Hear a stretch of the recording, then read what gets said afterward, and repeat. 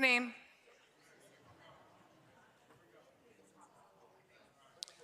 What is,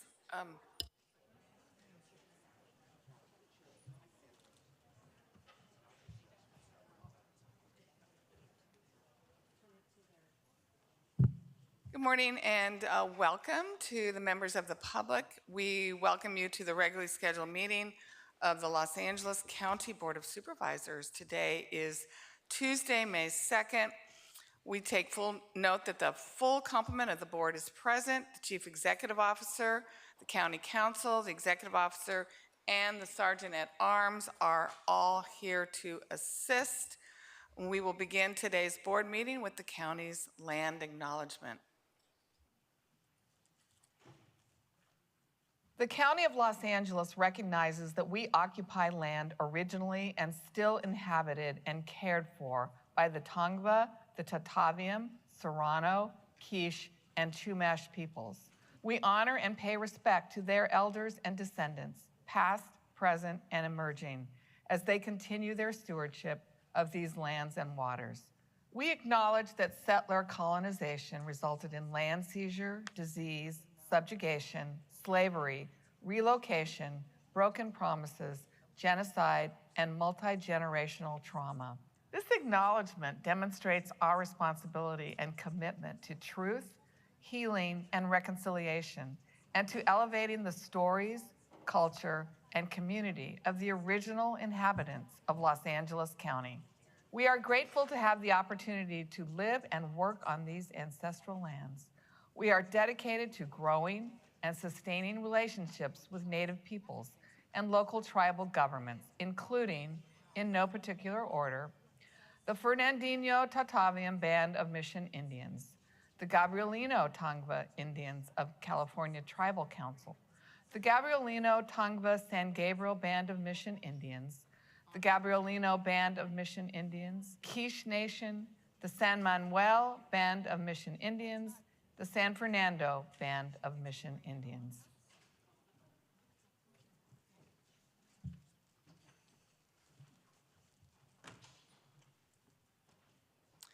The invocation this morning will be led by Pastor Maria Camarillo, founder and director of Third Step Ministry from Whittier in my district.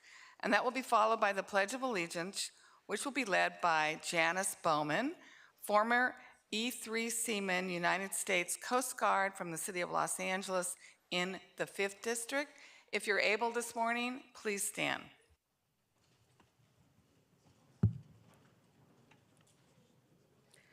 Our Almighty, Sovereign, Holy Father, we humbly come before you, acknowledging our need of your presence over today's proceedings. We ask that your will be done here in this space as it is in heaven. We admit our need of and dependence on your wisdom over all the matters that will be discussed and decided on today. Lord, we ask that your Holy Spirit hover over our County Board of Supervisors as they serve this beautiful city of angels with diligence, perseverance, and fortitude. Lord, equip your county servants with courage and confidence to conduct the affairs of this great city with humility, good judgment, and rectitude. We ask for your peace to rule and reign over the affairs of this meeting, over each household of Los Angeles, over our schools, our parks, our places of recreation. We ask for your protection of and strength to our first responders, our medical institutions, our judiciaries, our houses of worship, and over all our centers of business. Dear God, deliver our communities from evil. We pray for those in need, that provision will come quickly. We also pray for those of us who have been abundantly blessed, that we will be sensitive and responsive to need when presented. God, we thank you for your amazing and never-ending love. May your goodness and mercy follow us always. For yours is the kingdom and the power and the glory forever and ever. Amen.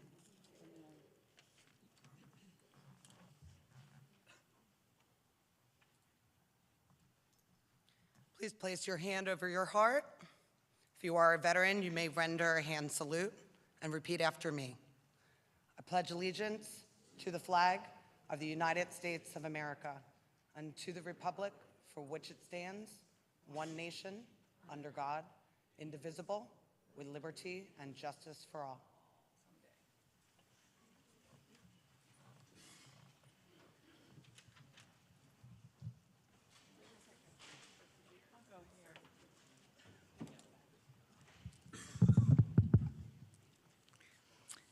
I want to take this opportunity to thank you, Pastor Camarillo, for leading us this morning in that beautiful invocation. Maria is a lifelong resident of Los Angeles County, currently lives in the city of La Mirada, where she pastors alongside her husband at Living Faith of La Mirada. Maria is no stranger to the county. For the last 36 years, she's been a part of the county family and just recently retired from our Department of Children and Family Services. Taking her experience from helping families, she started Third Step Ministry, which seeks to restore women who are broken and work with them to make them strong and successful as God intended them to be.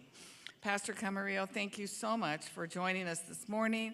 Thank you for you and your husband's ministry and for your clear dedication to help others. We thank you for your service with our county in a department that faces challenges and difficulties, but ultimately is that safety net for our children and our families in LA County. It's my honor to present you with this certificate to remember today.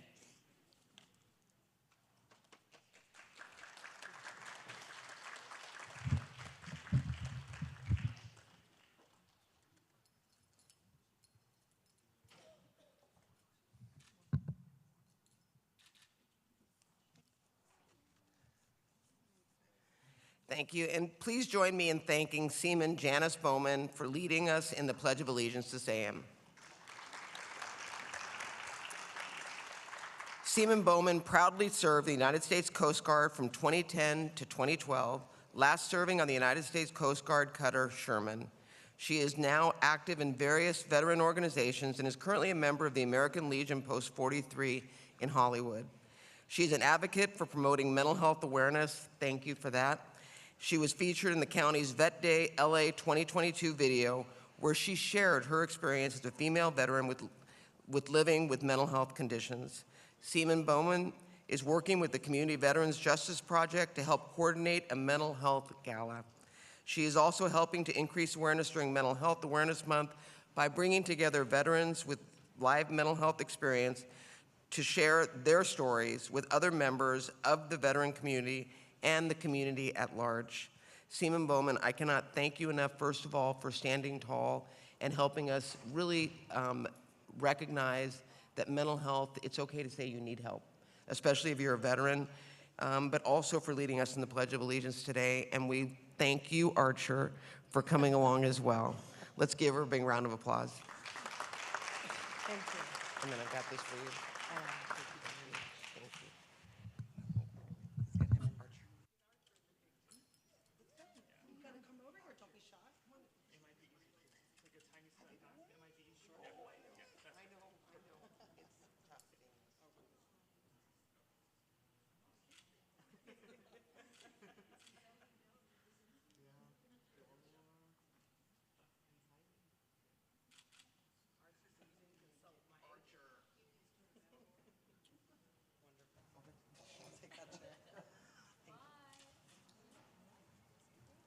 And now I'm going to introduce, oh, we got to wait for Archer to,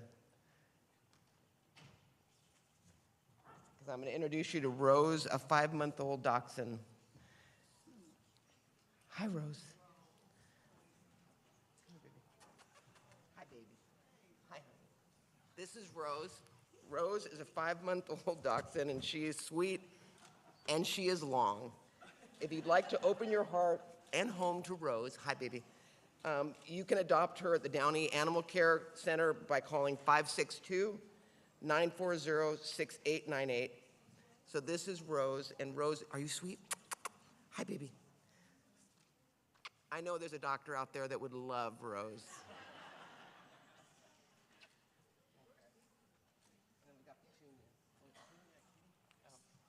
And now we've got a kitten named Petunia. Okay. Petunia's clingy. This is a 7-week-old and is looking for a forever home. Her floral name is perfect for the Mayflowers Adoption Special, where all cat adoption fees are reduced to just $15 all month long. You can adopt Petunia or a bunch, get it, a bunch, flowers, of other cats by calling the Downey Animal Care Shelter at 562-940-6898. But you can also visit animalcare.lacounty.gov and take a look. And if you're not ready to adopt, you can foster. We're always looking for people to help out. So with that, this is Petunia, and you met Rose. Thank you, Madam Chair.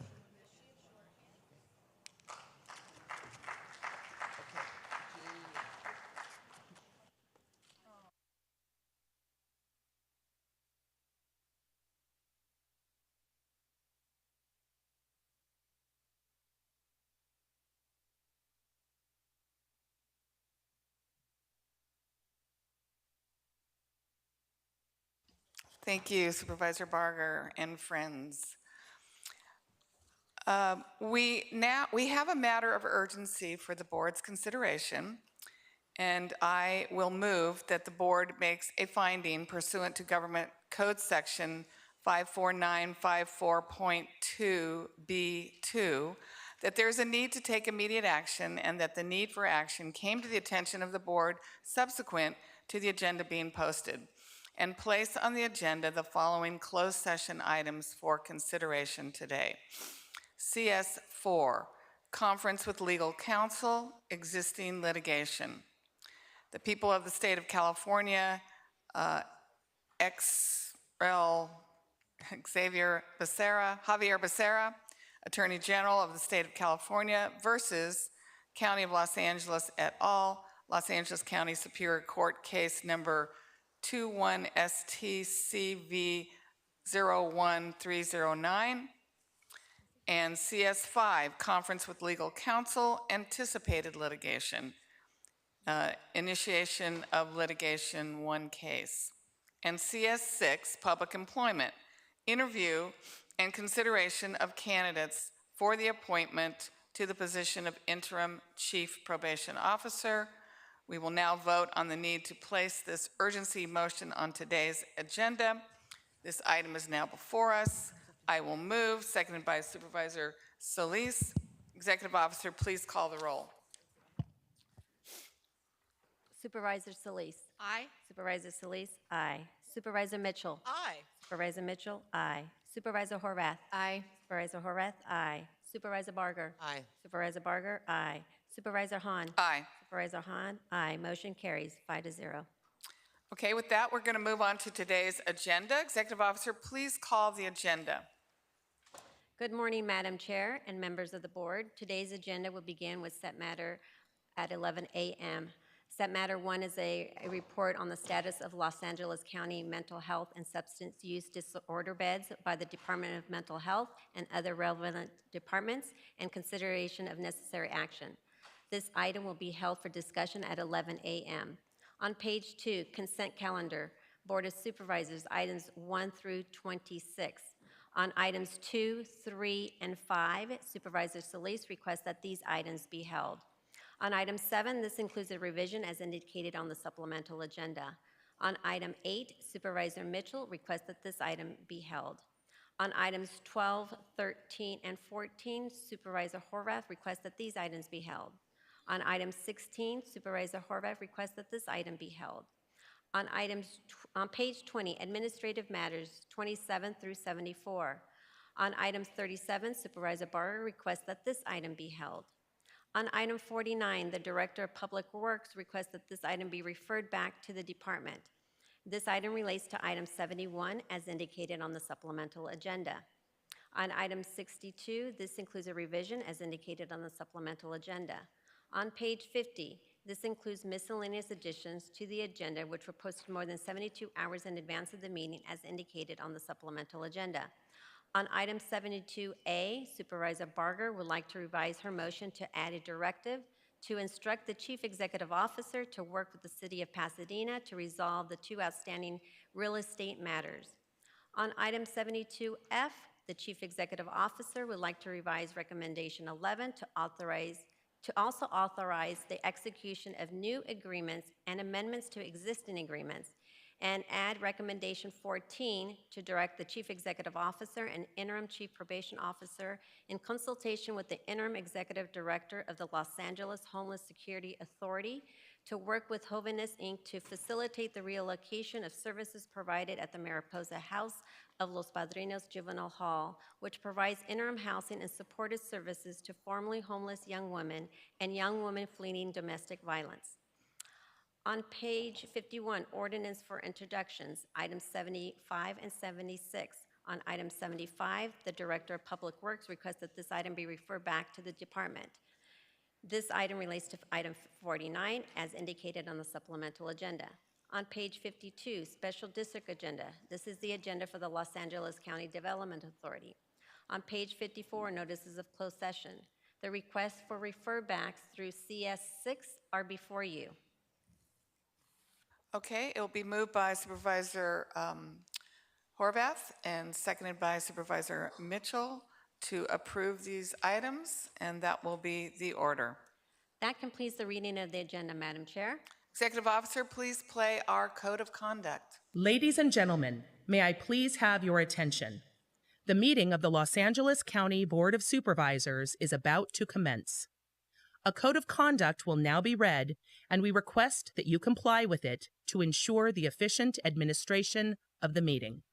Members of the public, it is your right to participate in today's board hearing, and the board encourages such participation. However, the right of the public to address the board must be balanced with the need to ensure that public comment does not interfere with the orderly course of the board's business. All are reminded to abide by the following rules. Speakers must cease speaking immediately when their time has ended. Public comment on agenda items must relate to the subject matter of that item. General public comment is limited to subjects within the jurisdiction of the board. Public comment does not include the right to engage in a dialogue with board members or staff. Please remain respectful of the forum and refrain from uttering, writing, or displaying profane, personal, threatening, derogatory, demeaning, or other abusive statements toward the board, any member thereof, staff, or any other person. Members of the audience should be respectful of the views expressed by speakers, staff, and board members, and may not clap, cheer, whistle, or otherwise disrupt the orderly conduct of the meeting. Any person engaging in conduct that disrupts the meeting is subject to being removed from the board meeting. And finally, if you witness conduct or behavior by other members of the public that disrupts your ability to remain engaged or participate in this meeting, please notify the Sergeant at Arms or other county staff. Thank you for your cooperation. Today, we will begin our meeting with items 2, 3, and 5, and we will take up set matter 1 at 11 o'clock as indicated on the agenda. That would be 11 a.m. Although sometimes we've stayed here a long time. And then we'll be followed by item 8, followed by items 12, 13, 14, and 16, and ending with item 37, which were all held by supervisors, and finishing with the remaining items not held by the board and general public comment. And before we begin, Executive Officer, please read the call-in information that was also provided on the agenda and explain our speaking rules. For members of the public wishing to participate remotely, as indicated on the agenda, please call 877-226-8163 and use participant code number 1336503. Members of the public participating remotely and in the boardroom, you will have the opportunity to address the board throughout the meeting. You will receive 1 minute to address the board on items held by supervisors and up to a total of 3 minutes on all remaining items and general public comment for a total of 6 minutes for this meeting. Please monitor your time and the items you're signing up for, as your name will not be called once your time has elapsed. For members of the public joining us remotely, when the board moves to the item you wish to address, promptly press 1, then 0 to be entered into the speaking queue. Remember to turn down the volume on your device as soon as the moderator calls on you, or there will be an echo. You will need to press 1, then 0 for each item on which you would like to speak. To ensure we hear from both in-person and telephonic speakers, we will alternate between the two speaking queues. Members of the public who are in attendance, when you hear or see your name displayed on the screen, please come down to the front of the boardroom and staff will assist you. Please do not approach the podium until directed to do so. We will begin by calling in-person speakers, and while they are coming forward, we will take telephonic speakers.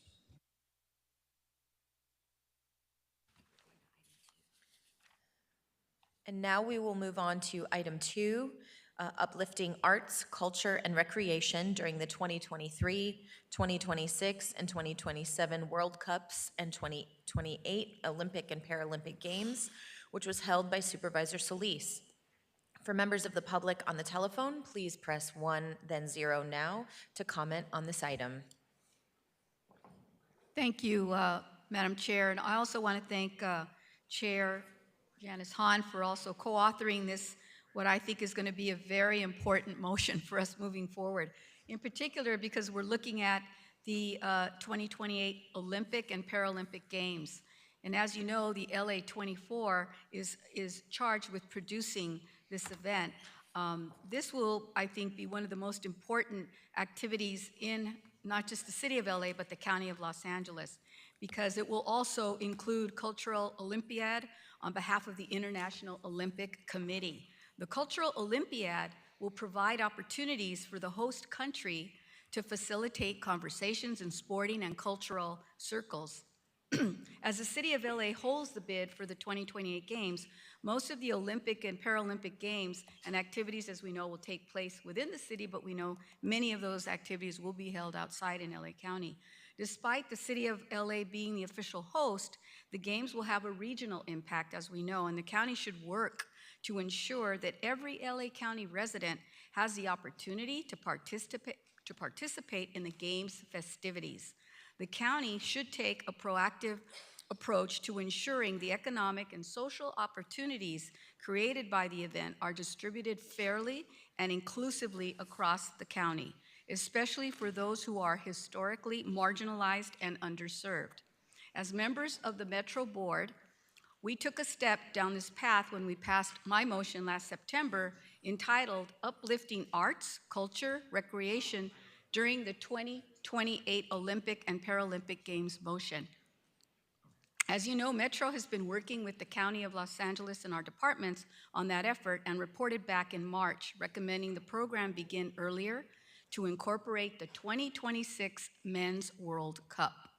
The report back noted that Metro, as a transit agency, is ineligible to apply for certain state and federal funding opportunities. So, we need to leverage this opportunity to create lasting benefits in our communities outside of the city of Los Angeles so that we can incorporate all sections of the county, including Pomona, Long Beach, Lancaster, and South Los Angeles. With this motion, the county will work with Metro to apply for these funding opportunities to provide an opportunity for residents and for our youth to participate in the arts and sports during the 2026 Men's World Cup and the 2028 Olympic Games.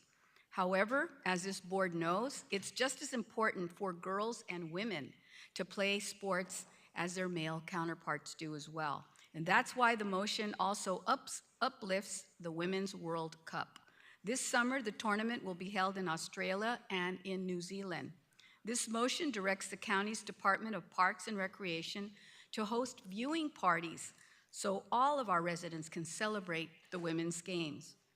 Additionally, while the location in the 2027 edition of the tournament has not yet been chosen, there is an opportunity that it could be hosted here by the U.S. and Mexico in a joint bid. If it does come to the U.S. soil, there will most likely be games held in Los Angeles. This motion ensures that if the Women's World Cup does come to LA in 2027, that it is treated the same as the men's game, with open streets events featuring arts and sports. And I'm glad to put forward this motion promoting sports equity and ensuring that all of our residents can enjoy our county's largest cultural events. And I also want to make clear that it is important for us to communicate our concerns and this motion to, as I said earlier, the LA 28, who is also involved in the production of all these activities. And we know that they are working or speaking with Metro now. However, we need to have, and would ask them to come forward and also make a presentation to us at some point in time. So with that, Madam Chair, thank you. And I don't know if my co-author wants to speak on the item. If not, anyone else? When she comes back, we will invite her to do so, and I will turn it now to Supervisor Mitchell. Thank you very much, and thank you. Appreciate your leadership, Supervisor Solis, on this item. We all know that the Olympics create an opportunity to celebrate our unique culture through art and to demonstrate our region's uniqueness, value, and really our priorities. I'm excited about 2028. I've got 3 Olympic sites in the 2nd District, Expo Park, Inglewood, and Carson. So I'm looking forward to see really how the county can help support our jurisdictions in this effort as they host games in their cities. Separately, I also agree that we need to do more to meet the moment of the Olympics. And so there's an opportunity to leverage the volume of public and private investment and tourism that will be generated from the Olympics to benefit our most impacted communities. For example, the U.S. Open is coming to Los Angeles, 3rd week of June, first time in 75 years. And I'm happy that they too understand the uniqueness of our region and have made wonderful commitments to leave investments in some of our hardly reached communities, as they understand that golf can bring communities together. So recognizing that LA County is one of the major sporting events capital of the world, all of the examples you cited, it's important that we meet the moment, because if we don't, we anticipate how to ensure equity in games planning. We will bear witness to lasting negative impacts across the county if we don't step in and lean in to make sure that we take advantage of this moment in time. So for that, I appreciate you bringing this motion forward. Supervisor Solis. Thank you, Madam Chair. Thank you. And to add to that, all eyes will be on Los Angeles, starting with the Men's World Cup in 2026 through 2028 when LA hosts the Olympic and Paralympic Games. Having 3 to 4 major international events back-to-back presents us with an unprecedented and auspicious opportunity to leverage these events to obtain much-needed long-term investments for the residents of our region, as well as produce community events to draw people together. We've taken advantage of the games as an opportunity to bolster our public transit system with 28 by 28, a plan for proposed 28 public transportation projects to finish in time for the 2028 Olympic Games, which includes improvements to bus, rail, highway, and bike systems. But we shouldn't stop there. We have a once-in-a-generation chance to invest in community arts and culture with events, community arts and culture events with the same ambition. By working together cross-jurisdictionally, we are in the strongest position to get the most funding as we welcome the world to Los Angeles. You can count on my support for this motion and for these efforts. Thank you again to the authors for your hard work and diligence. And we will now go to our public speakers. Executive Officer, please call the members of the public who have signed up to speak on this item.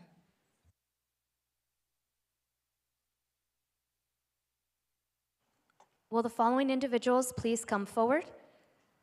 Mike Greenspan, Herman Herman, Janet Asante, and Anthony Constantine. Moderator, may we have the first remote caller, please? Our first participant is Eric Previn. You may begin. Thank you. It's Eric Previn from Studio City, and obviously welcome back from the exciting trip to Washington. You know, I understand that Metro does face some restrictions because it's a transit agency and can't really apply for arts and culture grants, but whereas the county, Perk Up Here, is an appropriate lead sponsor for such a program. And so I love that we're partnering up with Metro to get with the 28 by 28 Feed All the People Mover project. Who cares about the neighborhoods and the potholes and all that stuff, because we've got to get this place ready for 2028. And not to mention all the other exciting games for the private equity sports folk to clean up, like in 2026 for the Men's World Cup and 2027 for the Women's World Cup, crossing our fingers that we want maximum revenue into the city and county of Los Angeles, because this creates jobs, right? Well, is it a sustainable business plan to have a bunch of hotel workers and transit operators who are driving a system that doesn't serve the people who actually use it? Thank you. Next speaker, please. Our next participant is Hugo Garcia. You may begin. Good morning, supervisors. Hugo Garcia with Clock Shop, a nonprofit arts and culture and programming organization serving communities in Supervisor District number 1. I'm calling in support of item number 2, uplifting arts, culture, and recreation during the 2023 through 2027 World Cups and 2028 Olympic and Paralympic Games. As these sporting tournaments come to LA, it's important that associated economic and cultural opportunities are equitably accessible. All children, including children of color, should have the opportunity to celebrate sports and be inspired by athletes in competition. It's very critical that we uplift and celebrate women in sports. Thank you, Supervisor Solis, for bringing this motion forward. I urge the rest of the board to vote in support of the motion. Thank you. Thank you. Next speaker, please. Our next participant is Helen Hernandez. You may begin. Thank you. Good morning, supervisors. My name is Helen Hernandez, and I'm the LA County 1st District Arts Commissioner. I would like to thank Supervisor Solis for authoring item number 2. The Olympics, Paralympics, and World Cup are more than just sporting events. These events are occasions for the world to come together. This motion provides the opportunity for us to showcase the diverse populations of LA County through our worldwide commonality and how we are representative of the world. We are the world here in LA County. We achieve this through our arts, culture, and creativity here in the creative capital of the world. To that end, I respectfully request and ask for your support of this motion. Thank you. Thank you, Helen. Next speaker, please. Our next participant is Marty Presidio. You may begin. Good morning, supervisors. My name is Marty Preciado. I am the governor and trustee of the Natural History Museum of Los Angeles County. I would like to thank Supervisor Solis for authoring this meaningful and impactful motion. It is not only about uplifting arts, culture, and recreation, but creating equitable access to arts and culture in Los Angeles, and for Angelinos to be impacted through the power, the transformational power of the arts. As Los Angeles hosts these games, Los Angeles County should seize the opportunity to uplift arts, culture, and creativity as vital to civic life for all of our communities.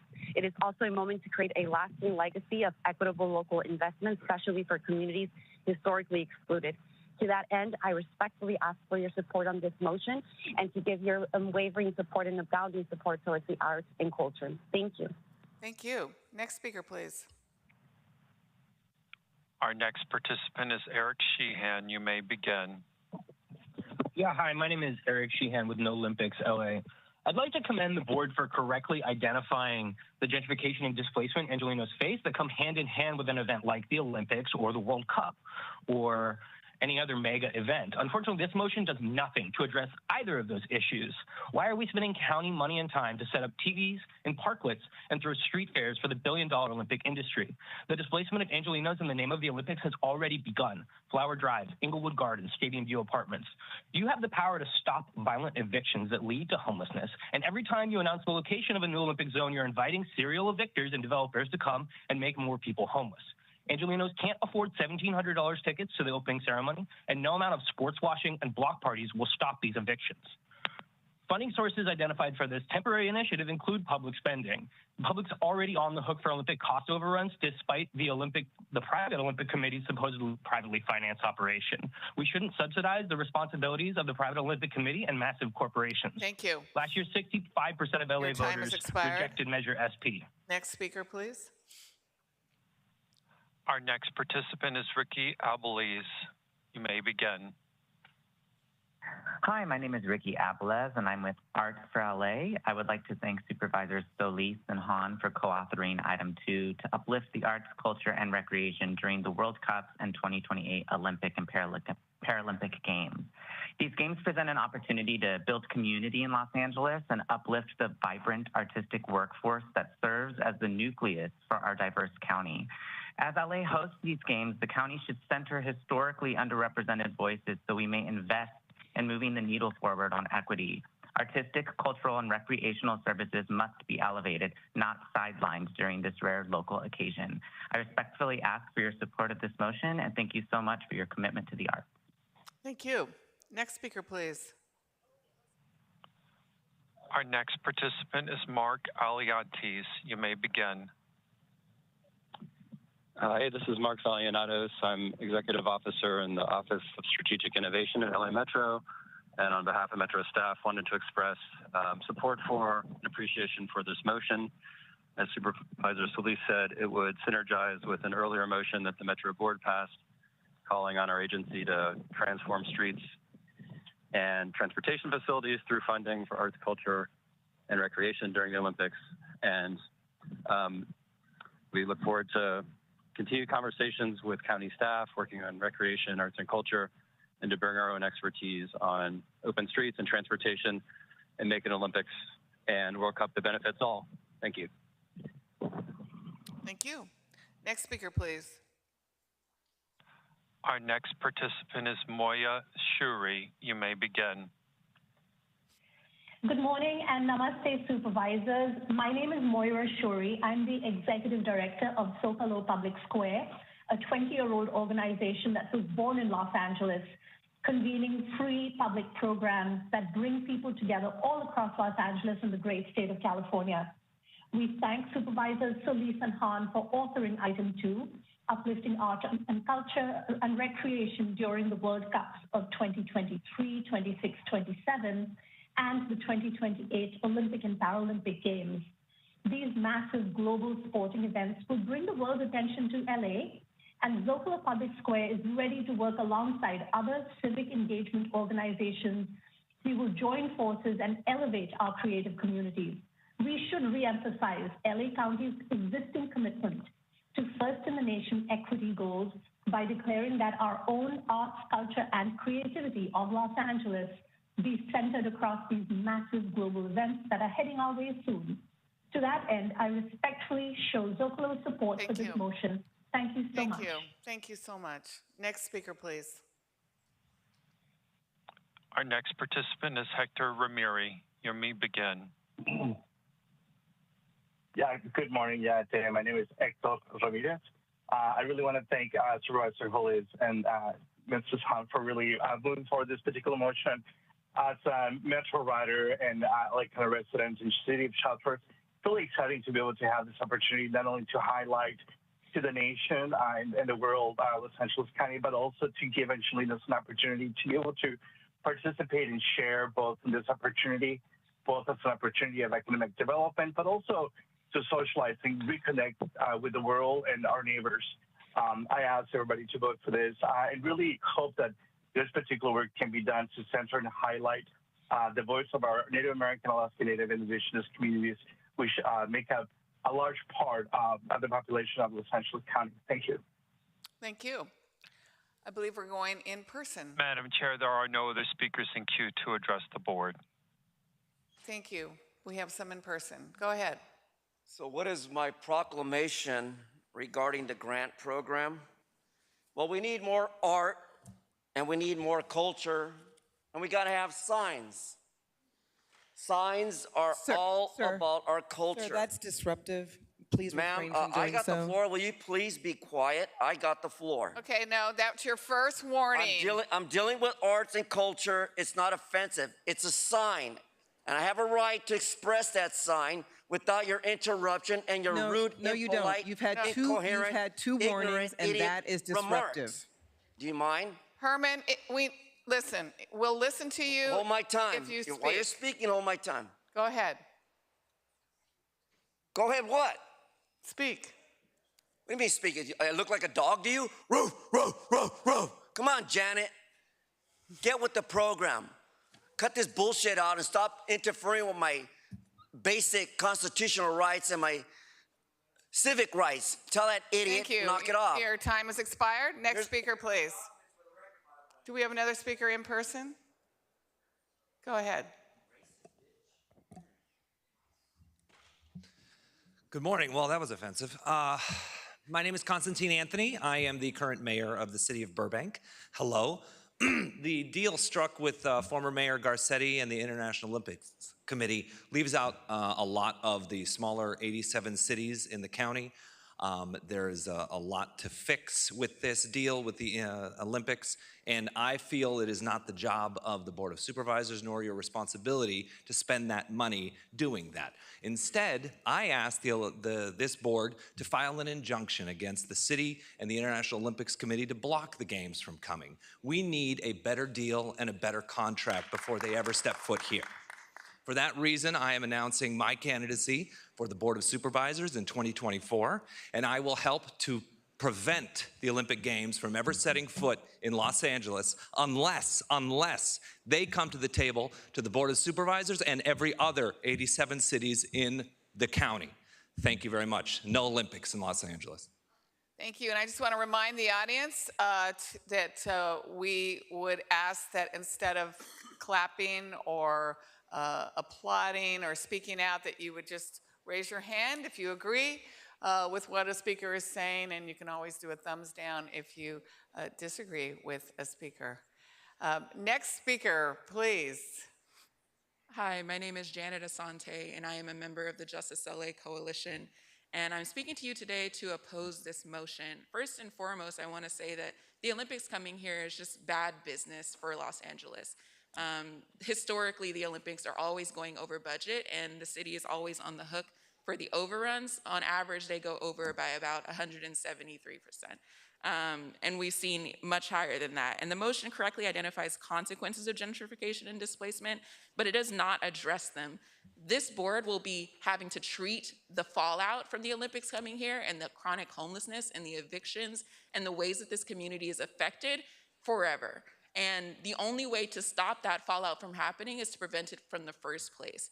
You're trying to bail out a boat that has a hole in the center. So first and foremost, this motion shouldn't pass, and the Olympics shouldn't come here. We should be protecting the people who live here and not the billionaires and the corporations that want to exploit this city for the Olympics. Thank you.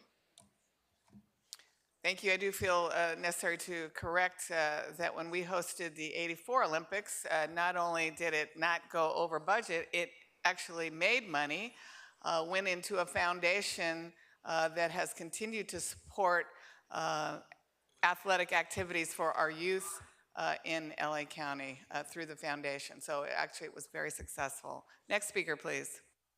Hello, my name is James Nelson. I'm with Dignity and Power Now, where I'm programs and campaign manager. I oppose this motion, and I oppose this motion because I was one of the ones in '84 that got marginalized and spent life in prison, 29 years, because they wanted to clean up the community for the Olympics. We know that take place. We know that that's going to take place again because we don't want the world to know what's really going on in LA. We don't want them to see Skid Row. We don't want them to see women and kids out here living on the streets. when we putting up all these high rises that people can't even afford to live in. You know, and again, it's just only other corporations that's gonna come in here and benefit, while people here in LA that been born and raised here is still struggling. You know, if the Olympics can come and the money generated from the Olympics can go to the homeless and the houseless populations and people with mental illness, then I would be all for it. But right now, it's the carriage is before the horse. Thank you. Thank you. Are there any other speakers in the queue or in person? There are no other speakers, Madam Chair. Madam Chair, I'd like to say something. Yes, and then I know, okay, go ahead, because I was going to say something too, Thank but you, go Madam ahead. Chair. I think that this may be mischaracterized, but LA County is not the sponsor of the Olympics. The city of LA is. What we are doing through this motion and the series of motions that we have undertaken at Metro is to bring more equity and cultural involvement, because we know exactly what you're saying to those that came and spoke to us. We know that people in East LA, in the San Gabriel Valley, and places where I grew up, and other parts of LA County, we did not all have the ability to participate in the games because costs were prohibitive in buying those tickets and getting there. And we know what happened. So we are attempting to get before all of that is planned out to say that we want our voices heard. We want our communities of color to be heard. We want those marginalized communities not to be marginalized, especially when the whole world will be looking at Los Angeles County and the city of LA. So this is our way of putting our stake in the ground and saying we are here to do the very best for all the residents of LA County. So just because there's events that happen in the city boundaries doesn't mean that people from Pomona or East LA or in my district can't come out and participate in cultural activities and share their talents and skills. I want to see more people that represent the various cultures that we have, to honor them and to be placed in those areas where more people can be exposed to them. So, Madam Chair, I just wanted to clarify that and would ask for your aye vote, and thank you for being the co-author. Yes, thank you. I just want to say thank you for letting me to co-author this motion, and I agree. While clearly some of the speakers did talk about being left out when it comes to having these World Games in our area, what I like about this motion, Supervisor Solis, is that you're making sure that our CEO and our Parks and Recreation, our Arts and Cultural departments are going to seek funding and resources that will allow for all of our communities, particularly those who have been underserved, to create these temporary arts, culture, and recreation hubs in public spaces. And what's different this time is while LA County has been involved in these large games in the past marginally, your motion is saying we want to specifically seek to serve underrepresented communities who were not afforded these types of events in the past. So it's a way to spread the love throughout all of our communities in LA County, using the World Cup, the Men and Women's World Cup, and the Olympics and Paralympics as a catalyst to involve our communities. So thank you for that, and I plan to support this.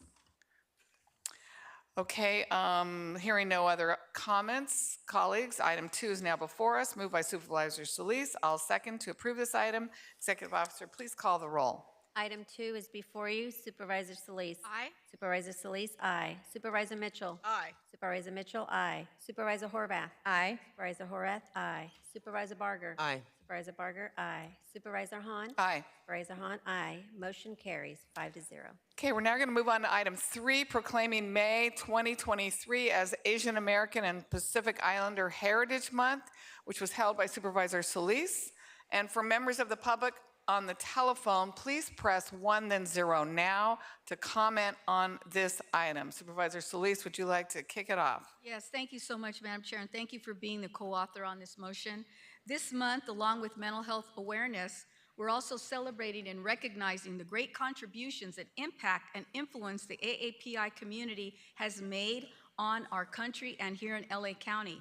My district is now 25% AAPI after redistricting. I represent some of those enclaves that some of you know: Chinatown, Little Tokyo, historic Filipino town, and Thai town. And some of my colleagues on the board, Chairwoman Han, you represent Cambodia town. Supervisor Mitchell represents Koreatown and I know Supervisor Barger represents many enclaves of Asian Pacific Islanders as well. So all of us here know and understand the importance of equity, but also representations, and we see it in the cities that make up the County of Los Angeles, in the San Gabriel Valley, in the South Bay, in Roland, and Hacienda Heights, even our unincorporated areas.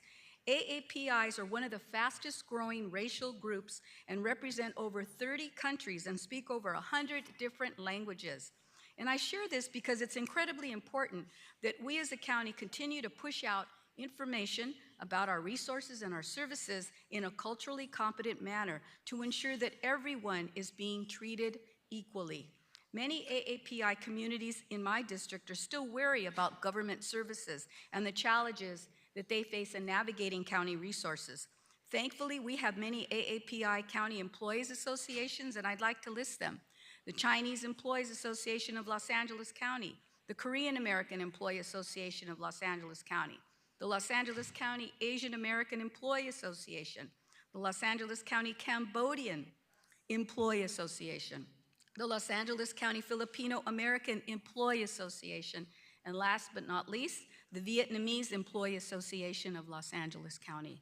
This motion also goes beyond just proclaiming the month of May as AAPI Heritage Month.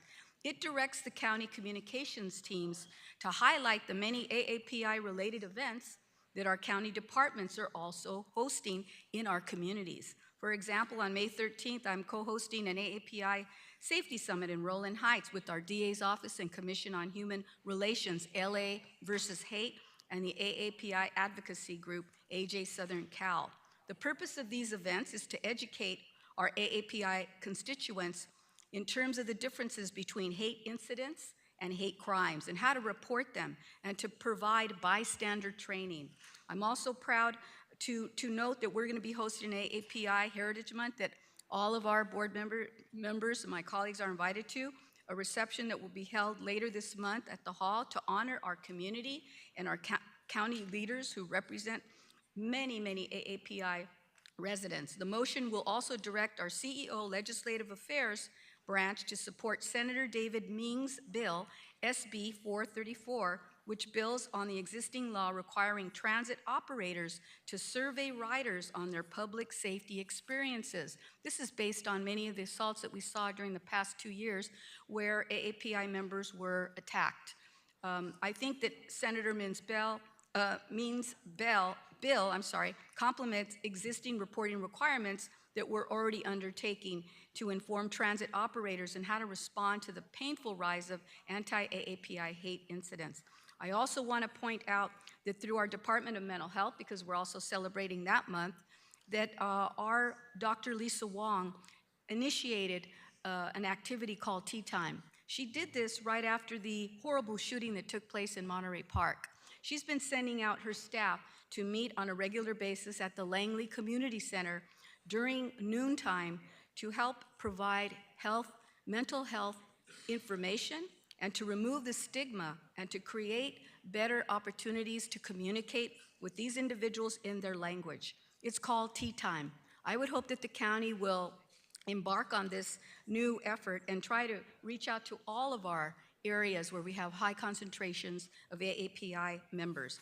I really do believe it will work, and I want to commend the 2 staff that she has identified that are providing this assistance, True Du and Ryan Nam. They are conversing now as we speak in Vietnamese, Mandarin, and Cantonese to many of our residents in the Monterey Park and Alhambra area.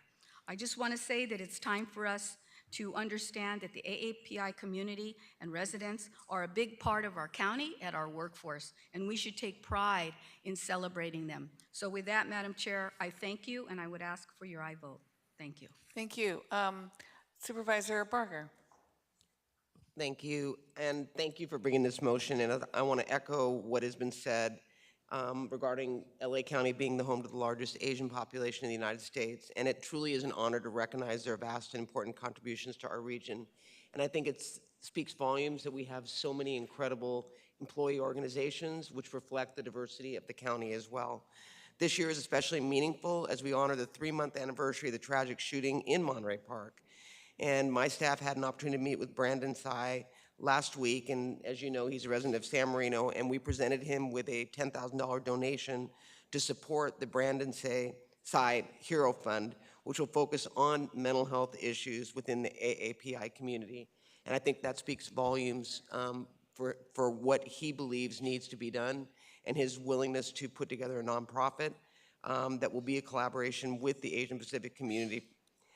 He also shared with us that the Lai Dance Studio, which was founded more than 30 years ago by his grandmother, has now resumed full operations. I know it's in your district now, but I think it's important for the community to be able to go back, and that really was a place where it is a sense of community amongst the AAPI community. And I truly am in awe of this young man and know he is a symbol of resilience, strength, and actually fortitude.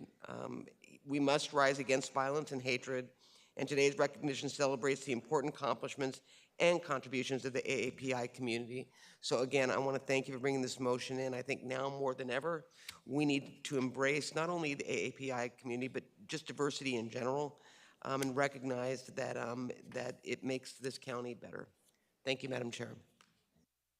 Thank you. Supervisor Horvath. Thank you very much, Madam Chair. I too represent the historic Japantown in the Sawtell neighborhood of our district, and we kicked off AAPI Heritage Month yesterday.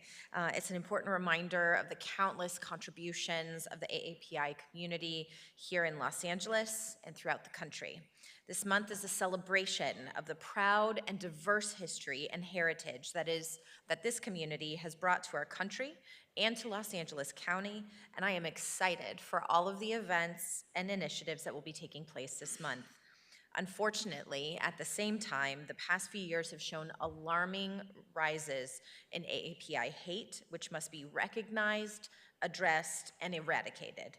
Nearly 1 in 5 Asian Americans and Pacific Islanders experienced a hate incident in 2021, according to the coalition Stop AAPI Hate. Even worse, physical incidents of hate rose from about 11% in 2020 to 17% in 2021. Members of the AAPI community regularly report feeling unsafe in public, unsafe on public transportation, and even unsafe in their own communities. We cannot allow members of our communities to be afraid of physical attacks, racial slurs, and verbal threats. This motion is important because it both supports the heritage and contributions of the AAPI community and also recognizes that the community is facing significant and terrifying threats that we must jointly work on together to eliminate so that the AAPI community feels safe in their communities. It's essential that we step up. It is not for the AAPI community to take action on their own. This is not their problem. This is a problem of people who are imposing their hate and prejudice on the community. I am honored and grateful to support this motion by my colleagues, and I'm proud to stand with the AAPI community. It is essential to say that LA County will be a home for everyone, for every community, for every person that wishes to feel safe, welcome, and at home here. Our words are simply not enough. It is our actions that will show whether we're truly honoring the meaning of this month and this motion. Thank you, Madam Chair. Thank you, Supervisor Horvath. Supervisor Mitchell. Thank you very much, and would like to applaud the two of you for bringing the motion forward to acknowledge the significance of Asian American and Pacific Islander Heritage Month. Supervisor Solis, not only do I have the privilege of representing Koreatown, but I also represent the historic Japanese residential community in Crenshaw Leimert Park. And we partner with that community through my Racial Justice Learning Exchange monthly events late last year to have a shared bystander training to really talk about and understand on a deeply cellular level the Stop Asian Hate movement that the county has funded and has a department to go forward. And so I think, it's always important to me when we acknowledge ethnic groups in these months that we think about also meaningful ways in which we are working and bringing county resources and county departments along. We talk about the need for full language access. You bring it up all the time, Supervisor Solis, in terms of the full complement of AAPI languages and making sure that our county services are provided in that way. for my Koreatown, both residents and business owners, you know, a long-time desire to have more green space in that community. And so that is kind of front of mind for the work my team and I engage in. And so our long-term partnership with KYCC to make sure that the seniors in Koreatown feel safe. It was heartbreaking to participate in a food giveaway a number of months ago and to see that the seniors have been given whistles so they can use it to alarm if they feel threatened in any kind of way. So we have a long way to go in terms of protecting every resident of LA County. But just those are the things that I wanted to make sure that as we celebrate this month, that stay front of mind to make sure that every county resident has the opportunity to live safely and celebrate their heritage every month out of the year. Thank you very much, Madam Chair. Thank you, Supervisor Mitchell. And yeah, thank you to Supervisor Solis for bringing this forward. And it's very affirming to listen to each one of you speak about honoring Asian American and Pacific Islander Heritage Month. And it goes so much more than just saying that this is what we're doing for this month, like any other month sometimes that we proclaim. And it's important that it's not just proclaiming, right? We're actually talking about serious issues that we can do better on as a county. We honor the heritage, but in so honoring, we are all saying there's areas that we need to make sure we really drill down as a county and bring resources to this community on a number of levels.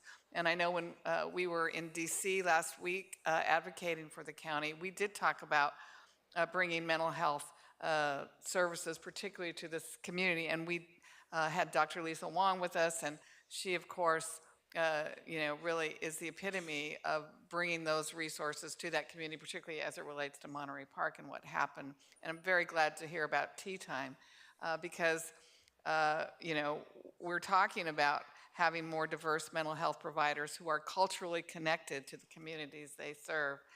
And that's a really good, important example. I'm honored to represent certainly the Cambodian community. I went to the I think our CEO was there, Fizia Davenport, to the Cambodian County Employees Annual Dinner that they had last month. And it is a vibrant group. And when you read off all the names of the different Asian American Pacific Islander heritage you know, county employee groups, I think that really is significant. And if any of you have a chance to go to one of their annual dinners, they're really enriching and exciting that they're families within LA County family, and they really do that. You know, the AAPI community comprises about 16% of LA County residents, but just in terms of mental health, they're underutilizing our mental health services. Only about 5% of DMH's clients identified as AAPI. So thank you for bringing this forward. I think too, and listening to Supervisor Mitchell talk about the Japanese American community there in the Crenshaw Lamar, yes, that's so important to highlight that. I mean, I think in San Pedro, of course, we have the Terminal Island history, sad history in this country, where so many of those families who lived in San Pedro, you know, were given about 72 hours to sell their belongings and be interned in one of the really, I think, worst things that this country ever did. But that's a hurt that probably has not been completely healed as well, and that we should always remember. So thank you. This is an important month, but I like it that we're not just proclaiming, we are doing things to improve this community's access to our county resources. Thank you. Executive Officer, please call the members of the public who've signed up to speak on this item. Madam Chair, there are no in-person speakers signed up for this item. Moderator, may we have the first remote caller, please? Madam Chair, there are no speakers in queue to address the board. Okay, hearing no comments, colleagues, item 3 is now before us. Moved by Supervisor Solis. I'll second it to approve this item. Executive Officer, please call the roll. Madam Chair, I believe that we have 3 speakers that just press to speak on the telephone. Okay. Let's have them. Are they in person or on the phone? They're on the phone. Oh, on the phone. Okay. Please go ahead, first speaker. Our first speaker is Eric Previn. You may begin. Thank you, and I'm very pleased to join you in celebrating Asian Heritage Month and to recommend a video called Recipe for Change, which is, the headline is Don't Just Take a Seat at the Table, but Take a Stand. And it's a beautiful video. LeBron helped film it about young Asian Americans, then old, they're sitting down having a dinner, shabu shabu, which is about mixing of cultures and foods for a great thing. And out of it comes the reveal that Yuri Kochiyama, who you'll know, Supervisor Hahn, is from San Pedro, and Malcolm X were friends. And after the events of Pearl Harbor in 1941, Yuri and her family were forced into the Jerome Relocation Center, built for the War Relocation Authority, an internment camp. And she left with nothing and nowhere to return. So they moved to New York, and that's where she met Malcolm X in 1963. And they became good friends. In fact, she was there when he was killed. And it's a beautiful story. Thank you. And you should watch this video because it Yes, thank you. it brings forward so many wonderful stories. Thank you. I've seen that documentary. I feel like it's been also shown at our LA Harbor International Film Festival. Thank you for very nice. referencing it. Still, your time is up. Next speaker, please. Our next participant is Aquilina Soriano Vera-Souza. You may begin. Magandang umaga sa inyong lahat. Good morning to everyone. My name is Aquilina Soriano Vera-Souza. I'm the Executive Director of the Filipino Workers Center, which is one of the largest Filipino community organizations here in California. And we're an organization of thousands of Filipino immigrant caregivers and other essential workers and their families who are working on issues of workers and immigrants' rights, stopping racial violence, housing, stopping human trafficking, having workforce development opportunities, and other basic needs and pandemic response programs for the community. I want to thank Supervisors Hilda Solis and Janice Hahn for their motion proclaiming May 2023 as Asian American Pacific Islander Heritage Month and recognizing the significant contributions of the API residents and county workers that make our communities great. And APIs are one of the fastest growing ethnic groups, and it is important for the county to continue to provide information and resources in a culturally and linguistically competent manner. Thank you. Thank you. Next speaker, please. Our next participant is Christine Lee. You may begin. Good morning. My name is Christine Najong Lee, Deputy Director at the Asian Youth Center. 안녕하세요. AYC was started in 1989 by 2 Asian American women, May El To and now Congresswoman Judy Chu, to fill a critical gap in services for Asian immigrant youth and families in the San Gabriel Valley. We've since expanded as a multiracial serving organization, serving almost 1/3 of LA County. But at our core, we continue to provide linguistically and culturally accessible programs and services for Asian American communities, including after-school programs, youth leadership development, Stop Hate programs, emergency food, and youth employment. On behalf of AYC, we thank Supervisors Hilda Solis and Janice Hahn for their motion proclaiming this month as Asian American and Pacific Islander Heritage Month in recognition of all the significant contributions of our residents and county workers who are of AAPI heritage that make our communities great. In addition to a lot of the diverse communities and ethnic enclaves that Supervisor Solis mentioned in her proclamation, LA County is also home to many Asian American communities in the San Gabriel Valley. Thank you for calling where AYC is located and is home Your to time's 1/3 expired. of LA's. Thank you. Thank you so much for calling in. Is there another speaker on the queue? Our next participant is Roy Humphreys. You may begin. Yes, this board has been summarily negligent in their duty and responsibility for public safety on our rapid transit and the public transit association areas. And to provide this 24/7, 365, and regardless of cost, and to use all force necessary to secure these mechanisms, and that they will not be I don't think you're on this disrupted. item. And as to Supervisor Hahn's, Roy, I don't think you're on this item. This is about declaring Asian American Pacific Islander Heritage Month. You might be calling in on another item. Madam Chair, there are no other speakers in queue to address the board. Okay, thank you. So item 3 is again before us. Moved by Supervisor Solis.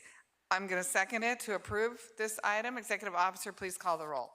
Item 3 is before you. Supervisor Solis. Aye. Supervisor Solis. Aye.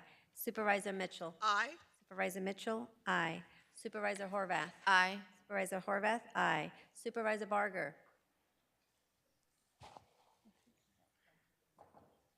Supervisor Barger, absent. Supervisor Hahn. Aye. Supervisor Hahn, aye. Motion carries 4-0. There has been a question from the floor.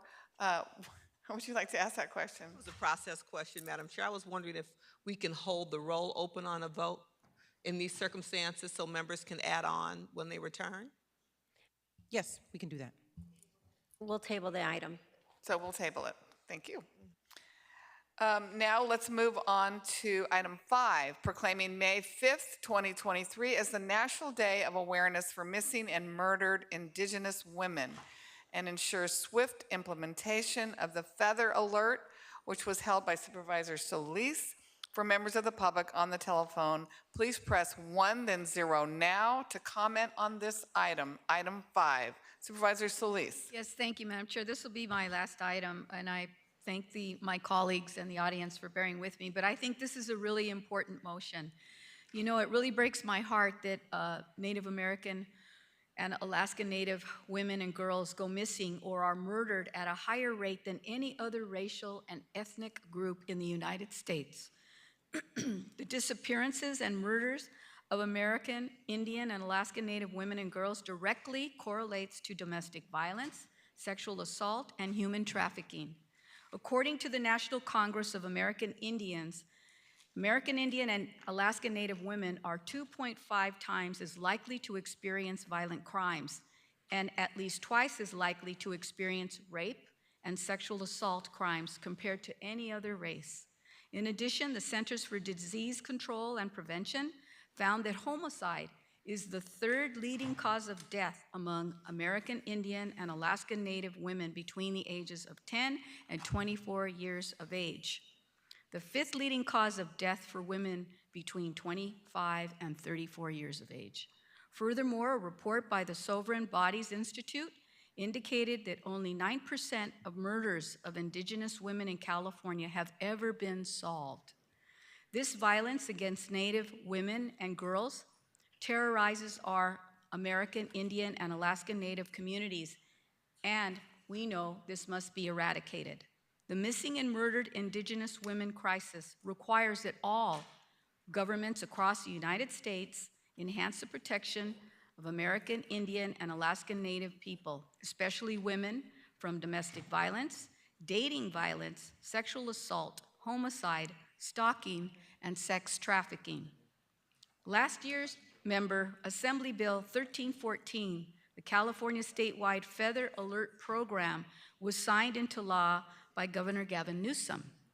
It was introduced by Assemblyman James Ramos, the first California Indian to be elected to the California State Assembly. And I know some of us know him, as a way to combat the deadly epidemic of missing and murdered Indigenous people.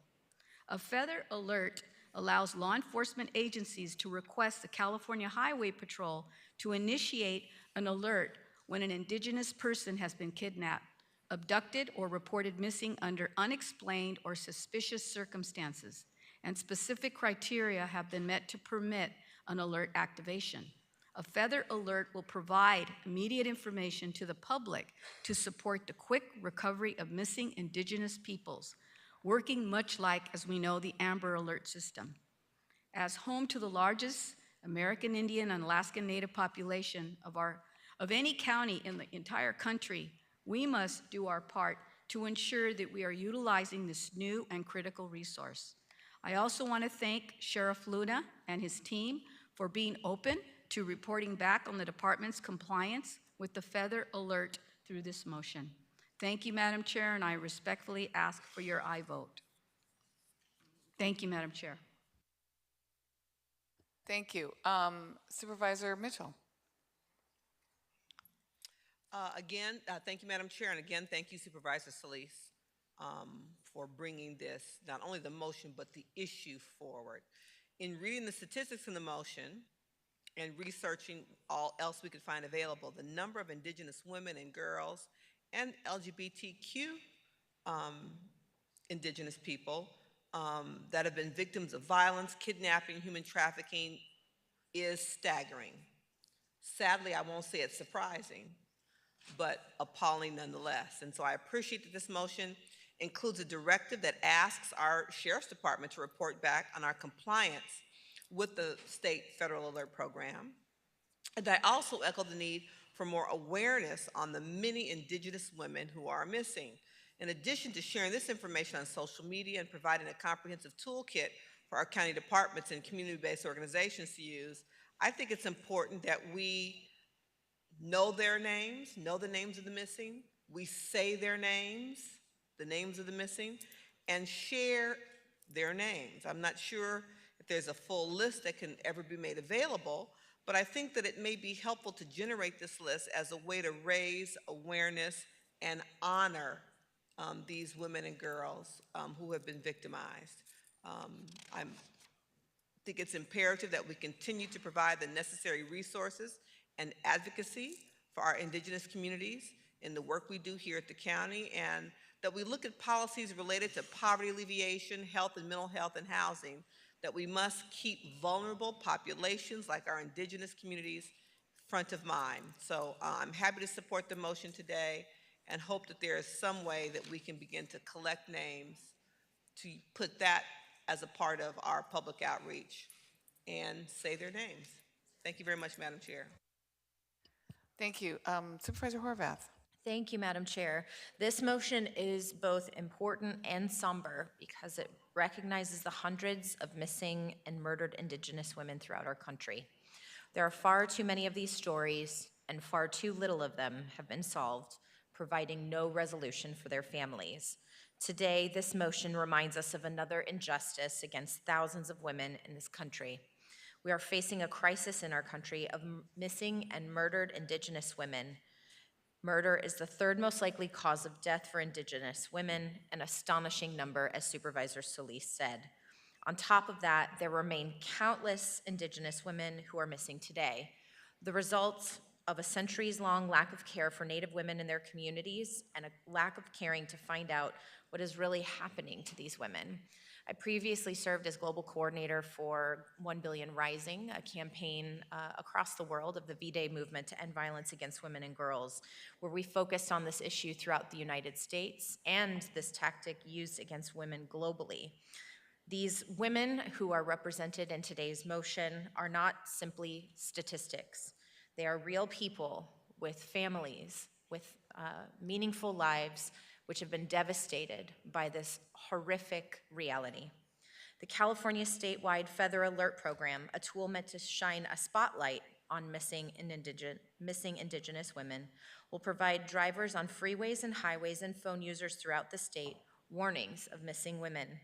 With Los Angeles County being the largest in the nation, our implementation of this alert system is critical to preventing any further kidnapping or trafficking of Indigenous women throughout California.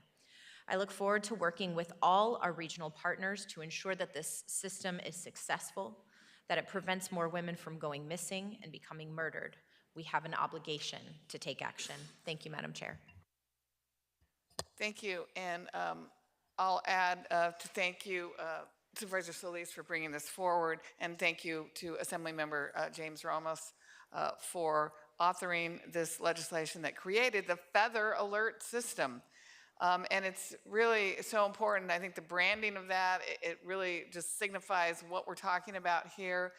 We all know the Amber Alert system, and we know how well it works because it's a system of coordinated notifications when a child has been abducted, and we know it's saved a lot of lives. So this feather alert system will alert the public and law enforcement agencies when an Indigenous person is kidnapped, abducted, or has gone missing. And it's important because it will coordinate and collaborate across jurisdictions, including with the sovereign tribal nations. And I think that's what's key about this feather alert, because sometimes that's been the missing piece for some of our other jurisdictional initiatives. And I have no doubt that this will save lives. And it is shocking just to listen to each one of you relate the statistics about how many of our Indigenous women are at risk regularly for this kind of abduction and kidnapping and other crimes. And I think it's important that we're asking for a report back on the implementation of Feather Alert System on the same day that we're recognizing the National Day of Awareness for Missing and Murdered Indigenous Women. Thank you for bringing this forward. This is a crisis that deserves our full attention, and making sure that the Feather Alert System is properly and efficiently implemented is one of those steps that I think we as a county can do. So thank you for that. Executive Officer, please call the members of the public who've had signed up to speak on this item. Will the following individuals please come forward? Ambrose Brook and Audra Wise. Moderator, may we have the first remote caller, please? Our first participant is Hector Ramirez. You may begin. Good morning. My name is Hector Ramirez. I am Chiricahuapachi Mexican and a resident of LA County in Shasburg. I really want to thank Supervisor Solis for this motion. The tragic issue of missing and murdered Indigenous women, Two-Spirits, and people is something that is very close to all of us, particularly me, who family member at an earlier age was stolen. The impact that it has on our communities is significant, but what is more tragic is the silence and a recognizing issue that we face as a community. I thank all of you and ask you to support this particular motion, given the fact that every day so many of our Indigenous people, women, Two-Spirits, and people go missing across the country, and there's very little awareness and there's very little action. This is a step in the right direction to really highlight the tragedies that continue to happen to our families, the particular mental health impact that it has, but then also the solidarity that we have within our community to really look out for one another. Again, I thank you for this particular motion. Thank you. Madam Chair, there are no other speakers in queue to address the board. Is there anybody in person? Oh, yes. Hello, welcome. Hi. Hi. Go ahead. Guatsi. My name is Audra Wise. I'm a Native woman from Zia and Laguna Pueblos. I'm a mayoral appointed commissioner of the Los Angeles City County Native American Indian Commission. I would like to thank Supervisor Solis for authoring Item 5, National Day of Awareness for Missing and Murdered Indigenous Women, and ensure swift implementation of the Feather Alert. Indigenous people across the U.S. are disproportionately murdered or missing. 91% of murdered Indigenous women remain unsolved. I carry them with me here today. Los Angeles is home to the largest Native American and Alaskan Native population of any county in the nation, so it is vital that LA County is utilizing this new and critical resource to swiftly locate missing Native people before they become an unsolved murder.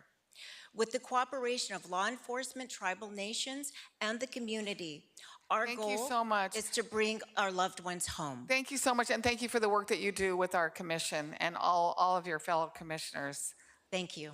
Appreciate you. Next speaker, please. Hi, yes.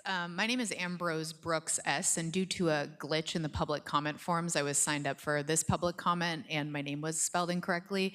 So, but I just wanted to thank the previous speaker and recognize the importance of this motion. But I also want to address the performative aspect of a National Day of Awareness when this board and the county has not done enough to address the rates of incarceration for Indigenous peoples in California, especially here in Los Angeles.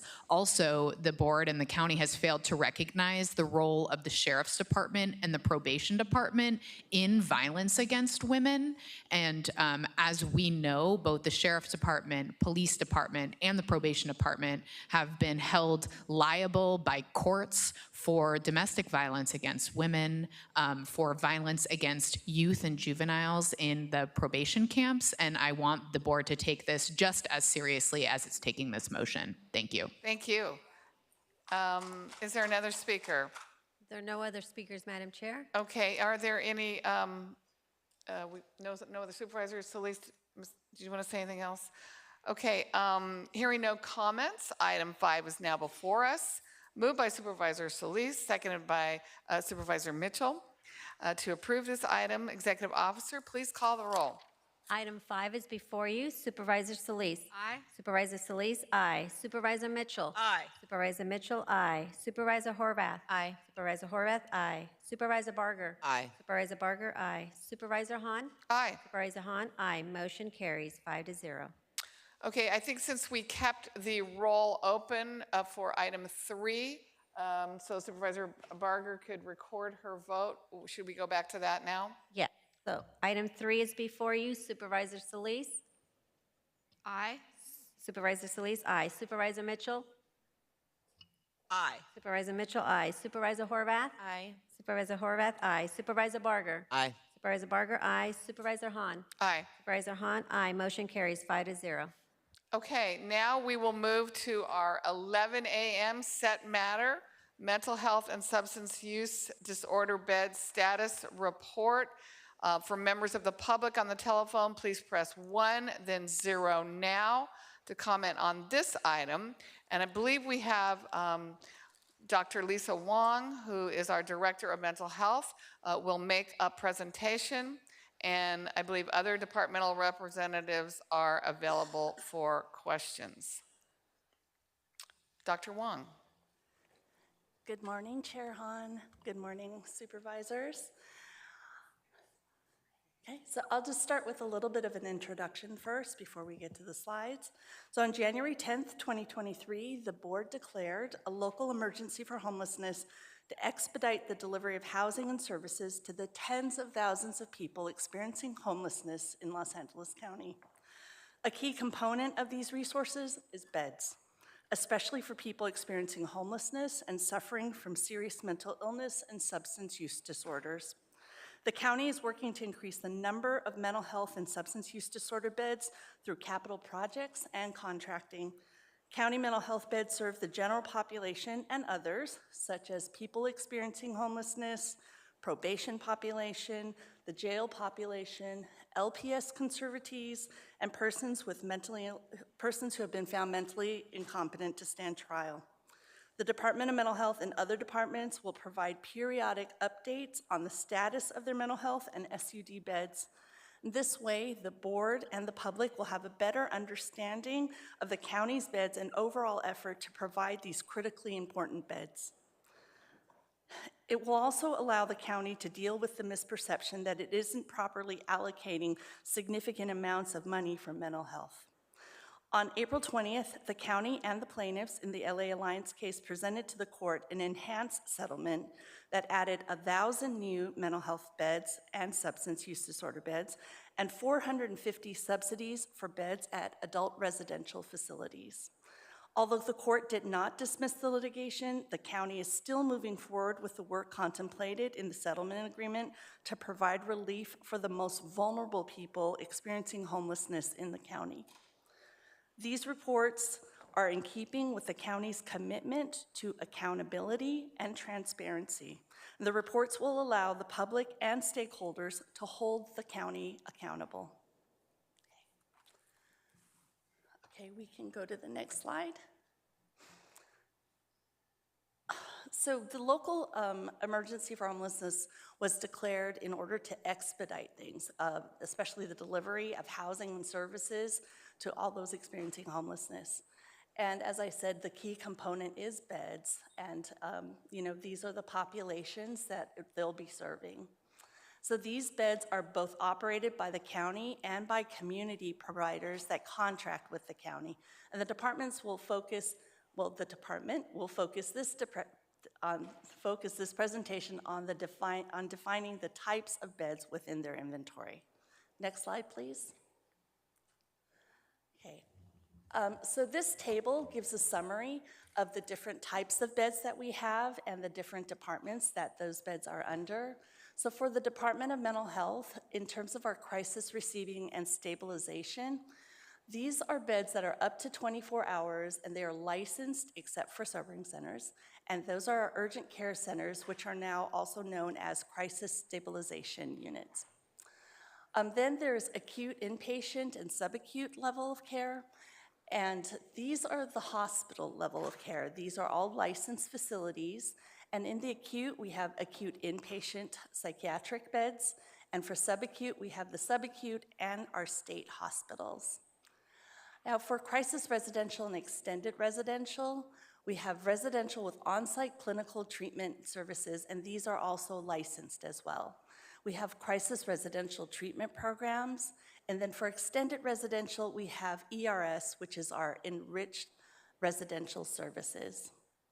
Next, we have our licensed residential care. These are known as our boarding cares or adult residential facilities, and they are our enriched residential care.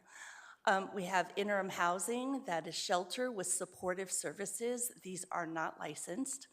And then we have our permanent housing, which is permanent supportive housing. These are unlicensed, but come with supportive services. And that is sort of our array of care for the Department of Mental Health.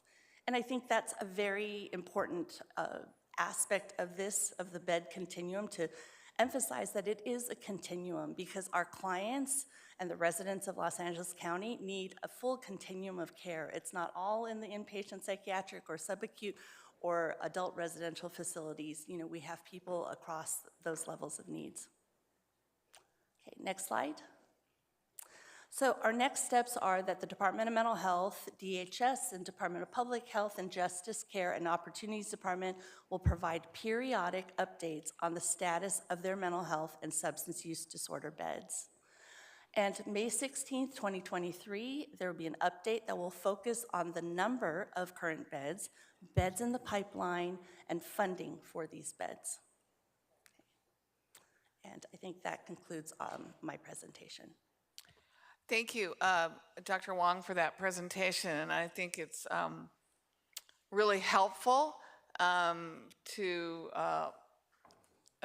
everyone to explain the different types of beds that we have to support our residents who are struggling with mental illness. Because many times we say, oh, we need 1,000 mental health beds or whatever, and I don't think a lot understand the different kinds, and they're all unique and they support a specific population. So thank you for breaking that down.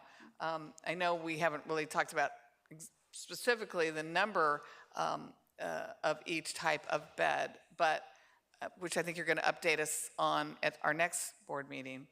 But I'm wondering, is there a specific category of bed that we are most in need of those categories here in LA County? Probably the category we're most in need of is the subacute category. And that includes our skilled nursing facilities, our mental health rehabilitation centers, our mental health crisis residential, and our IMDs. And I know, again, we, through the Alliance lawsuit, we have agreed to get up 1,000 beds.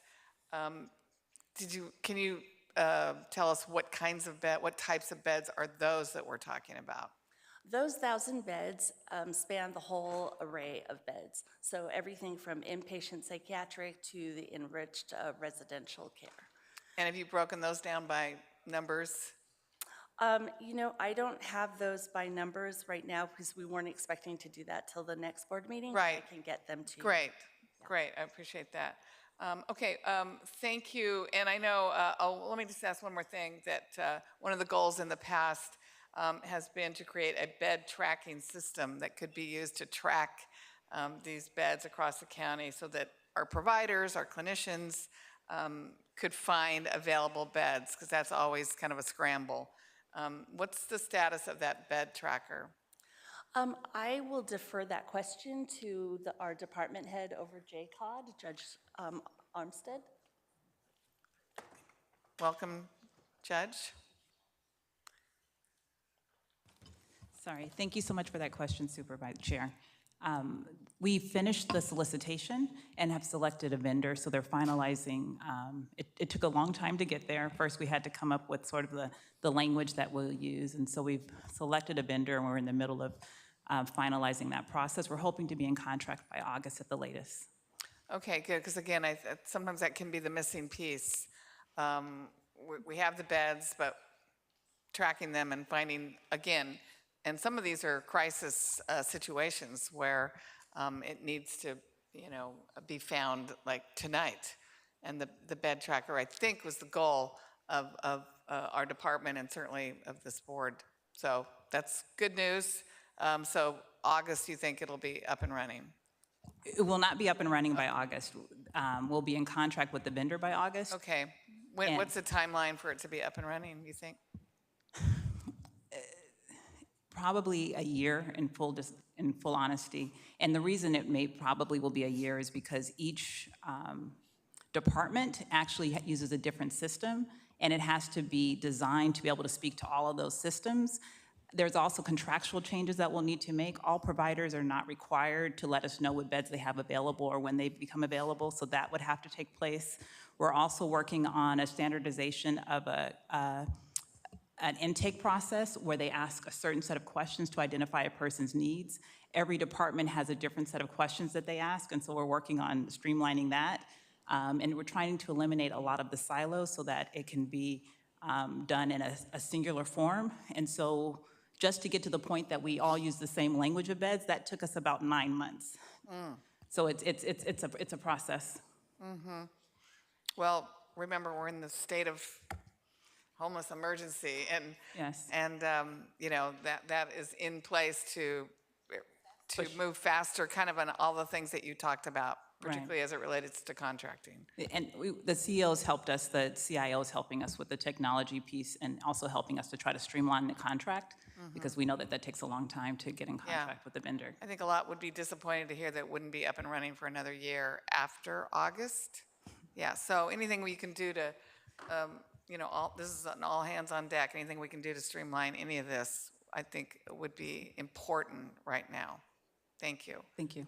So in the interim, though, Madam Chair, the Department of Mental Health and Department of Public Health and Department of Health Services each have their own tracking for their beds. And what we're working on is having those facilitated so that they can, they are better organized so we can communicate with each other. So even while we wait for an integrated system to do, macro tracking of all the beds, we have things in place that have already put some of our beds on electronic tracking, and we have been developing ways for our departments to work more together. Good. Thank you. Thank you for that. Now I'm going to turn to my colleagues. First up, Supervisor Mitchell. Thank you, Madam Chair. And Judge Armstead, thank you for that honest time frame. Because while we do feel a sense of urgency, I also understand the reality of bureaucracy, the reality of getting multiple departments that have done things in one way to have a unified system. So thank you for that honest answer.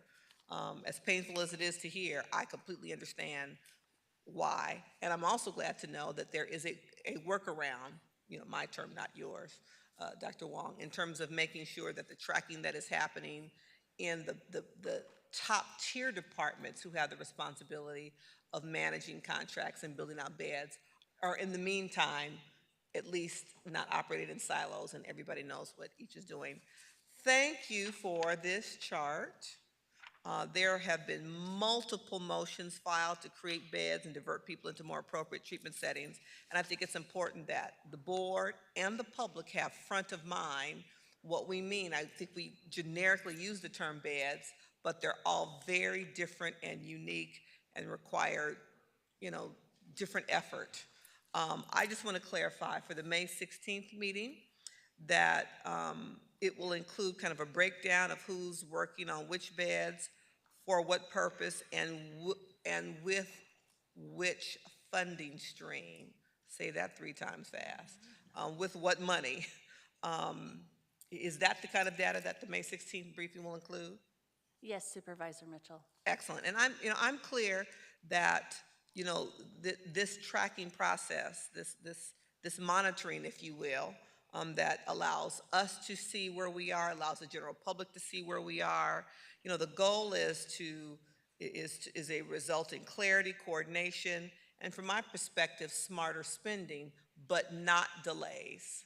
This effort should by no means delay progress towards standing up beds, but it is an important monitoring tool that we can all use to see our progress across the spectrum and across the need. Finally, I just would say that it would be my hope that after the May 16th briefing that we could expect to have this briefing at least on a quarterly basis. And finally, for me, per each bed, will you show us, the goal for each category of bed and where we are against that goal? Is that a way in which you're going to present it? You mean the numerical? Yes. Yes, we can definitely. So we can see the type of bed, how many we intend to build, like the 1,000, and where we are towards meeting that goal of 1,000 beds. Thank you very much. Found this very helpful. Thank you, Madam Chair. Thank you. Next up is Supervisor Solis. Yes, thank you, Madam Chair, and thank you, Lisa, and also to Judge Armstead. I'm really happy to see both of you here, and I also like this chart. I think it's great, and I guess, as was said, at your next meeting, you'll be able to fill in some of the blanks. For me, it's more about also what the costs are for each bed. So I'm really concerned about that because we know we are so far behind on the waiver, the IMD, and just trying to get more acute and recuperative beds up and going. I know some of us have worked on our campuses, our health campuses, to try to get those built out, and we're waiting right now from funding from Sacramento, I think, to see if we'll be able to be in another round. But we're also competing with outside federally qualified clinics and others and other providers that are doing the same thing we want to do. So I think at some point it would be great to understand what the whole global picture looks like. Maybe that's an assignment for a consultant to do, but I think it would help us because we also provide funding and support for that. Whether it be through our own Measure H, LASA, our own funding streams and things of that nature, but to understand, because I think the public really wants to know, okay, we're spending so much money, or how is it that we're spending that money? And they need to realize too what the costs are for the acuity. And I don't really think that we've done a good job of explaining to the public what that really means, that it's 24-hour and that it's around the clock and that you have to have licensing, all kinds of care that really cost the taxpayer a lot of money. And I think it's a good investment, but I think we should be out there and not afraid of being able to explain that to them.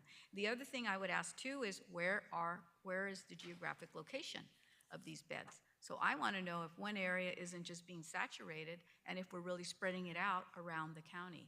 And I know that we have issues with from time to time with some of our own local governments and even unincorporated areas, but we need to start to be realistic where the need is and where, geography, population, how can we best address that?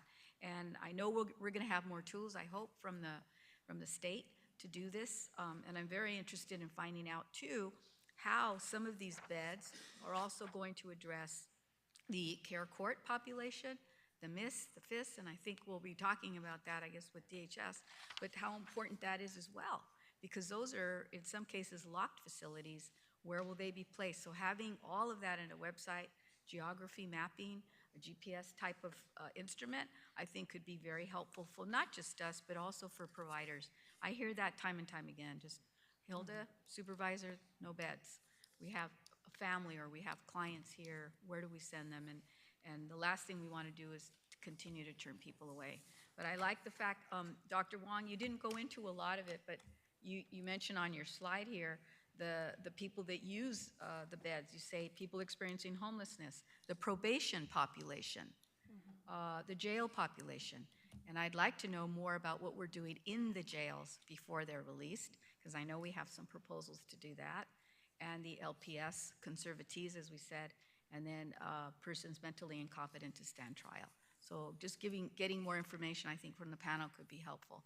But I thank you for this. It's a good start. We need to do more, though. And I, too, feel that we need to push faster so we don't have to wait till next August to get all this up and going. And we're with you. I mean, I am. I totally want to see this happen as soon as possible. Thank you, Madam Chair. Thank you, and we've been joined by Dr. Farrar and Dr. Christina Galley as well. One of the things I think was made clear to us, I think the first time I was in court, was about the separation of beds, and some of them being public health beds, substance abuse beds. So clearly, all of you have a lot to do with how we set up more of these, and particularly in terms of the numbers where the need is. So thank you for joining. And if you want to say anything now or wait for a question, did you have anything you wanted to add to this presentation? No, thank you, supervisors, for the chance to go over the bed types. And we've heard the comments, and we're happy to come back in a couple of weeks to talk about the funding streams. I think also important, in part from Supervisor Solis's comments and others, to talk about the different populations, because it's one layer to talk about the types of beds, but then for a given type of bed, it might be specific to a certain population. For example, those who are incompetent to stand trial is just one example, or it might be for the general population, and we can walk through some of that. And then the funding streams stem from that, so we can provide that further information. Great. Dr. Farrar. Yeah, I think, thank you so much, supervisors. I appreciate this motion, but I appreciate the focus in particular, and I want to just thank you also for recognizing the importance of including substance use disorder treatment and the entire continuum of services that people struggling with a substance use disorder are entitled to. You know, we run a Medi-Cal delivery system, so I want to call it the safety net system for people who are struggling with substance use disorders. And in that system, there's about 2,500 residential beds that are managed by a vast network of community providers. But there's another 3,000 beds that are out there for people who are either paying themselves or have commercial insurance. While we know those beds are there, we are not managing those beds. So I think sometimes it's also helpful to know that we manage the safety net system, and it's large, and it has a lot of services, you know, again, along a continuum. But there are services that are available outside of the safety net system for other residents. You're talking about some of those private substance abuse programs. That if you have a lot of money. Right, or commercial insurance that allows you to go to those places. Yeah, so there are those, but we don't manage those. We don't manage those. Our focus really is on creating this very broad-based, and I appreciated Supervisor Solis, you know, it has to be a network that people can access from all over the county. And, you know, we're blessed because we have, you know, dozens and dozens of providers. I think we have 88 treatment providers. They have 350 sites in this network of services. For substance abuse. For substance use. Because I feel like that's one of the ones that's hard to find a bed for. I know when our office has had calls from people specifically, it was very difficult to find a place for a person who was struggling with substance abuse. I feel like that was difficult.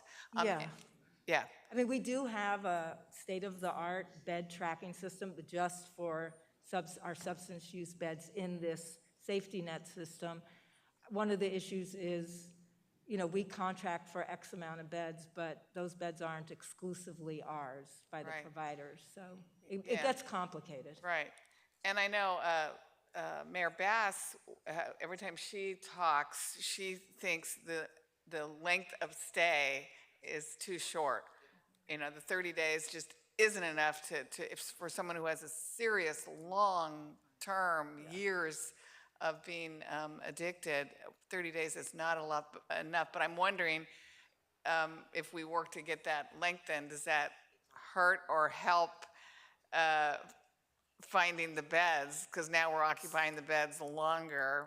But on the other hand, maybe we have a better chance of success for someone who then doesn't end up back on the streets, not really kicking the addiction and then having to, I don't know. You guys. I mean, the bed stay in residential programs is if it's medically necessary. So it's not a 30-day. So it could be 60 days. If it's medically necessary. I think the issue, which is what I think you've highlighted, Supervisor Hahn, is if it's not medically necessary and people are remaining in our residential treatment programs because we don't have housing for them, we don't have enough recovery bridge housing. So we have about 2,500 residential beds. We have only 1,200 recovery bridge housing beds. So that continuum, you want to move from residential to an outpatient setting, which is what recovery bridge housing allows for, people in an outpatient setting. We have only half the number of beds. So if we have a large population of people who have unstable housing, we're going to get a bottleneck. Right. Complicated. Supervisor Barger. Thank you. And I agree with Mayor Bass regarding the length of stay. And I would argue that actually, I mean, I think Steve Lopez did an article on this about a patient who went to Princeton, I believe, and was on the street, tried to get a bed, couldn't because he fell into the category of uninsured. And one of his classmates helped and called and said, I will pay for the bed, and then they had a bed available. So, you know, to your point, and I've always tried to understand this, Dr. Ferrer, we pay for those beds, and so I can't figure out why that happens. But having said that, I agree with Supervisor Mitchell. Dr. Armstead, thank you for being honest on the length of time.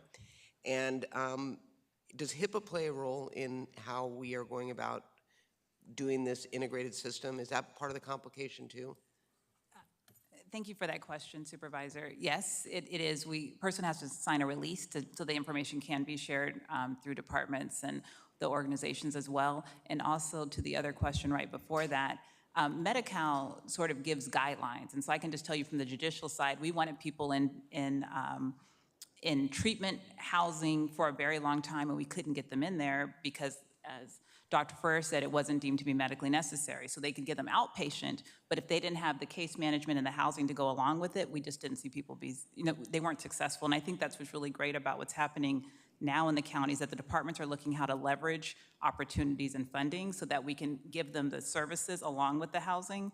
And so even if you look at the continuum of care and that we're talking about different types of beds, those are often layered with services. We just don't have enough, right?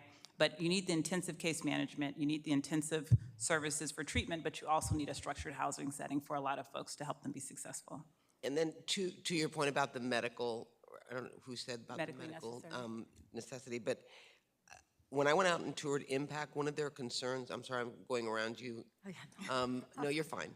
When I went out to Impact, it's a 30-day, and I know that they're considering extending that to 45-day stay that they'll reimburse for, and then they move them to sober living. So I guess my question is twofold. Where is sober living on this, on the form that you put together? Yeah, I mean, sober living, you know, is really a housing program. And, you know, in that section where we talk about permanent housing, we haven't really been funding sober housing. We fund recovery bridge housing, but it's only for people who are in outpatient services. If you leave your outpatient service, you cannot stay in recovery bridge housing. Right. So somebody who's completed a treatment program and wants to then live in what we're going to call sober housing, we really don't subsidize that in any way in this county at this moment. You know, it's something we obviously would like to see there being funding for. We don't think it's for everyone, but we do think there are some people in their recovery who want to live in a sober housing environment. And that may be permanent housing for 2 years, 5 years, 10 years for some people. Yeah, and that's concerning to me only because I know it impact when they have to release their clients after 30 days. They will not meet the criteria for medical, but yet they still very much need to be around a program that's going to support them. And so they run a sober living. They said the hardest part for them is sober living, identifying beds to place their patients or their clients in. And their fear is that they're setting them up for failure. Because if they release them back out to the community without that support. This is what we used to call halfway houses. Right. Well, yeah, I mean, not really. I don't think they are halfway houses. They're not halfway houses because most sober living environments don't have like full-time staff. Like a halfway house has to have full-time staff. I mean, you have a whole support network in there.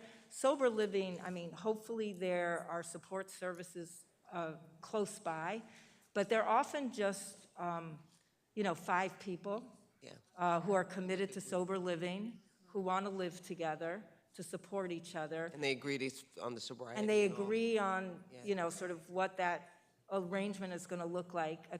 The best models are those that have coordinators, but they're not like house parents or house people who stay in the facility in most sober living situations. People are living independently, and the coordinators are trying to make sure that they're staying well coordinated to support services. A lot of it for people, obviously, who are in sober living is making sure they keep their jobs, making sure they've got their health care, making sure that if, whatever their recovery journey is, if they're on a MAT program, or that they're able to continue that part of their recovery program, but it's not like supervised in the same way. Yeah, I mean, if we don't change the law, then I think it's more important to have sober living homes for individuals that are still going to be, for example, I use Impact because I went out there and talked to them, that's still connected to Impact, but it's now freeing up a bed at Impact, even though they'd rather keep them at the facility. They recognize that because of the way it's structured, they can't. They move them there, and then they provide the supportive services around. And so it's independent living, though. It is definitely independent living. So I just wanted to know, so that's not on here. And then housing for health, where would that fall into the permanent housing with supportive services? Yeah, it falls under both interim housing and the permanent supportive housing categories. DHS operates 2 kinds of interim housing, both stabilization housing, which is a lower acuity setting, and recuperative care, which is a higher acuity setting. And Housing for Health and the Office of Diversion and Reentry both operate all 3 types: stabilization housing, recuperative care, and permanent supportive housing. So both ODR and Housing for Health are in both of those columns. Great, and I really do thank you for this, Lisa. I talk to people when we talk about the IMD waiver, and they think it's just about hospitalization, and it's not. The IMD waiver will free up funding for the board and care. It'll free up on the housing side as well, because not everyone is going to need to be hospitalized. And I think it's important to recognize that there are individuals that are going to need that support, but they don't need a hospital bed, but they need a board and care where they're going to get holistic services provided to them, so they don't recidivate back onto the street. And I think sometimes, Supervisor, what people don't often realize is that different levels of care aren't just for different populations. We have people who cross populations, people who have health needs as well as substance use needs as well as mental health. And at any given time, somebody could need different levels of this care. And we hope that as they are on their recovery journey, they work their way across this rainbow, right, of housing options. Great, and then I'm done after this, but can I just ask, Dr. Furr, can you have someone on your staff, it would be helpful to me, and I don't know to my colleagues, so we can better understand when we purchase beds, what does that mean? Does that mean those beds are there or are they given away to someone else? Because when we talk about parity with health services and all, I just feel like we need to ensure the parity on the alcohol and drug treatment side, and if we're purchasing the bed, I want to understand how that works, because I think we could all fill each bed, but sometimes they're not available. Did you want me to talk? Do you want me to talk now, or do you want me to? No, you can do a report, because Okay, I think it's more complicated than I It understand. is, it's Yeah. complicated because it's sort of average usage of beds is like on the purchasing side, but you're absolutely right.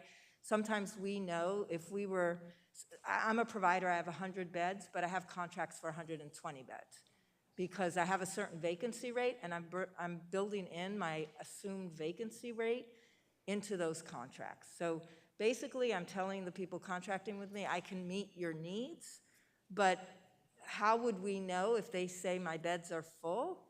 How do you know that they're all filled with the people that we paid the contract for? Yeah. And at the end of the day, you know, probably the larger issue for us is to have enough beds in the system so that, I think as Supervisor Hahn mentioned, if people need a bed, they get a bed. You know, that we're not, it's not just around the money, but it's also we have the volume of, you know, we have the number of beds that we actually need to serve the population. Right. But I am happy to, you know, sort of outline like how we contract and how other people Right, are and maybe, yeah, and include also how sometimes we get outbid for beds. Like there are others that will purchase kind of right out, seems like right out from under us, beds that I think we were counting on. So one of the things the Department of Mental Health has done, because we face that issue all the time about people outbidding or, you know, competing for the same beds, is there are a certain number of beds that we contract for, that we pay for, whether we fill them or not, so that the provider holds them aside for our clients only, for especially for priority populations or populations otherwise very difficult to place. Is it on a tiered reimbursement? So if the bed is empty, they still get paid, but not at the level if there was someone occupying that bed? No, they correct? get They get the full? They get paid that full amount. So we work very hard to make sure those beds are filled. Okay, thank you, Madam Chair. Thank you. Supervisor Horvath. Thank you, Madam Chair, and I really want to thank you also for this presentation. I know there's a lot of discussion around the need for beds, how many beds are available, what the numbers are. We get asked a lot of questions, so I think this sort of level sets as we get into some more of the specific data in future presentations. I understand, you know, this, as I said, this will be a first in a series, but it's essential for the benefit of the public and to bring transparency to the progress that we're making on bringing our beds online, what kind of beds they are, what our existing capacity is, as was asked, you know, where they are, what kind of beds, so we're better able to prepare in scaling up in a strategic, equitable, and efficient manner. And I think it's particularly powerful to have this conversation about housing and beds led by our very powerful panel of women here: justice, care, public health, health services. This is the context in which we're talking about housing. And I think it's very important when we talk about our Care First model that we remember that housing and these related services are essential to justice, to public health, and to keeping people safe, even more so than some of the things we might initially think of in the realm of public safety. So I thank you for the role that you're playing in that. I want to also, just for transparency in this conversation, our agenda item says in the background that this discussion is in response to the Alliance lawsuit, but I want to be very clear that this conversation is work that the county has been doing before the Alliance lawsuit, during the Alliance lawsuit, will continue to do after the Alliance lawsuit. I want to be very clear. I think that Dr. Wong, you mentioned a number of 1,000 beds. That's a number that's specific to a very specific set of circumstances identified in the lawsuit, but there is a separate MOU with the City of Los Angeles that talks about beds and services for our unhoused residents. There are other ongoing efforts, so that number people have talked a lot about, but there's a lot of other effort that the county is doing that will be revealed in your future presentations, and that we're even seeing revealed here today, that there's a lot more work being done beyond, I think, what some of the talking points I have heard out in the world. So I think these conversations on an ongoing basis will help make that even clearer to people. There's a whole world of work that's being done by the county in this effort. I also want to be clear, and please correct me if I'm getting any of this wrong, that the terms of the Alliance lawsuit do not limit our ability. We're not restricted to 1,000 beds. That's sort of the floor. That's nowhere near the ceiling. That we have other actions we're going to be taking. We know that the interveners, as part of that discussion, asked for public engagement. Here we are out in the public having this conversation so our public can engage with us. And I think that's really critical because I know the other settlement didn't include public discussion, but we as a county are taking it upon ourselves to continually have this conversation with the public, to be accountable not only to ourselves and as departments, but with the public and what kind of services we're providing. So I think this is a really great start. I know that, as you said, you're going to be bringing forward future presentations, so I'm going to leave some of the data-specific questions to those future presentations. I would only add to the requests of my colleagues that you consider coming up with or identifying how we're looking at beds that address both substance use disorder and mental health at the same time. Because we know that there are a lot of needs, and when we start to divide and silo what these beds are used for and under whose umbrella they belong, then it starts to get confusing to the public. Well, what is it for, and who is, when we try to drill down in the numbers. And I'm hearing from you that it's not as clear as that, it's not as granular as that we have to think through those different lenses and how we integrate them all together. But I'm trying to be overly clear, so that way anyone who's watching our conversation understands that there's a lot going on in these numbers and that we will continue to ask questions in future presentations. I do want to echo our chair, though, because I share her frustration to hear that it will take a year plus to have a website that tracks beds. I know that we have these numbers available, and so we're going to be having these meetings to make those numbers transparent on an ongoing basis before that's up and running. But I also know that regular people with far fewer resources in this county have the ability to bring things online much faster than a year plus. And we are in a time of emergency. There is a sense of urgency from the public on this topic. And so I just want to make sure that we are moving with expediency on getting that done, because it's critical to not only holding ourselves accountable, but to being honest and establishing public trust that we're actually doing what we say we're going to do. So I just want to reiterate the chair's sense of urgency on that. I think she was entirely spot on. Thank you, and I'm happy to hear if you have a response to that. I just wanted to respond. The CEO's office is helping us so that we can contract faster than we would normally be able to do within our departments. That's number one. Number two, as portions of it become available, we'll release it. But there are things that we'll need to do.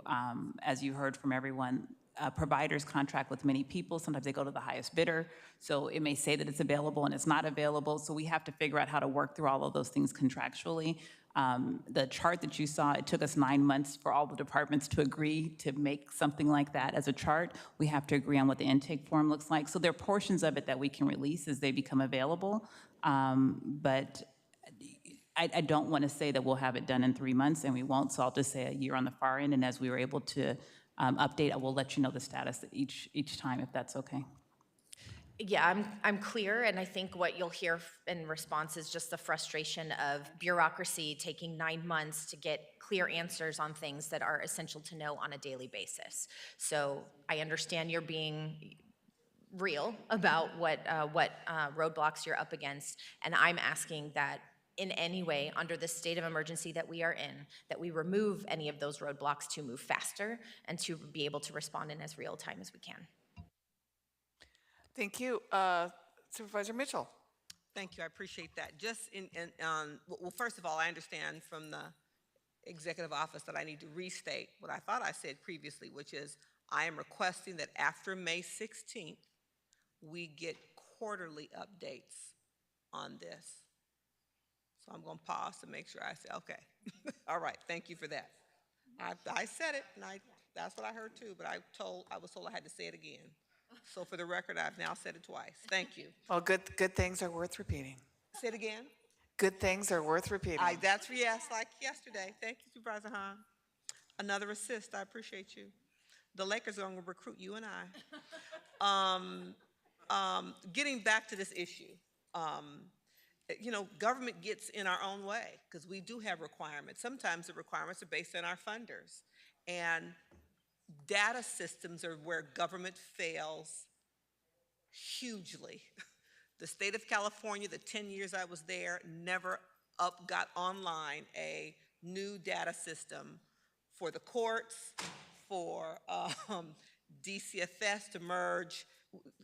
Government doesn't do well. Private sector could do well because they don't have to worry about multiple funding requirements, getting the lowest bidder, and lowest bidder, junk in, junk out. Why would we expect something to work if we went the cheap route, right?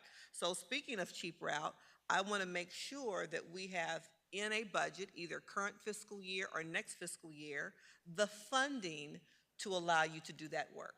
Is that funded current fiscal year, or will I see it in the upcoming budget? We're piecemealing it together. We're using some funds from CFCI, we're using some old ATI dollars, and we're working with the courts to also use some of their SB 129. So we're piecemealing it together. And so from your perspective, do you have an adequate funding base to deliver on what board members clearly are expecting in terms of this singular portal where anybody can go to find out what kind of bed is available and where?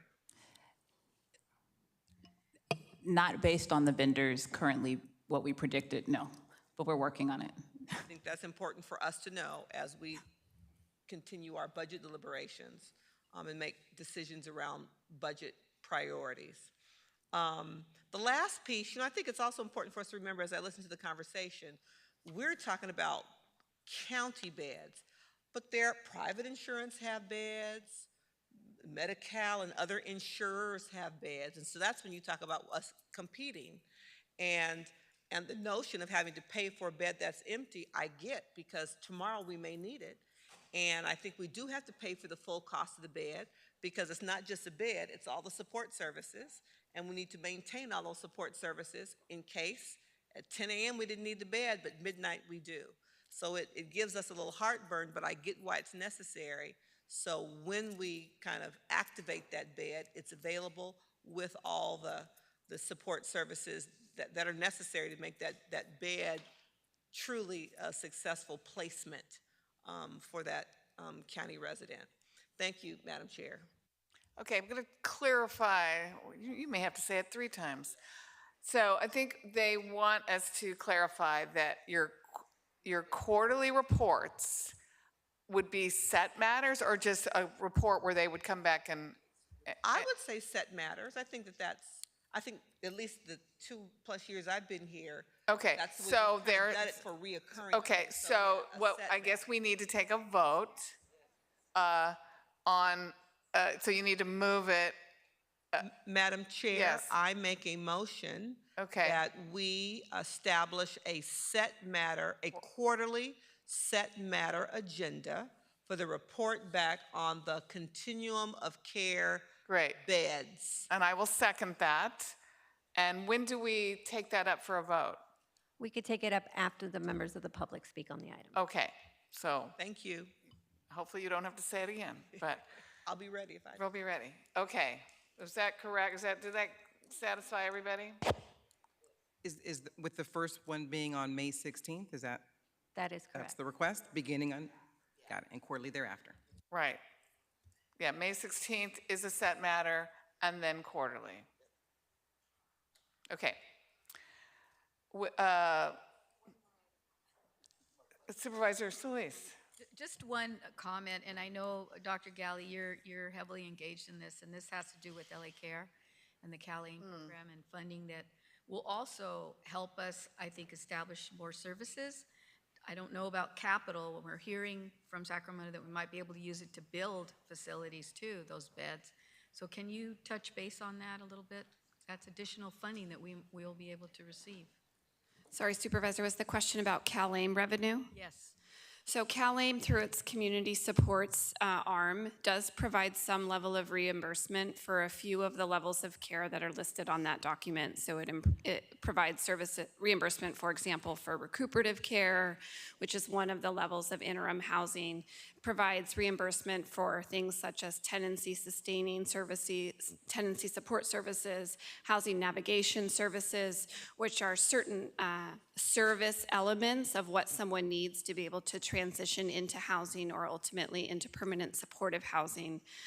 There are also elements of CalAIM that haven't been implemented uniformly by all of the health plans that provides temporary rental assistance for a period of time.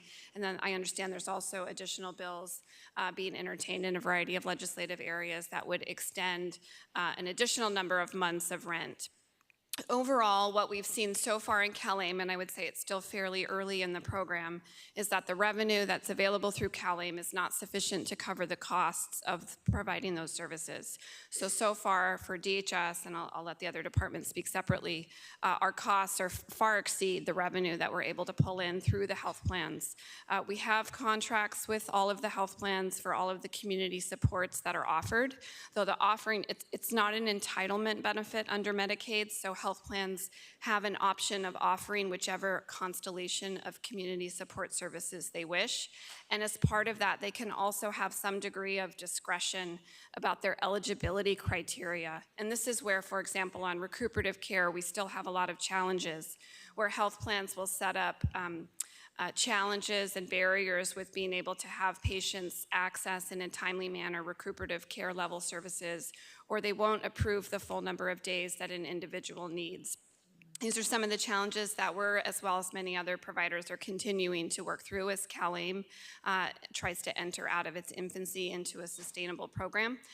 So it remains to be seen how much net revenue is able to be pulled in, but so far to date, it's as I mentioned, not sufficient to cover costs. So I think our board will try to stay on top of that too, because obviously we want to try to leverage as much as we can. And I know we're in those discussions with LA Care and hopefully some other providers too. I think that's the initiative that the governor wanted to see us take. Whether it's sufficient or not, I'm not clear totally, but I think whatever we can draw down to help with all the services that we need to be there. And of course, we'll work with you all on that. Thank you. Absolutely, and certainly some revenue is better than no revenue, so it's helpful to be able to bring in some revenue, but right now to be able to sustain the programs, we still need to have supplemental revenue sources, whether it's Measure H or otherwise, to be able to continue those programs.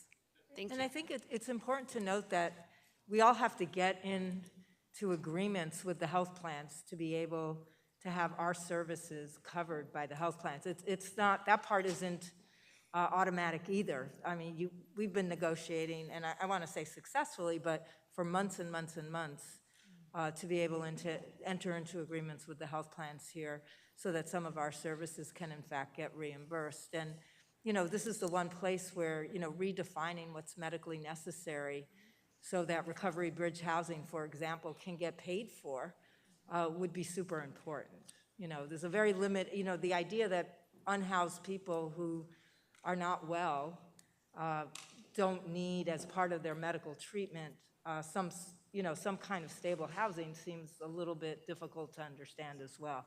And those are the kinds of services we'd hope we could pay for with the CalAIM. I think that was the intent, that we'd be able to cover those services with CalAIM. But I would agree with Christina, it's not been for us either really straightforward or easy. I do want to thank the health plans that are working with us, but it's been a very long process. Thank you. Thank you. Any other supervisors want to ask any more questions? If not, we're going to go to the public. And thank you to our presenters this morning. Executive Officer, please call the members of the public who've signed up to speak on this item. Will the following individuals please come forward? Patricia McAllister and Constantine Anthony. Moderator, may we have the first remote caller, please? Our first participant is Hector Ramirez. You may begin. Yes, good afternoon. My name is Hector Ramirez. I'm an ambassador with the Health Voices Access Ambassador Program. I really want to thank the Board of Supervisors for their work in this area and wanted to really address the issue of stakeholder engagement. As you prepare and deliberate these processes. As a consumer of Los Angeles County Department of Mental Health, which has served over 250,000 people last year, we know that our consumers, when asked about this particular issue, have told the department on numerous occasions that boarding carriage is not an option that they would like to have, particularly for equity-seeking populations. We know that boarding carriage services here in Los Angeles County have really not provided adequate services to people with disabilities, Latino, Black, Native American, and disabled and LGBTQIA communities. And that's why we hope that as you work forward, you'll develop the stakeholder engagements so that you can actually hear from the people that get the services and develop some of these better programs. Thank you. Thank you. Next speaker, please. Our next participant is Roy Humphreys. You may begin. Can you hear me? Can you hear me? Yes. Thank you. Okay, this is an issue of failure to adopt. This stuff is going on for decades, and the whole issue is around money. You haven't got the money, so you have to look for where is your end point, and accept the revolving door is just a matter of fact. And this idea of equity is a pandering myth. You've restated again and again, there is no equity in this process. And as Dirty Harry says, you've got to know your limitations. And it's just absurd. You keep doing it. It's all about the money. Thank you. Next speaker, please. Madam Chair, there are no other speakers in queue to address the board. Okay, let's go in person. Patricia McAllister here. We have more foundational Black Americans. We are the descendants of slaves who are homeless in LA County and California. You've got 60,000 on Skid Row, but I never hear any politician talk about Skid Row. Now, I've come to this conclusion. We know that the drug cartels, the drug dealers, they make their money. When those people on Skid Row get their checks, the drug cartels are there. So I've come to the conclusion, I'm a computer scientist, so I think about things for years, that politicians are getting a cut of that drug money. That's why you haven't cleaned that Skid Row off. You haven't cleaned it off because you, not all of you, but you're getting a cut. It's got to be that. Because why would you ruin a whole city with homeless people everywhere and a lot of homeless people on drugs? You're getting a cut from the cartels. Some of you know who you are, okay? That's what's going on. I want my people off of Skid Row. Next speaker, please. Is that it? Oh, no more speakers. Okay. So this report is received and filed. Hearing no objections, that will be the order. But Supervisor Mitchell's motion is before us, moved by Mitchell. I'll second it to, no, wait a minute. It says to approve this item. Is that the motion about the quarterly reports? Yes. Okay, to approve that item. Executive Officer, please call the roll. So the motion for a quarterly report back on the mental health and substance use disorder beds beginning on May 16th and quarterly thereafter is before you. Supervisor Solis.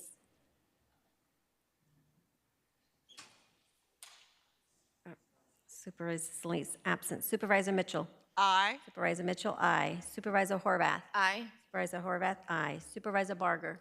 Supervisor Barger, aye. Supervisor Hahn. Aye. Supervisor Hahn, aye. Motion carries 4-0. Supervisor Hahn, I ask that we hold the item open to allow our temporarily absent member to merely add on to the vote when she returns. Okay. We'll table the item. Thank you. Now, I might want to get out of the room sometime to avoid a vote, so I'm going to have to signal to you when not to hold it open. Okay, let's move to item 8. It's like I went out of the room for a reason. Don't be calling me back. Item 8 is granting a license to Martin Luther King Jr. Los Angeles Healthcare Corporation to use urgently needed vacant space at the Behavioral Health Center, which was held by Supervisor Mitchell. For members of the public on the telephone, please press 1 then 0 now to comment on this item. Supervisor Mitchell, would you like to kick this off? Thank you so much, Madam Chair. I will. For some time, the Martin Luther King Jr. Community Hospital has been in urgent need of more space. The current patient loads far exceed the county's original projections when the hospital was first designed and built.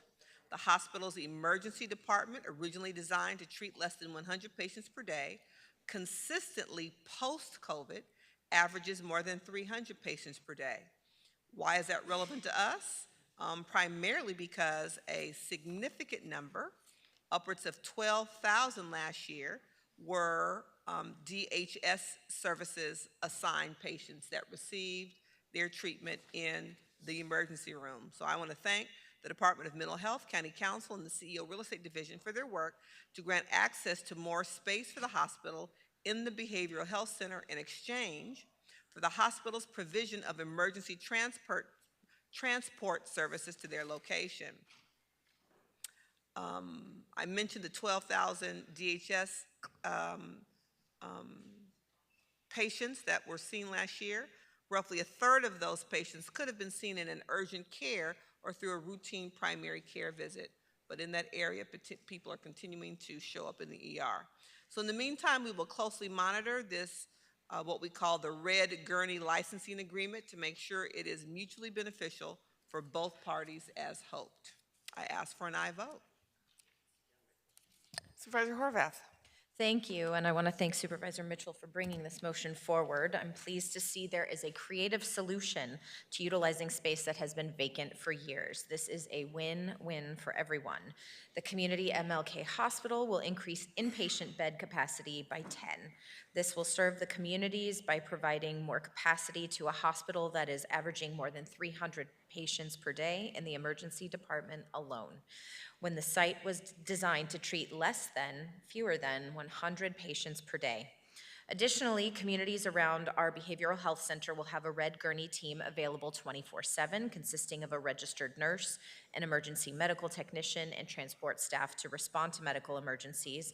And I just wanted to highlight that this is a great example of collaboration, creative thinking, and I hope that this creativity can be replicated in other facilities around our county.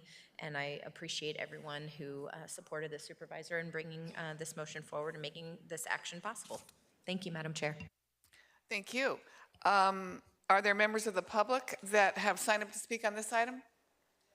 Yes, will the following individual please come forward? Patricia McAllister. Moderator, may we have the first remote caller, please?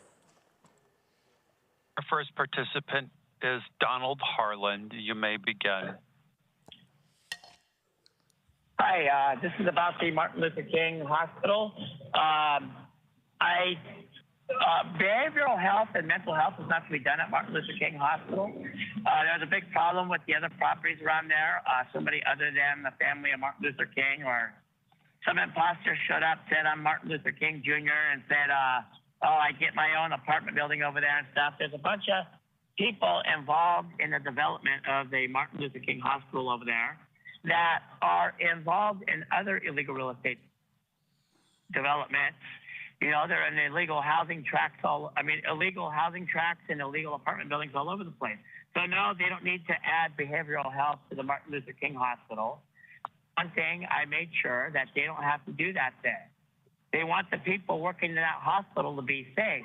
No mental health at Martin Luther King Hospital. That's it. Thank you. Next speaker, please. No. Do we have any Our next others? participant is Roy Humphreys. You may begin. Okay, I want to thank you for this effort. Martin Luther King is, I worked there a long time ago in their ER, and it is super saturated the minute they open the doors. And it is 24/7, 365, and that's the best case scenario you're going to get out of that area because of the density of the population and so forth. So do what you can do, but it's called like Mission Impossible. And I could tell you some stories, but we just don't have the time. Thank you. Thank you. Next speaker, please. Madam Chair, there are no other speakers in queue to address the board. Then we'll go in person. Patricia McAllister here.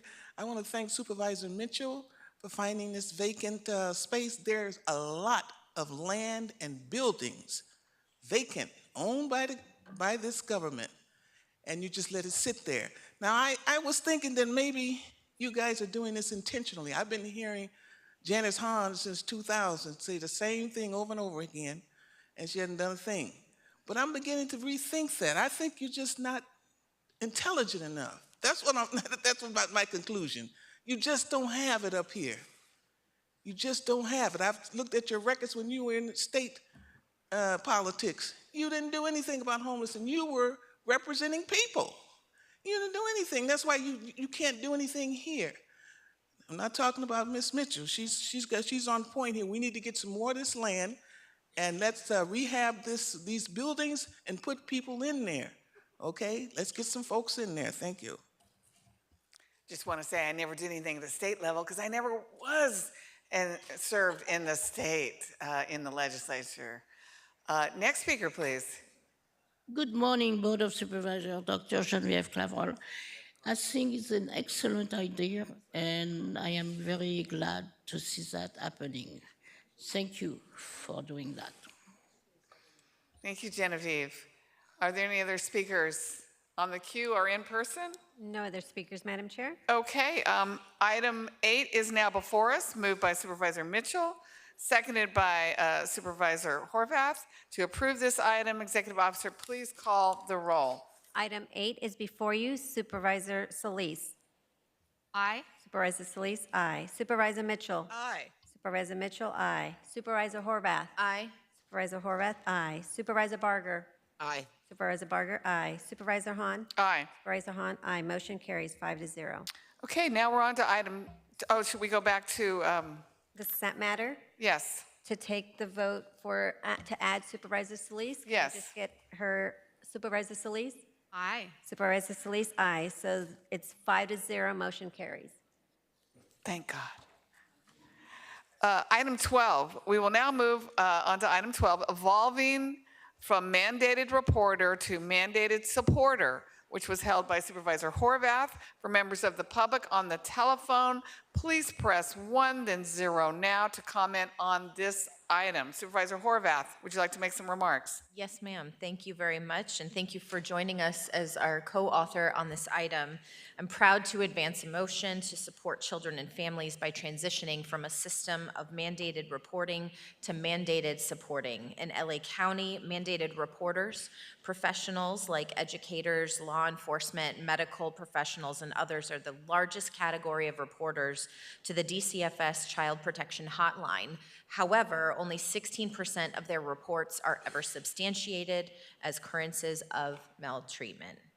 This isn't because mandatory reporters are falsely reporting incidents necessarily. It's because training has been given them only one option: to report any potential neglect.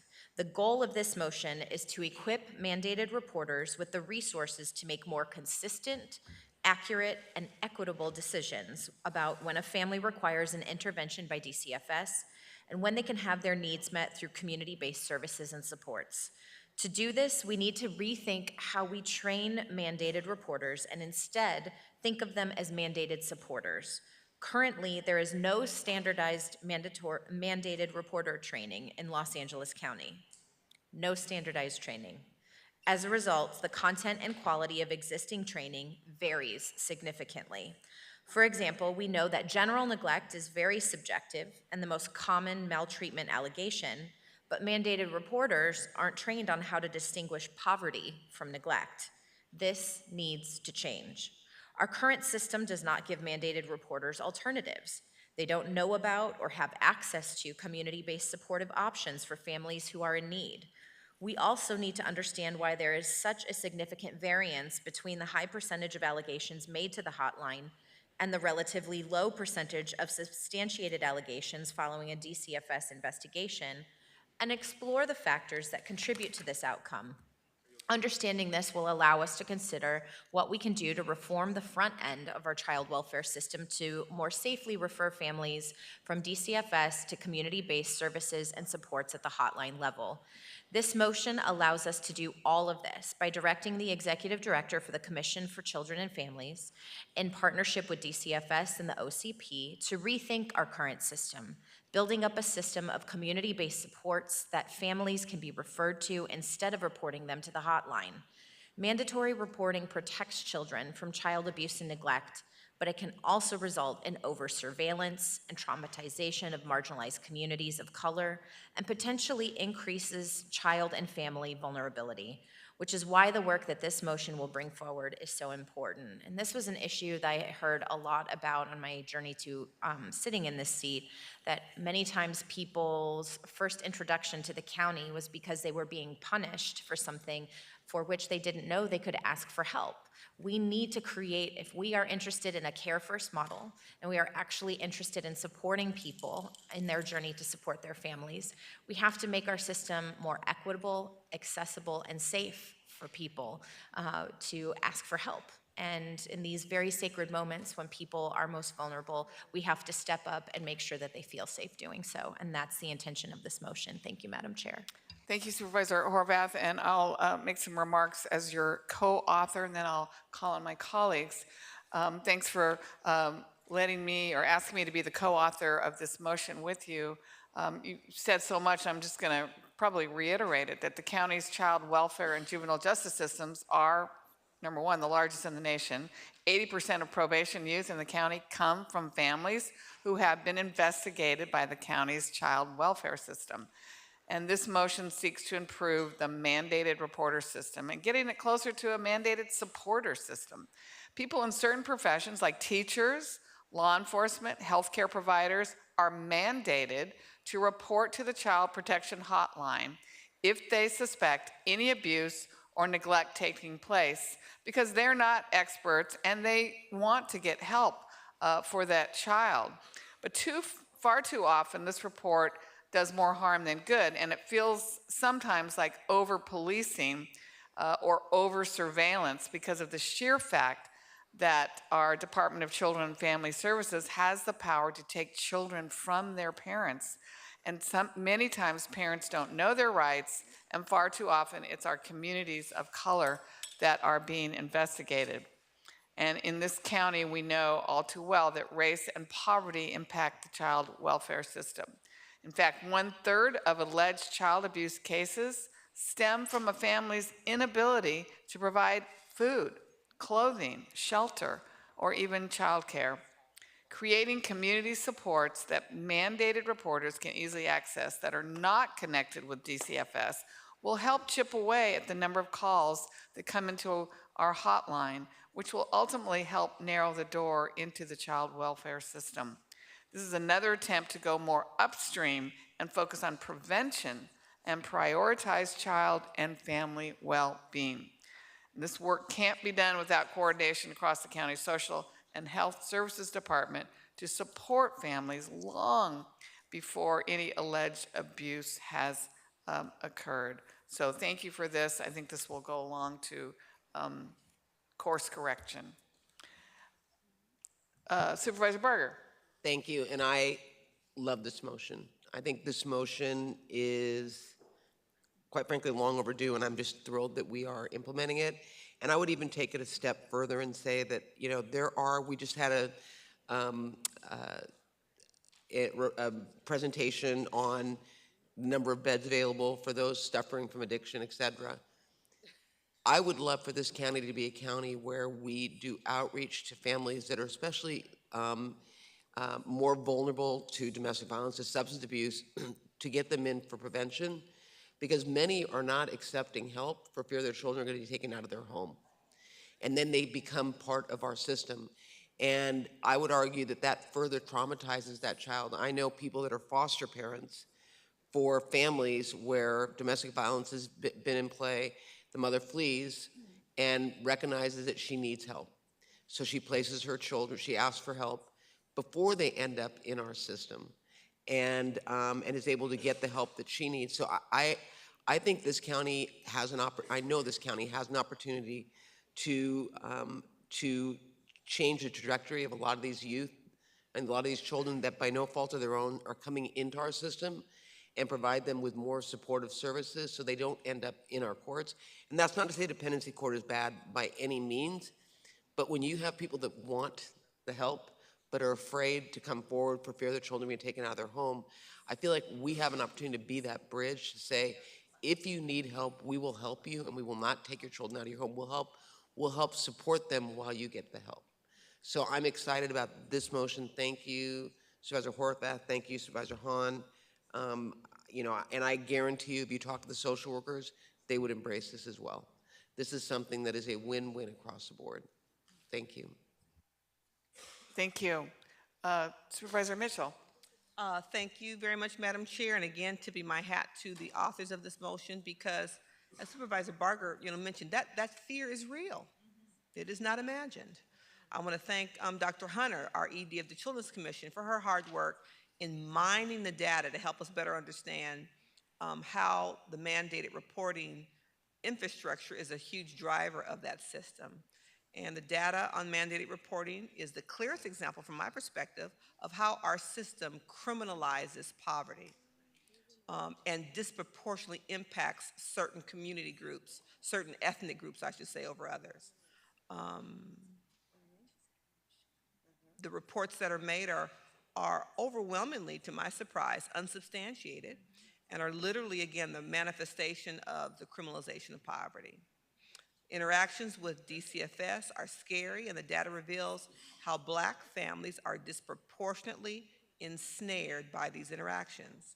So we have an opportunity to transform this practice in a big way with this work. And a huge part of the success of the initiative will be legislation at the state level that deals with the threat of prosecution, job loss, and loss of credentials for failure to report. So it's really redefining the criteria by which is used to determine whether or not neglect is present and why a child should be removed is really important. I think we would be naive to believe that the racial bias that we are attempting to mitigate with our blind removals pilot that I carried the motion last year doesn't exist in mandated reporting as well. So I'm thrilled to know also that the City of Inglewood will benefit from this work, and look forward to hearing about how mandated reporters are using other options to actually help children within their families. I think it's this kind of data and this issue that will bring us clear options about why the Prevention Task Force was so timely and their work is so timely. So I agree with everything that was said. Families need a safe place to go to when they need help and resources. And the child welfare system, from my perspective, is the appropriate place for that kind of help and intervention to take place, as opposed to a governmental agency that is feared and a governmental agency that has done more harm than good in far too many scenarios in the lives of the families we represent. So I will be casting an aye vote proudly. Thank you, Madam Chair. Thank you. Supervisor Solis. Yes, a lot has been said, and I don't want to reiterate all of what has been said, but I will say that I concur with my colleagues and would just say that we have to move toward a system that focuses on providing our families with culturally sensitive and community-based programs and services the needs of those families better, requiring that assistance. And we heard last year that there was a situation because of language difficulty, and the family that was impacted had a child removed unnecessarily. And things happen when you are not having capable staff that really understand the communities or understand at least what signs are there to ask for help. And that happens in many immigrant communities, and language barriers exist. We know that. So I think this will go in the right direction to help us meet that need and help bring on those competent stakeholders to help us formulate what that looks like. So very much aware of the need for this and support it. Thank you. Thank you. Executive Officer, please call members of the public who've signed up to speak on this item, item 12. Will the following individuals please come forward? Dr. Genevieve Claverell, Herman Herman, and Patricia McAllister. Moderator, may we have the first remote caller, please? Our first participant is Eric Previn. You may begin. Thank you. And thanks for this motion. This is a step in the right direction, but it is painful to even think about a situation where we have an agency that is as big as DCFS that is doing more harm than good. And of course, I've known it for a long. For many years, I was not elected to office on the platform that we have to take down DCFS, take down youth probation, like paragraph 63 said. We have to do 73. It's just something that we need a better education program for our community. People who have complicated parents need their complicated parents not to be separated from them most of the time. There are obviously the very fine line, which is a horrible line, but very rarely, and we've overdone it, and we have a huge mill that needs to be disassembled. So, in the meantime, we should do a little more supporting, a little less reporting. Thanks. Thank you. Next speaker, please. Our next participant is Ephraim Williams. You may begin. How you doing, Board of Supervisors? My name is Ephraim Williams. I am on the board of the Caregiver United Association. We represent resource families in the Antelope Valley. I think this measure is wholeheartedly good, and I think most of our members would think that this is good. But I would like you to think about, it is not DCF doing what they have to do. It is the training of the people who investigate their crimes. Because I do a lot of advocate work, and a lot of times DCFS don't know what's going on, or they don't know how to investigate. And this is all can be done if they were sent to investigation school. You learn how to investigate certain crime. Well, I used to be a police officer. You learn how to investigate certain situations, certain crimes. You don't just get to be called a detective just because you've been there. You have to go to school for it. I want to say that I support this measure 100%. Thank you. Next speaker, please. That's all. Our next participant is Sir Bailey. You may begin. Give thanks. I want to say, first of all, thank you to the Board of Supervisors and the public for the hope and honesty that I hear in this conversation on this item. Totally support, and just wanted to edify or bring out the connection between data systems and lowest bidder and cheapest route, and most importantly, the human value of providing really meaningful engagement and relationships to people re-entering society when we tie item 1 and 12 and 72F. It's an exciting time. So many beautiful people working on it. Continue to be open to hope and faith and love, because love conquers all. Thank you for allowing me to share. Thank you. Next speaker, please. Our next participant is Roy Humphreys. You may begin. Yes, thank you. And DPSS is a pathetically underfunded criminal organization. You talk of poverty as you declare sanctuary for hundreds of thousands come across our borders and take a slice of the limited pie. You saddle teachers with more tasks. As EdSource notes, teachers are departing and not hiring. Need to change the scenario. Thank you. Next speaker, please. Madam Chair, there are no other speakers in queue to address the board. Okay, we'll go to in person. Yes, Patricia McAllister here. I don't agree with you about why you're trying to institute this at this time. You're trying to do it because, oh my God, so many children, 85,000 of those immigrant children are missing. They're being prostituted, sacrificed, child labor, all kind of abuse. So what you're trying to do, this is how I figured it out, you want to stop people from calling in when they find these children and when they suspect these children. See, this DCF stuff's been going on for years. So this is nothing new. What these children are missing, Senator Ted Cruz is on the case. He wants some information from Joe Biden and these Democrats in Congress and on the state level too, to tell us where these children are. Okay, these are unaccompanied children. So now you're telling people, if you call in, you got to give your name, your address, and everything. So people will be reluctant to call in. I know the game.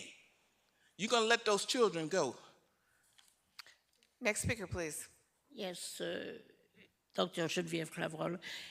Again, a very good idea, and I like the term to change from reporting to supporter.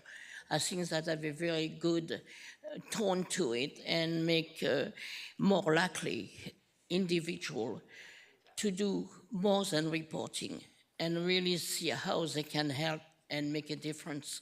And being in RN, I have been a reporter all my life, but I have also been a supporter. But I think to use the term is very important, so thank you for doing that. Thank you. Next speaker, please. So the Bible says you're going to hell, and that's not offensive. After all, priests rape boys, children go missing all the time, police in their professional capacity sleep with children. And in Santa Monica, if you didn't read or heard the news about the $2.3 million settlement for sexual crimes against a child from a so-called officer doing special interest business on the side with children and no background check, what do you think is going on in these issues on item number 12? So don't play innocent. Teachers fuck children. Priests rape boys. Please watch your language. Well, if you read the accounts of these pathetic, sad stories, it's a fact. Grown adults fucking children. Next speaker, please. Hi, my name is Ida Namorado. I think this is great. We help street vendor victims, and there was a street vendor that had her son taken away. Same thing, because there was a language barrier. But also there's other people that have requested therapy, and because they mention abuse from previous relationships, then the caseworker has to mandate and obviously report it. DCFS shows up, and that scares them. I know a lot of people who have refused therapy, mental health services, because of these things. So I think this is a good step forward. Thank you. Thank you. Are there any other speakers on the queue? No other speakers, Madam Chair. Okay. Hearing no other comments, item 12 is now before us. Moved by Supervisor Horvath. I will second it to approve this item. Madam Executive Officer, please call the roll. Item 12 is before you. Supervisor Solis. Aye. Supervisor Solis, aye. Supervisor Mitchell. Aye. Supervisor Mitchell, aye. Supervisor Horvath. Aye. Supervisor Horvath, aye. Supervisor Barger. Aye. Supervisor Barger, aye. Supervisor Hahn. Aye. Supervisor Hahn, aye. Motion carries 5-0. Okay, we're now going to move on to item 13, support for Assembly Bill 12, Haney, rental deposit fairness, which was held by Supervisor Horvath. For members of the public on the telephone, please press 1 then 0 now to comment on this item. Supervisor Horvath, would you like to make some remarks? Yes, thank you, Madam Chair. As we know, finding housing is incredibly challenging in the competitive rental market of Los Angeles County. Affording rent can be prohibitive for many individuals, to say the least. And even when someone finds the perfect unit that they can afford, they must provide thousands and thousands of dollars to the owner in order to move in, creating the most substantial barrier to housing for many residents of Los Angeles County. This happened to me just a couple of years ago, where I found the perfect place to move in, a place I could afford, but because I was asked to pay nearly half a year's rent up front in order to get into a unit, it was a place that I ultimately couldn't live. As someone with a well-paying job, making more than the median income of the county, it was difficult for me to rent a new apartment because of the substantial deposits that were required. These regulations are hurting Angelenos during a time of housing shortages and significant rental rate increases.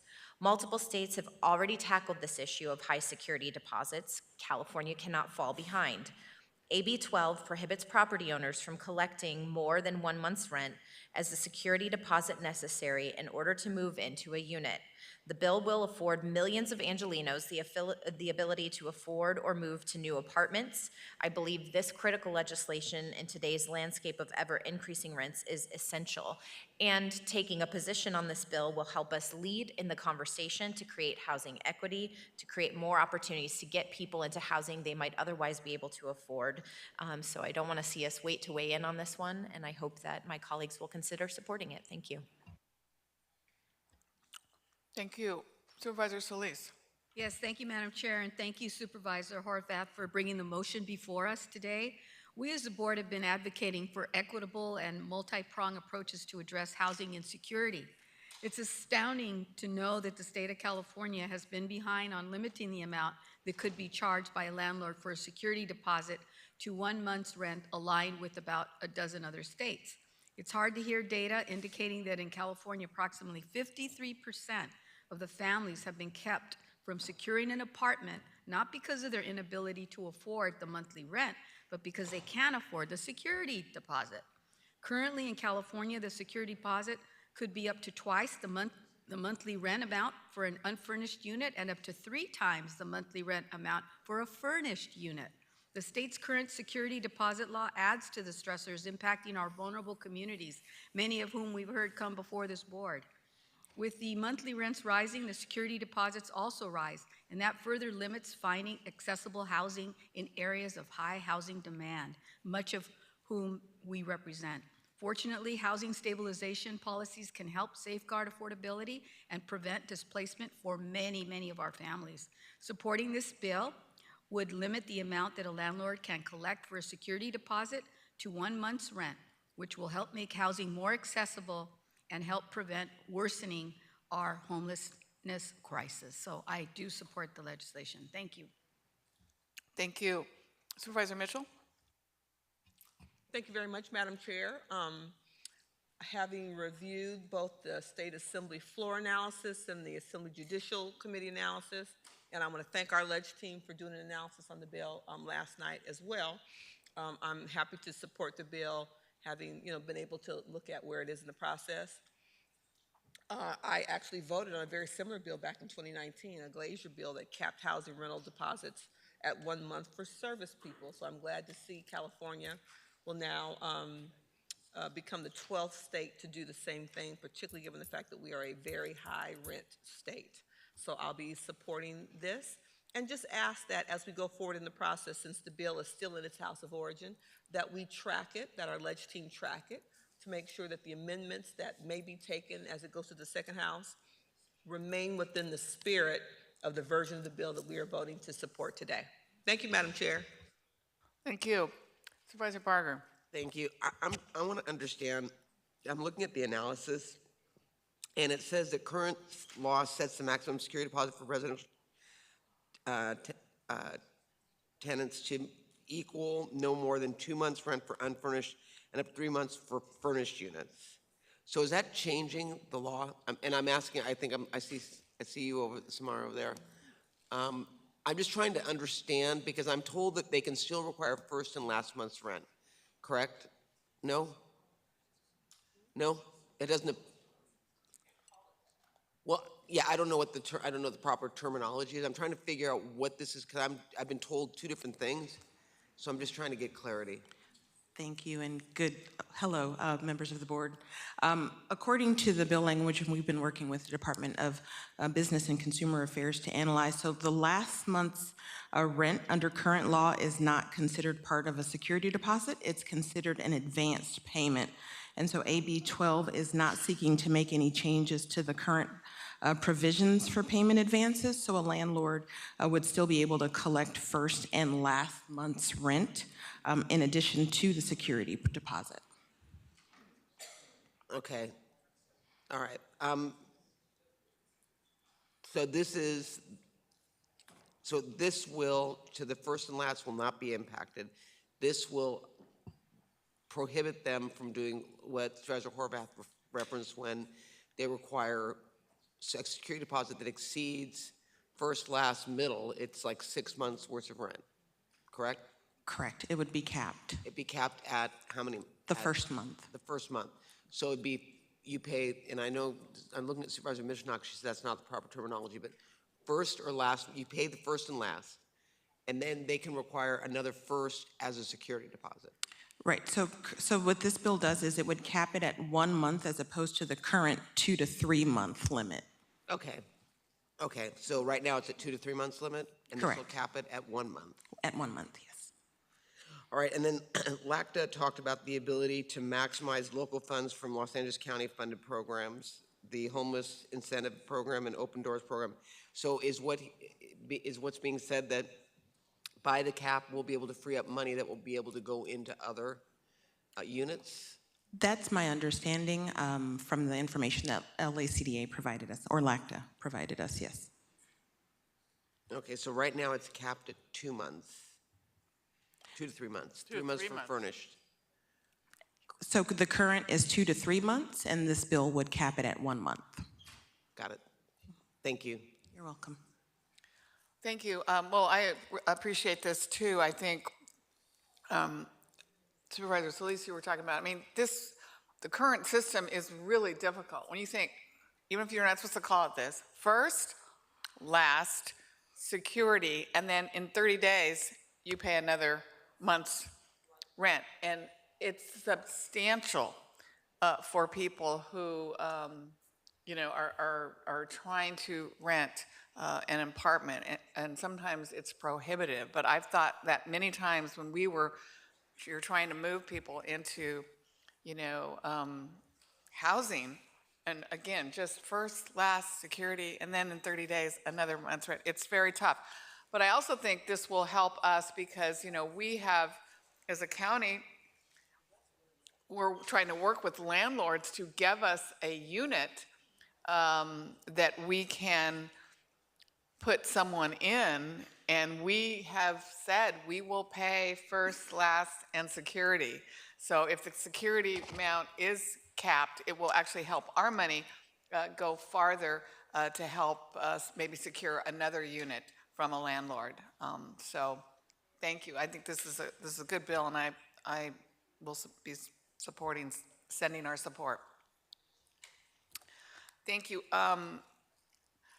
Executive Officer, please call the members of the public that signed up to speak on this item. Will the following individuals please come forward? Dr. Genevieve Claverell and Patricia McAllister. Moderator, may we have the first remote caller, please? Our first participant is Matthew Buck. You may begin. Hi, thank you. Matthew Buck, Vice President of Public Affairs for the California Apartment Association. Good afternoon, Board of Supervisors. The California Apartment Association encourages the board not to take a position on AB 12 due to the following reasons.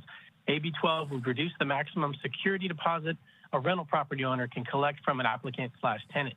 While current law does allow an owner to ask a tenant to pay up to 2 months rent for an unfurnished unit and up to 3 months rent for a furnished unit, AB 12 will reduce this amount to 1 month's rent regardless of whether the unit is furnished or not. Further limiting a property owner's ability to financially cover property damage or unpaid rent is an unfair burden on housing providers. There are existing hurdles that are already pushing more and more rental property owners, especially single-family rental operators, to remove their homes from the rental market. AB 12 will increase the number of owners who leave this rental housing market by reducing the security deposit amount to a sum that will almost never cover the outstanding rent in the event of an eviction, which can take up to a year. We understand the challenges tenants may have in providing a security deposit, but AB 12 is not the answer. Optional bonds. Thank you. Your time has expired. Thank you. Next speaker, please. Thank you. Our next participant is Rector Ramirez. You may begin. Hello, everybody. My name is Hector Ramirez. I'm an Access Ambassador with CalVoices. I really want to thank the Board of Supervisors for this particular motion. This is an example of an upstream strategy that actually not only helps residents, but it actually helps people with mental health conditions and disabilities. We know that, one of the reasons that many of us end up stuck in horrible places like boarding care homes is because of the really challenges that we have, not only in finding accessible housing, but even just making it through that particular process. This particular type of approach allows us to really have that equitable playing field to be able to access housing so that we don't become dependent on our family or loved ones to house us, but encourages us and gives us the option to become independent and live productive lives. So I really, really want to thank you on behalf of the 250,000 consumers of the Department of Mental Health. This is a really great upstream strategy. Thank you. Thank you. Next speaker, please. Madam Chair, there are no other speakers in queue to address the board. Okay, we're going to go to in person. Good morning. Dr. Cravell. Afternoon, Dr. Geneviève Claverol. I think that's an excellent idea. I mean, is some landlord that taken advantage of the situation, and to limit to the 1 month is very appropriate. Thank you. Thank you. Next speaker, please. Patricia McAllister here. I think we need to be careful with the landlords. We don't want to run the property owners out of the city or the state of California. You're losing millions of people. What you should be doing is going to your Democrat president, Biden. He brought in 66,000 Ukrainians, gave them affordable housing, and so SSI, okay, free. So that's who you need to be talking to, your boss, not putting the hammer down on landlords. A lot of them lost a lot of money during this pandemic. Okay, let's not do it like that. Go to your boss, your Democrat boss, Biden. Now, these illegals coming in, they're getting affordable housing. So don't think, you don't see them on the street in Skid Row. Biden and the Democrats are giving them the affordable housing and putting Americans on the street. That's what you need to be dealing with, not trying to take pennies from landlords. They've already suffered 2 years of this. A lot of them didn't get that money back that they lost, okay? So use your head. That's what we're paying you for. Next speaker, please. Are there no more speakers? Okay, hearing no other comments, item 13 is before us. Moved by Supervisor Horvath, seconded by Supervisor Solis to approve this item. Executive Officer, please call the roll. Item 13 is before you. Supervisor Solis. Aye. Supervisor Solis, aye. Supervisor Mitchell. Aye. Supervisor Mitchell, aye. Supervisor Horvath. Aye. Supervisor Horvath, aye. Supervisor Barger. Aye. Supervisor Barger, aye. Supervisor Hahn. Aye. Supervisor Hahn, aye. Motion carries 5-0. Okay, we're going to move to item 14, Ginger Rogers Beach Pride Month Lifeguard Tower 17 and 18 painting and interpretive signage installation, which was held by Supervisor Horvath. For members of the public on the telephone, please press 1 then 0 now to comment on this item. Supervisor Horvath. Thank you, Madam Chair. I know you have led on this issue, and I am very excited to be introducing this motion today. Ginger Rogers Beach, as many know it, is one of my district's most vibrant, friendly, community-centric spots I have the honor of representing. Now, many people have heard of Will Rogers Beach. Not as many people know about Ginger Rogers Beach, which is a sandy oasis, a short stretch of beach located around Lifeguard Towers 17 and 18 of Will Rogers State Beach that has historically served as the LGBTQ plus friendly part of our Los Angeles County beach right there in the community. Beginning in the 1940s, young gay men began flocking there, fleeing oppression and discrimination, often found a mile or two away. Around this time, it became known as Ginger Rogers Beach in a nod to the glamorous silver screen actress who was known for her campy performances and diva persona, so much so that drag queens began emulating her. Later down the road, Ginger Rogers Beach became a destination for political activism, from signature gathering in opposition to McCarthyism and the Vietnam War, to fundraisers for the hundreds of thousands of victims of the AIDS crisis. Working with our country's premier LGBTQ plus history organization, the One Archives Foundation, which I'm also honored to represent, we have compiled an oral and archival history of this historic beach, a fuller history I'm so excited to share with the greater LA community. In collaboration with the One Archives Foundation, the Lifeguard Division of LA County Fire Department, and the LA County Fire Foundation, with the support of our board, we will paint Lifeguard Towers 17 and 18 in the colors of the Progress Pride flag year-round, in addition to having our flag flown over all of our county facilities, as we did earlier this year as a board. In addition, each Lifeguard Tower will have interpretive signage unveiled, including the history of LGBTQ+ activism, leisure, and community that was created by this part of the beach. There's no better time to do this than next month, Pride Month, which is about celebrating and uplifting our LGBTQ+ community, honoring those who came before us, educating generations to come after us, and uplifting and empowering those in the struggle today. Amidst a despicable and quite painful rise in anti-LGBTQ+ rhetoric and policy making throughout the country, even in our own backyard, it is important to continue to be a staunch ally and advocate, never backing down in the face of hate. Let's stand up this Pride Month, say loudly and clearly, Los Angeles will always be a welcome home to every single LGBTQ+ person here in our county. I'd like to thank my colleagues for your consideration of this motion and to thank all involved in making this motion possible. Thank you. Supervisor Solis. Yes, thank you so much, Madam Chair, for recognizing me, and Supervisor Horvath for bringing the motion forward.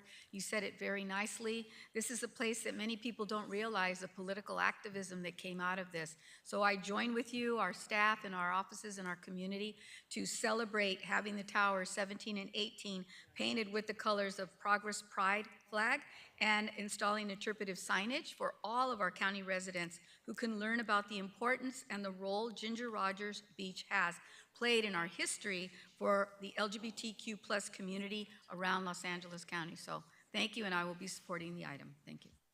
Thank you. And I too will be supporting this. I had great success in painting the lifeguard tower in Hermosa Beach, which is now represented by Supervisor Mitchell.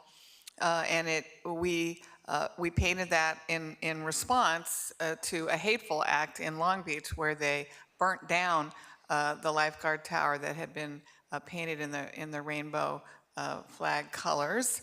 And then we were, you all supported me in asking for it to be painted year-round instead of painting it back to the lifeguard blue and then painting it again during the Pride Month. We've just kept it up year-round, and it's great symbolism and messaging on how LA County is inclusive and welcoming. And I always want to give a shout out to our lifeguards because this, they have evolved as well in letting us paint their lifeguard towers. They were pretty much their jurisdiction, and they didn't really want us to use them as opportunities to send a message. They liked that dull lifeguard blue. But they have been really generous in their support and really welcoming to us when we approach them. We just painted one in Torrance Beach for autism awareness. So again, thanks to our lifeguards for really being a part of the county family in what we're trying to do. So are there members of the public who've signed up to speak on this item? Madam Chair, there are no members of the public signed up to speak on this item. Okay, so hearing no other comments. We have a telephonic person. Oh, I'm sorry. Moderator, may we have the first remote caller, please? Our first participant is Eric Previn. You may begin. Thank you. Thanks for doing this. I guess this is two more. I was thinking if we like the idea, which I do, of decorating the lifeguard stations, maybe we could go even further and do that, because I mean, this group does not need a list of little interests that would love to have a lifeguard station. For example, it's AAPI week. I could immediately see a kind of not a pagoda, maybe a pagoda kind of a topping, or, every group, I'm a member of the Studio City, Jewish population. I could certainly see some some kind of a, my point is that there's no reason to limit it just to, which I do love, of course, the LGBTQ and the rainbow is such a good way to go. And I enjoyed the remarks about ginger. This is me backpedaling now, but some idea there is good. So thank you. Thank you, Eric. Next is there any other speakers on the phone? Madam Chair, there are no speakers in queue to address the board. On the phone. Okay, are there in person? No in person either. Okay, so hearing no other comments, item 14 is now before us. Moved by Supervisor Horvath, seconded by Supervisor Solis to approve this item. Executive Officer, please call the roll. Item 14 is before you. Supervisor Solis. Aye. Supervisor Solis, aye. Supervisor Mitchell. Aye. Supervisor Mitchell, aye. Supervisor Horvath. Aye. Supervisor Horvath, aye. Supervisor Barger. Aye. Supervisor Barger, aye. Supervisor Hahn. Aye. Supervisor Hahn, aye. Motion carries 5-0. Okay. We're going to now move to item 16, the Internal Services Department Custodial Services Workforce Reinvestment Plan, which was originally held by Supervisor Horvath, but it was my original motion. So at this time, I would like to refer this item back to my office. So I move that happens, seconded by Supervisor Solis. Madam Executive Officer, please call the roll on that. Item 16 to refer back to Supervisor Hahn's office is before you. Supervisor Solis. Aye. Supervisor Solis, aye. Supervisor Mitchell. Aye. Supervisor Mitchell, aye. Supervisor Horvath. Aye. Supervisor Horvath, aye. Supervisor Barger. Aye. Supervisor Barger, aye. Supervisor Hahn. Aye. Supervisor Hahn, aye. Motion carries 5-0. Thank you. We'll now move to item 37, report on Senate Bill 972, which was held by Supervisor Barger. For members of the public on the telephone, please press 1 then 0 now to comment on this item. And do we have Dr. Nicole Quick, Deputy Director for Health Protection Bureau, Liza Frias, Director of Environmental Health, Department of Public Health, and Kelly Lobianco, Director of Economic Opportunity, to make a presentation? That would be great, yeah. Okay, is that happening? Yes, they're here. I don't see them. Here they come.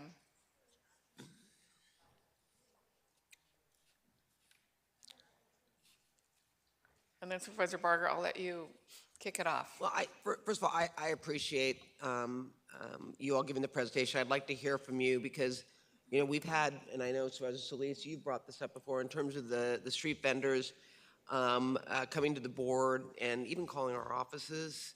And I just want to understand this legislation and what it does to the current county ordinance. And then I want to take it a step further in terms of what we are doing to be more cooperative with the street vendors that feel like they're being pushed out of neighborhoods and then is having unintended consequences on the neighborhoods they're being pushed into. So I would like us to number one, talk about this, but also talk about what we are doing to be more vendor friendly and supporting the street vendors. So I don't know who wants to start first. Good afternoon, supervisors. I am Dr. Nicole Quick. I am Deputy Director for the Health Protection Bureau. And thank you to the board and Supervisors Barger, Solis, and Hahn for this opportunity to share with you information on SB 972 today.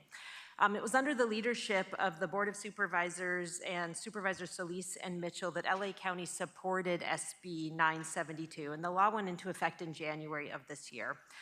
Public Health has been working to implement changes allowed under the law to expand opportunities for vending, and we will briefly go over some of the updates today. Next slide, please. So SB 972 creates a new type of food facility, which are the Compact Mobile Food Operations, or CMFOs. There are reduced operational and structural requirements for CMFOs under SB 972, and the CMFOs can operate from an individual, from a push cart, stand display, pedal-driven cart, wagon, showcase rack, or other non-motorized conveyance. Important to note that this really is limited to the sales of prepackaged, potentially non-hazardous foods. No permit is required for vending from a person, stand, rack, and so forth if it's less than 25 square feet. If it's greater than 25 square feet, a permit is required. Next slide, please. Along with creation of new food facility, SB 972 also expanded opportunities for cottage food operations that are permitted in the County of Los Angeles. A cottage food operator that is registered with the county is able to sell up to 25 square feet of their products without a permit and is limited to $50,000 in annual gross sales. SB 972 added opportunities for sales from cottage food operators to sell through a CMFO. If a cottage food operator has a permit issued by the county, they're able to sell their products on a CMFO. The sales do not count towards the $150,000 limit. A cottage food operator can also be approved to store up to 2 CMFOs from their home. These changes overall increase the economic opportunity for this time of home-based food sales. Next slide, please. SB 972 also allows for micro enterprise home kitchen operator, or MICOs, to operate a CMFO. MICOs were adopted into the California Retail Food Code in 2018 through state legislation and then were amended in 2019 to clarify the role of counties and cities. The authorization to permit MICOs lies with the Board of Supervisors for all of LA County, excluding Pasadena and Long Beach.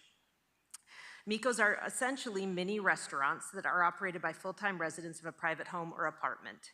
The food must be prepared and served on the same day, and there are limitations in state laws of up to 30 meals per day or 60 meals per week, and a maximum of $50,000 in gross annual sales. MICOs have not been authorized in the County of Los Angeles, and per request from board offices, Public Health has been seeking feedback from our local jurisdictions on implementation of MICOs. All right, next slide, please. So the first year of SB 972 implementation involves outreach. The focus has been on education, and this is through 2023. A review of fees has been completed, and outreach to businesses and advocates has been conducted in English and Spanish. A board letter will be presented on May 23rd that includes proposed fees. Outreach continues, and we have hosted, Public Health has hosted webinars in both English and Spanish to manufacturers and food vendors, and we will continue that outreach and training with in-person sessions as well. Website has been updated with documents in both English and Spanish, and we have been collaborating closely with the Department of Economic Opportunity, and we're going to allow them to have an opportunity now to present some slides. Thank you, Dr. Quick. Hi, everyone. My name is Kelly Lobianco, and I'm the director of LA County Department of Economic Opportunity. Thanks so much for having me here today to talk a little bit about how our department is supporting with the implementation of SB 972. Next slide, and then next slide, please. All right, so just very, very quickly, the Department of Economic Opportunity oversees economic and workforce development. In LA County, we support our workers and small businesses and micro businesses, including street vendors. As mentioned, we're focused on opportunity and mobility here with a focus on entrepreneurship, business startup growth, and economic mobility. Just one important thing to note is that the street vending program transferred from the Office of the Department of Consumer and Business Affairs to the Department of Economic Opportunity in July of 2022 when our department launched. Next slide, please. All right, so quickly I want to talk through how DEO supports street vendors today and what's coming up. First of all, the department supports street vendors, including all small businesses and micro businesses across LA County through our Office of Small Business. We offer one-on-one concierge, technical assistance like legal aid, capital access and grant opportunities, contracting and certification programs, as well as connection to hiring and training services through our public workforce system. For example, right now we are running a $50 million grant program that includes micro businesses under $50,000 in revenue, which includes street vendors.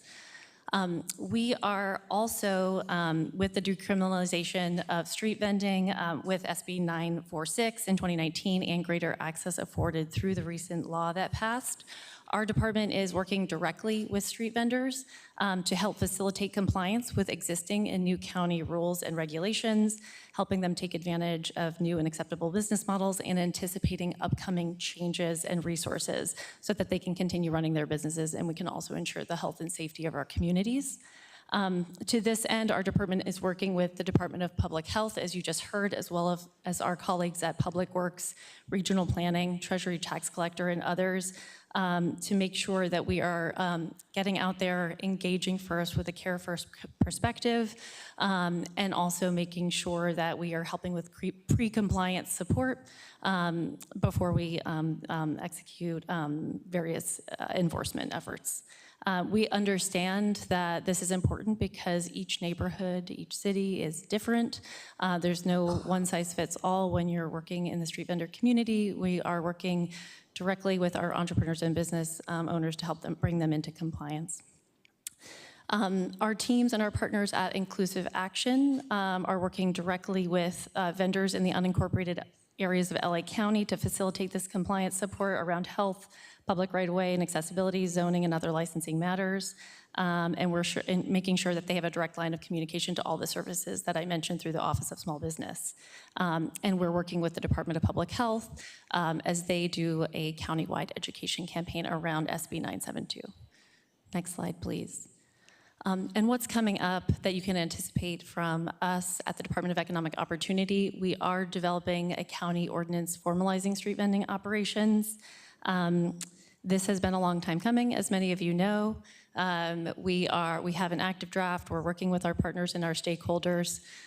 There have been delays related to the pandemic and making sure that we're focused on the immediate health and safety needs of the community, on the transition of the program to the new Economic Opportunity Department, the new law, and some of those factors. But we have a timeline set forth, and we're planning for an August, September 2023 ordinance in front of the board. With the pandemic and the time that's passed, there was robust community engagement, but we are going to be engaging community and stakeholders again this summer, just because there's been a lot that's changed since 2018, 2019. As part of this, we also received about $4.5 million in American Rescue Plan dollars for the street vending program. That's enabling us to amp up our outreach and education. We already have, as I mentioned, Inclusive Action and other partners on board that are helping us build the capacity of the Office of Small Business to do this, and we actively are. We also are going to be manufacturing and distributing DPH code compliant carts for 200 vendors, potentially a few more, because we received tranche $2. Thank you to our board. And we are going to have an RFP out this spring for prototypes, and then we'll have a series of milestones with full cart distribution in August of 2024.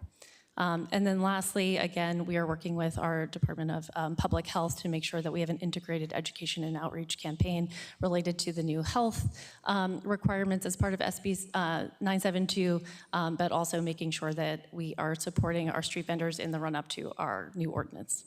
Thank you. Is that it? You want to? Because I'm so on the legislation, I've had cities that have, I think, at least I'm being told, confiscated equipment. Cities are not allowed to. The county still has the umbrella of all food vendor other than Long Beach and Pasadena, correct? As it relates to health. But that's what I mean, when they confiscate it, it's usually. Yeah, good afternoon. My name is Lisa Frias, and I'm the Director of Environmental Health. And yes, currently the county has the overarching authority for enforcement of the California Retail Food Code. There are cities who are actually now changing their ordinances to allow them to be able to impound food based on encroachment violations to their own city ordinances. But not on health. Right, exactly. So currently public health as a policy matter does not impound any equipment. We do dispose of food at the time of our investigations due to concerns with food not being prepared in a safe manner. So when cities want to establish a list of prohibited items that's around food, that's prohibited as well? That is correct. They cannot enforce the California Retail Food Code. They can only enforce their zoning ordinances, their street ordinances that are specific to their zoning laws or their planning laws or their code enforcement laws. Okay, and then Kelly, just out of curiosity, you know, a lot of these food vendors maybe don't have access to um, the methods you're using to do outreach. Are we sending teams out to where the food vendors are to let them know what is available for them? Yes, we are at an increasing way now that we have contract with our partners, Inclusive Action, CPC, and others. Our Office of Small Business is directly going out to areas where there's high concentration of food vendors and doing both car and on-foot canvassing to understand more about the volume and type of vending that's happening in those areas.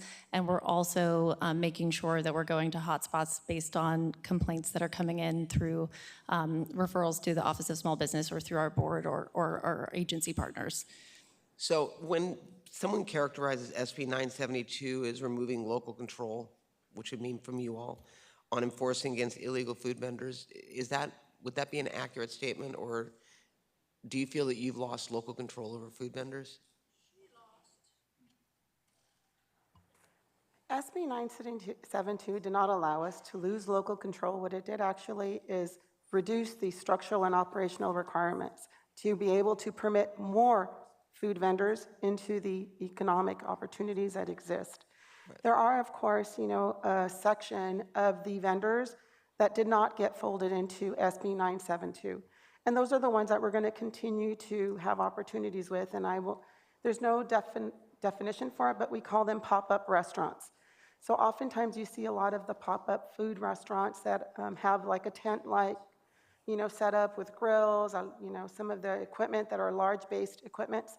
SB 972 did not carve out anything to address those.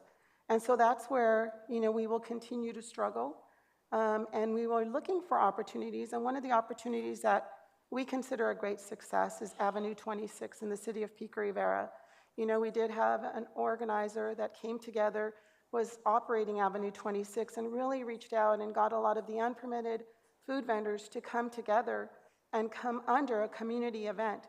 And we now have 35 permitted food booth operators with an event organizer that actually grew from an unpermitted community event now to a sanctioned community event that has oversight, that's meeting public health regulations. It wasn't easy. We had to build trust. We had to go out and really work with them. But it's a success, and I think that's something that we really need to look towards as we move to addressing pop-up restaurants. Definitely, with respect to your small food cart operators, the law now makes it easier for us to be able to permit them. So a lot of your fruit carts, your hot dog carts, your churro carts, your tamale carts, all of those now are able to get a permit a lot easier. There's still some opportunities, as we talked about, as far as getting enough carts, right, that meet the requirements, but it is a lot more straightforward. I was gonna talk about the Pico Rivera success story when it was my turn to speak. Yeah, well, you told the story first. Go ahead. In closing, I get calls from constituents in cities frustrated about the fact they feel that we're pushing the food vendors into neighborhoods, and they've expressed concerns about trash, data, all that. And the truth is somewhere in between. And I would ask us, because I do believe, these are hardworking people, and I know why you do it, but it is hard for me when I hear that you pour bleach on the food. I understand why. But when I get the calls, it frustrates me, because I know that those people are buying that, and that they're trying to put food on the table for their family. I'm not being critical of you. It's just this one is a really hard one, because these are not individuals who are trying to take advantage of a community. These are individuals that are working to try to put food on their family's table. So my ask would be that we work, and it sounds like you are, and I thank you for that, work with them to get them into compliance, and then we'll work with our cities to ensure that we provide a safe environment for food vendors. Because I say safe environment because we're seeing food vendors being attacked for no reason other than showing up to try to, again, put food on the table for their family. So I appreciate the work you all are doing. It's going to be a balance. It always is. I will work with you with my 20 cities and then the unincorporated because they're even out in the Antelope Valley, in the middle of nowhere. They're out there in 110-degree weather selling because they need an income. So I'm, I'm sensitive to that. So thank you for your report. Thank you. Supervisor Solis. Yes, thank you. I appreciate the presentation. This has been something my office has been working on for the last, I want to say, maybe 8 years, I feel. And I know Joe Nikito at the time was very much engaged with us when we didn't have an Office of Economic Opportunity. And all of these issues were very challenging for the county. And there's a whole slew of different enforcement components that kind of evolve around all of this, and I think there is going to be a need for us to really communicate what our effort is going to be and how we are different from cities, including the city of LA, and the fact that we can only really implement some of this in the unincorporated areas. So people need to be clear about that, because not everyone understands. They think when the county does something, oh, it's for all of our cities. We can lead, certainly. I think that's really critical, but we also have to be mindful what other cities are doing, and somehow I think we're getting blamed for some of that as well. Because I know that in some of the cities that I represent, people are thinking that the county imposes, so I'm getting calls regarding what the local city is doing, because they're not there to enforce necessarily the health, but the zoning. And I wanted to raise that question too, because I know that in other parts of the country, the cities of New York and Portland, for example, have set up zones for street vending with less requirements associated, and they've actually specified certain areas. I want to get your feedback on that from public health and the DEO, if you've even considered that model. I can go ahead and actually that is a great model, and I think it's something that we really need to work together to try and find locations where you can identify some safe vending zones. I know that I've reached out to my colleagues in San Diego, and they've also been looking at that. So it would be great if we can find, and work with cities and your board here to identify locations where we can pilot that, because I think that would really, kind of move forward in some of the negativity as far as not being able to find opportunities for pop-up vendors to come into compliance, and also for food cart vendors. And so definitely something we can follow up. I'm familiar with the Oregon and the New York model, and would love to continue to explore that further with, of course, regional planning and public works, because we have other rules that come into play that we would need to consider. But Callie? No, thank you. I agree. I think I'd also love to work with you all and the board to explore those options. And I will just say about sort of the confusion, the ordinance that we'll be putting in front of the board will be for the unincorporated areas only. So I hear you about making that clear, that it's for a very particular set of street vendors. One thing that we've been talking about in our office is that we do provide support for small businesses, micro business, street vendors countywide in connection to our general Office of Small Business and Supports. And so making sure that we're working with Department of Public Health to make sure that we are communicating the same information as them when we're in countywide opportunities, and also redirecting specific issues that are city-based to our colleagues in those cities, which has already happened in conversations with LA City and Carson and beyond. So is your teams working with Department of Public Works, Parks and Recreation, and you said regional planning, but to make sure that we're all on the same page? Because I think with parks, sometimes you have street vendors that are there. So I think this is going to be very critical. Have you heard, what has their response been on this? Yeah, our teams meet on a biweekly basis. I think everyone met this morning at 8:30, all the departments that you just mentioned.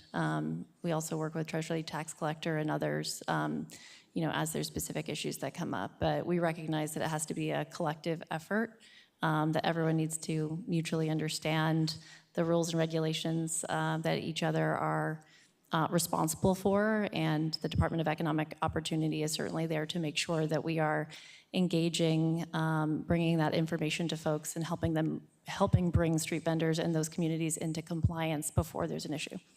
Right, I think people need to understand it's about regulating it so we don't have circumstances that can create more problems or hazards. And I think all of us believe in that, in safety, but also protecting them. And I'm interested in hearing about the incentivized efforts, especially the carts, the designing of the 200 carts or the proposal that's going to go out? Because how will people know about that? And what would be the unit cost for something like that?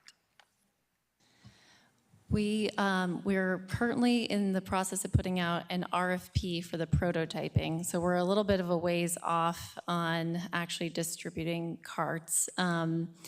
These are for hot and cold serving carts that are code compliant with our partners here at Department of Public Health.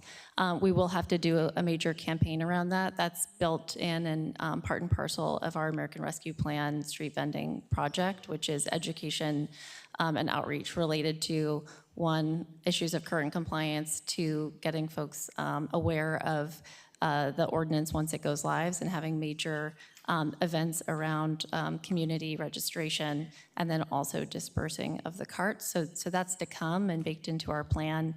And we do not yet have the cost per cart, but we'll know a little bit more once we have our prototypes in place. I know there's been a lot of discussion about people really concerned about this idea that these carts have to be 20 feet in length, which is unreasonable. And the fact that we're looking at something that is going to be enforceable and actually affordable, right? So if we do make these carts available, I think that can be an incentive and hopefully get other cities or locales to also help buy into that and understand what it is we're doing and make these available at a low cost or minimal cost. And I think you mentioned earlier, I think it's the 50 million that we're making available also for mom and pops, but also street vendors. And I've met many street vendors who have graduated after street vending who now own their own storefronts or restaurants. In fact, I think some have been honored by us in Montebello, where they started out as street vendors and now they have, I think it's on 6th Street in Montebello, where they actually have a kind of a commissary. They actually teach people how to do, through a business plan, how to run their business, how to sell their wares, their food items, and it's a growing entrepreneurship project, and I'd love to see more of that happening throughout our district so people can understand they can actually have sustainable income to increase the value of their assets, but also to provide for their family, because I do think that this is a part of our culture in Los Angeles. Street vending is a part of our culture, whether we have catering trucks that come in or whatever it might be. It's a part of our culture here in Los Angeles. So I just want to have some assurances that we're going to work very closely with our community, and it doesn't end after 6 months, that the campaign is going to have to go on for a while, because that's how long it takes for people to really get the information. So thank you very much. Kelly? Yeah. No, thank you. I was just going to say I agree that this is, as we're building out our street vending team and program within the Office of Small Business, this is certainly something that needs to continue in perpetuity beyond the American Rescue Plan to make sure that we really are offering that care first approach. And I very much appreciate your perspective on what pathways look like for folks in the street vending community. I think there's a lot of interesting models out there around street vending to brick and mortar, and I would love to explore those, especially after we get this registration process in place. Thank you, Madam Chair. Thank you. Supervisor Mitchell. Thank you very much. First of all, it's great to hear that the Departments of Public Health and Economic Opportunity are really taking a coordinated approach to balancing the needs of all the various stakeholders. And because my priority has always been to ensure really equitable access to economic opportunities, which includes ensuring that all small sidewalk vendors and low-income entrepreneurs have a clear pathway to safely operate in the city of LA. I want to align myself with Supervisor Barger's comments and really ask that Department of Public Health, really frankly double down from your inspector's perspective on, working to be more proactive and supportive of vendors as opposed and less punitive. We heard the examples of what has to be done. I think if you operate on the front end and inform and support, you'll have less of a scenario where vendors' property has to be destroyed. I am deeply concerned that the ordinance has taken so long. particular, and I appreciate it being delayed because of COVID, but because of COVID, we saw more street vending. So it was a unfortunate kind of perfect storm. So thank you for the August, September timeframe. But what has occurred to me as I listen to you, that I think we have a semantics issue. In 3 of my unincorporated communities, Florence Firestone, El Camino Village, and Wiseburn, and thank you to the Department of Economic Opportunity for coming and having staff present at our community town halls, because street vending, car takeovers, and the unhoused are the 3 topics that are consistently top of mind for residents in the area. So while residents come to, quote, complain about vendors, who they're really complaining about are the pop-ups. The pop-ups that take over the entire sidewalk, that block, passage, quite frankly. They complain about the trash. They complain about the dumping of the oil. So I want to clarify that the ordinance that we've been waiting for with bated breath is not going to apply to pop-up restaurants, correct? I do not think it is, but I will need to confirm with you and come back because it's still in draft right now. Okay, because I think, at least for me, I don't know if others experience that. Oh, go ahead. So I can go ahead and answer that. No, it would not apply because currently the state of California does not allow pop-up restaurants to operate on the street. So in the state of California, you have permanent food facilities, mobile food facilities, and temporary food facilities. A mobile food facility is what we're talking about with SB 972, and that's your food carts. It also includes your sidewalk vendors now that can sell produce off the side of off the street. And then you have your temporary food facilities that those are only able to operate in conjunction with a community event. And that's the Avenue 26 model that we would like to continue. Got it. I think an opportunity would be to create like a safe vending zone where you could have a community event in a city where you would be able to invite pop-ups that would be able to get permitted as a temporary food facility, get regulated and be able to comply, and so that we can ensure that food is being prepared safely and the public is getting safe food to consume. So we know that pop-ups have become permanent structures. We all know what intersection, what block. I mean, it's like they have permanent residency. So what is the plan for pop-ups? Because given the fact that they really grew during COVID, because you could do outdoor dining. So do you know if there's a plan on the horizon at the state level, or do we have a plan? Because it's the pop-ups that are giving, I think, residential communities, pardon the expression, deep heartburn, because of trash, oil, and some in my community have quoted like literally street safety, where they may park their truck or whatever they're using to haul supplies close to a corner that creates a blind corner for people to try to make right-hand turns. Big deal in the 2nd District in that, under the Vision Zero plan, we have the highest number of traffic fatalities. So it's really, it's an issue of vehicular safety, a variety of things. So on whose horizon are the pop-ups in terms of some kind of regulation? So you bring up a really good point, and I think that that's something that's going to probably have to be dealt with legislatively. With SB 972, it really did create an opportunity to expand food vending. And that was the purpose of the bill, was to really try and make it easier to address food cart vendors that were struggling with the size of the, as you mentioned, Supervisor Solis, the size of the cart, right? So you were able to reduce structural and operational requirements so that it's more of a push cart. But it's typically, a small menu item, a tamale cart, a churro cart. Unfortunately, that did proliferate now to pop-up restaurants. And to some extent, our tools in our toolbox when it comes to enforcement is very limited now. And so unless there's a legislative change to address and give us some more tools to be able to address pop-up food vendors, we're going to be in the same conversation probably year after year. We are doing our best when we go out and we address pop-up food vendors. We always start with an educational approach, but it's very difficult to educate them when there is no avenue right now to be able to permit them. They are operating with large restaurant-style equipment, and unfortunately what we have found is we have a lot of restaurants that are actually now doing pop-up restaurants because it's more lucrative for them to be able to operate on the sidewalk than it is for them to operate potentially their brick and mortar. And they're operating in multiple jurisdictions. So it is definitely a challenge. I would say the majority of the complaints that we receive in public health is related to pop-ups from probably all board offices. Food cart vendors, I see a solution. We're going to work very creatively, but with pop-up food vending, and that's where I think the creativeness comes in, safe vending zones, perhaps establishing community events, but we also have to address it from a legislative perspective to give us some more tools. I appreciate that. I'm sure my team understood, but I realize in listening to you that I've been using the terminology generically based on what I'm hearing from my constituents. But when they describe and they bring pictures to our community town halls, it's the pop-ups. And so we really need to provide clarification because we've been saying, wait for the ordinance to come, and we need to be honest and direct that the ordinance is not going to impact the pop-ups. I just got a note that the statewide environmental health organization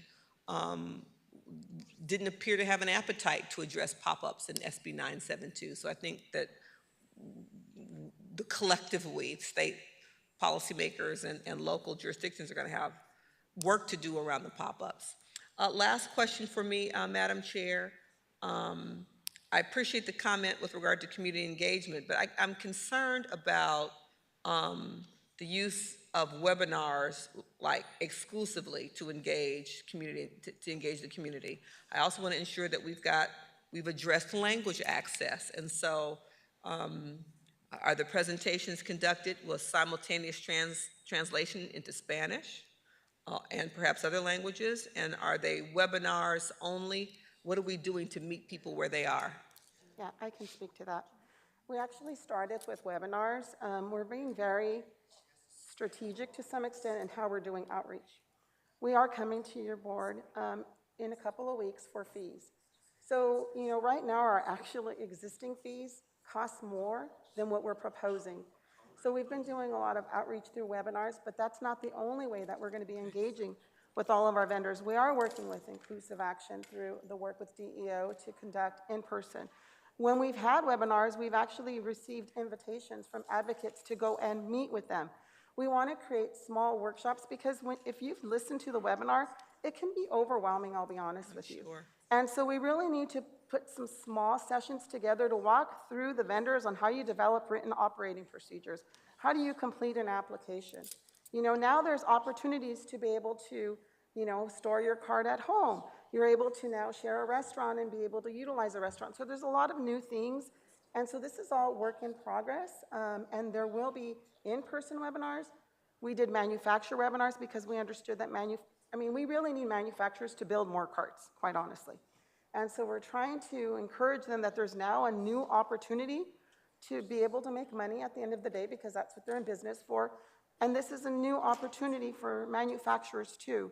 So we started with manufacturers, and then we went over, and we have both English and Spanish webinars. We're not even doing simultaneous translations. We're offering them both individually to Spanish and English.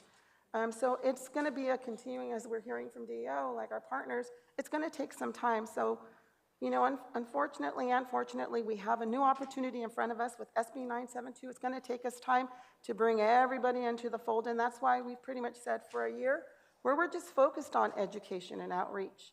There is no fining process. There is no, administrative fines that we're going to be issuing because we really want to make sure that we're, encouraging people to come into compliance. I agree with you that pop-up restaurants are going to be a challenge for us. So we just have to recognize that that's going to be something that we'll have to work through. I'll just say, I think that's the next horizon, wanting to afford those businessmen and women, an opportunity that we have focused on vendors in terms of acknowledging it's a business, people trying to put food on the table, and how do we get them to a place where they are not in direct conflict with residents around where they're parking, blocking sidewalks.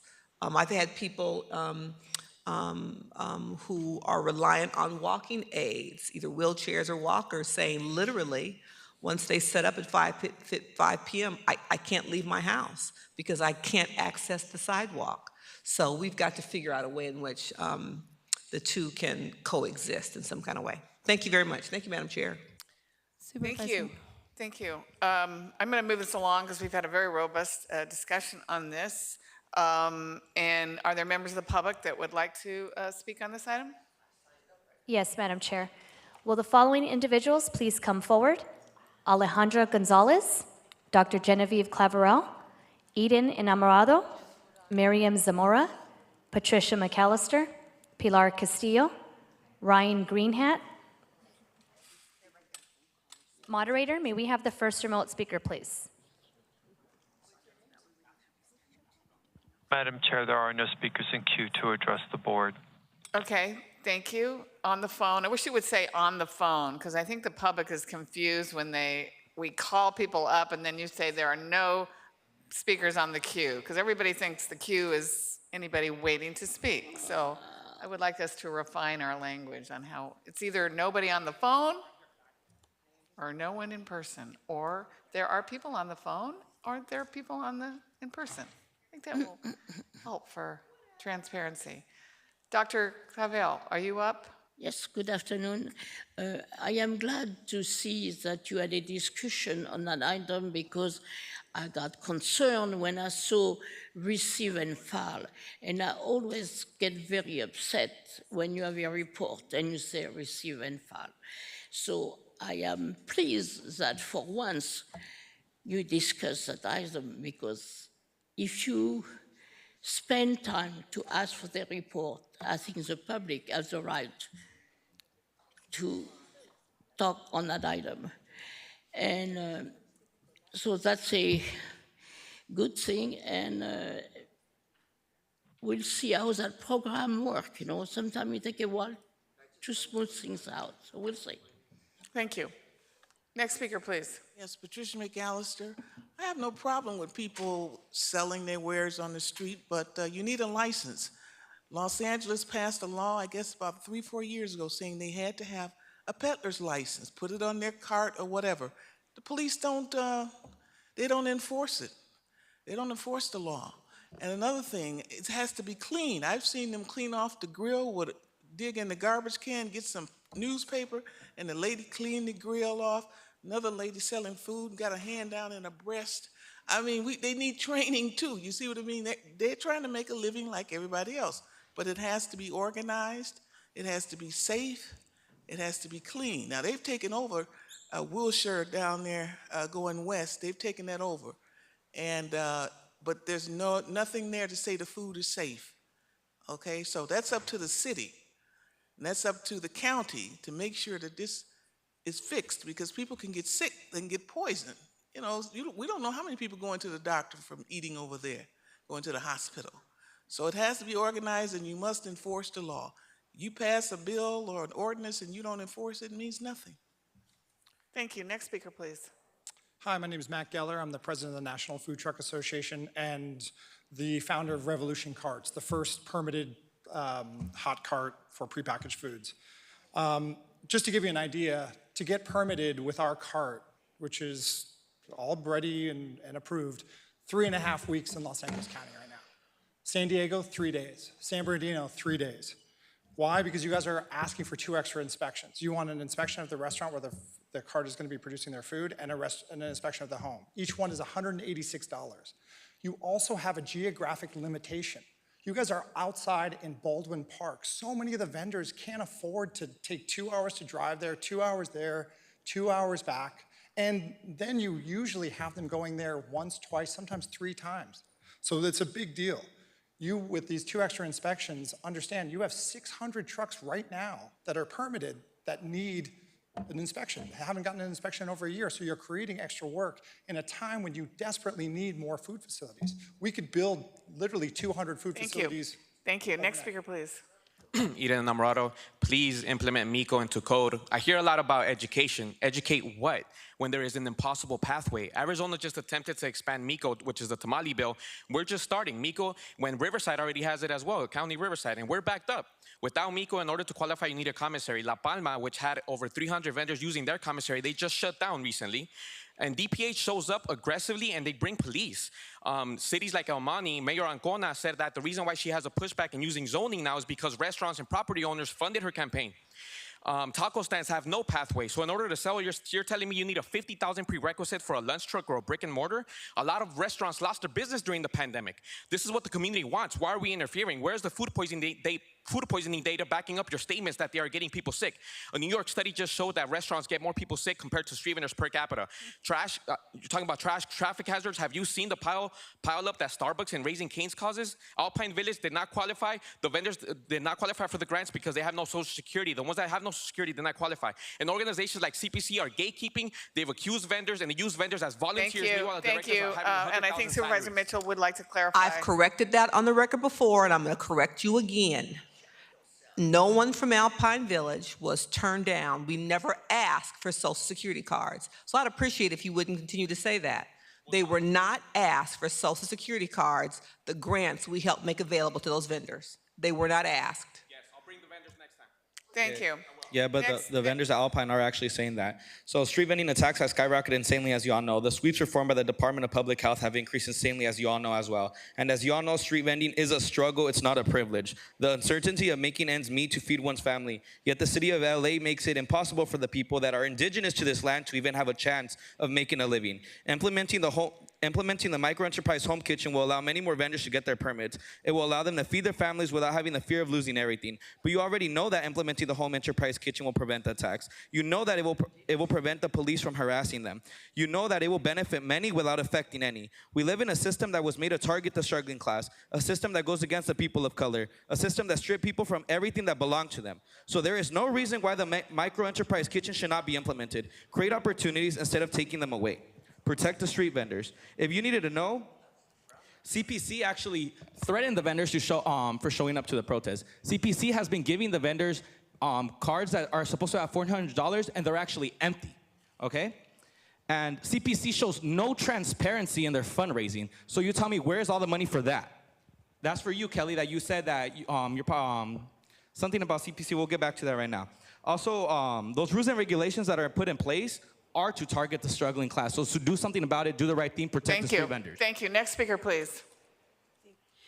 Mi nombre es Alejandra González y vengo de la asociación, pertenezco a la asociación de colectivo Poder Comunitario. My name is Alejandra Gonzalez, and I am with the Community Empowerment Collective. Estoy aquí para pedir que el condado invierta en educación y recursos para los vendedores ambulantes después de la aprobación SB 972. I'm here to ask the board that you please invest in resources and education after the approval of SB 972. Somos personas que trabajamos, que luchamos para sacar a nuestras familias adelante. We are people that work, and we work very hard to keep going with our families and bringing them up forward. No hacemos nada malo. We don't do anything bad. Aportamos al Estado. We contribute to the state. Y les pedimos que nos apoyen en lo que es a vendedor ambulante. And we ask that you support us in what is a street vendor. Yeah. And that's it. Thank you. Next speaker, please. Buenas tardes. Good afternoon. Mi nombre es Miriam Zamora y soy vendedora ambulante. My name is Miriam Zamora, and I am a street vendor. Vengo con el colectivo Poder Comunitario. I'm also with the Community Power Collective. Estoy aquí para que el condado le dé prioridad a la inversión a la educación y recursos para vendedores ambulantes. I am here to ask that the county please prioritize education and resources for the street vendors. Necesitamos que el condado de Los Ángeles invierta en la aplicación de esta ley SB 972. We need that the county of Los Angeles invest in the approval of SB 972. Necesitamos acción como tarifas de permisos en bajos costos. We need actions such as low rates for the permits. Y educación para nuestros permisos de comida y carritos accesibles. And also education on our food handlers permit, and interpreter will clarify. ¿Qué era lo último? Carritos accesibles, And accessible resources. ya que la mayoría de vendedores ambulantes son de la tercera edad. Now that the majority of the street vendors are senior citizens. Gracias. Thank you. Thank you. Next speaker, please. Buenas tardes, mi nombre es Pilar Castillón y soy miembro de CPC y estoy aquí para pedirles por favor al condado que nos autoricen permisos para vender nuestros alimentos, ya que es una forma de darle también alimentación a nuestra familia. No somos... Hello, good afternoon. My name is Pilar Castellón, and I come with CPC, and I'm here to ask the county that you invest in resources for the food and the permits for us to sell the foods now that we are feeding others as well as our family. No somos criminales, tratamos de ganar un buen centavo para darle de comer a nuestros hijos y también no somos una carga para el gobierno, nosotros pagamos impuestos, por eso estoy aquí. We are not criminals. We are trying to make a living or to earn a living so that we can feed our children. We are not a public charge either. That is why we're here today. Les pido por favor que se toquen el corazón y que voten a favor nuestro, ya que somos cultura y tradición en este país. Gracias. I ask that you please touch on your hearts and vote for this because we are culture and tradition in this country. Thank you. Next speaker, please.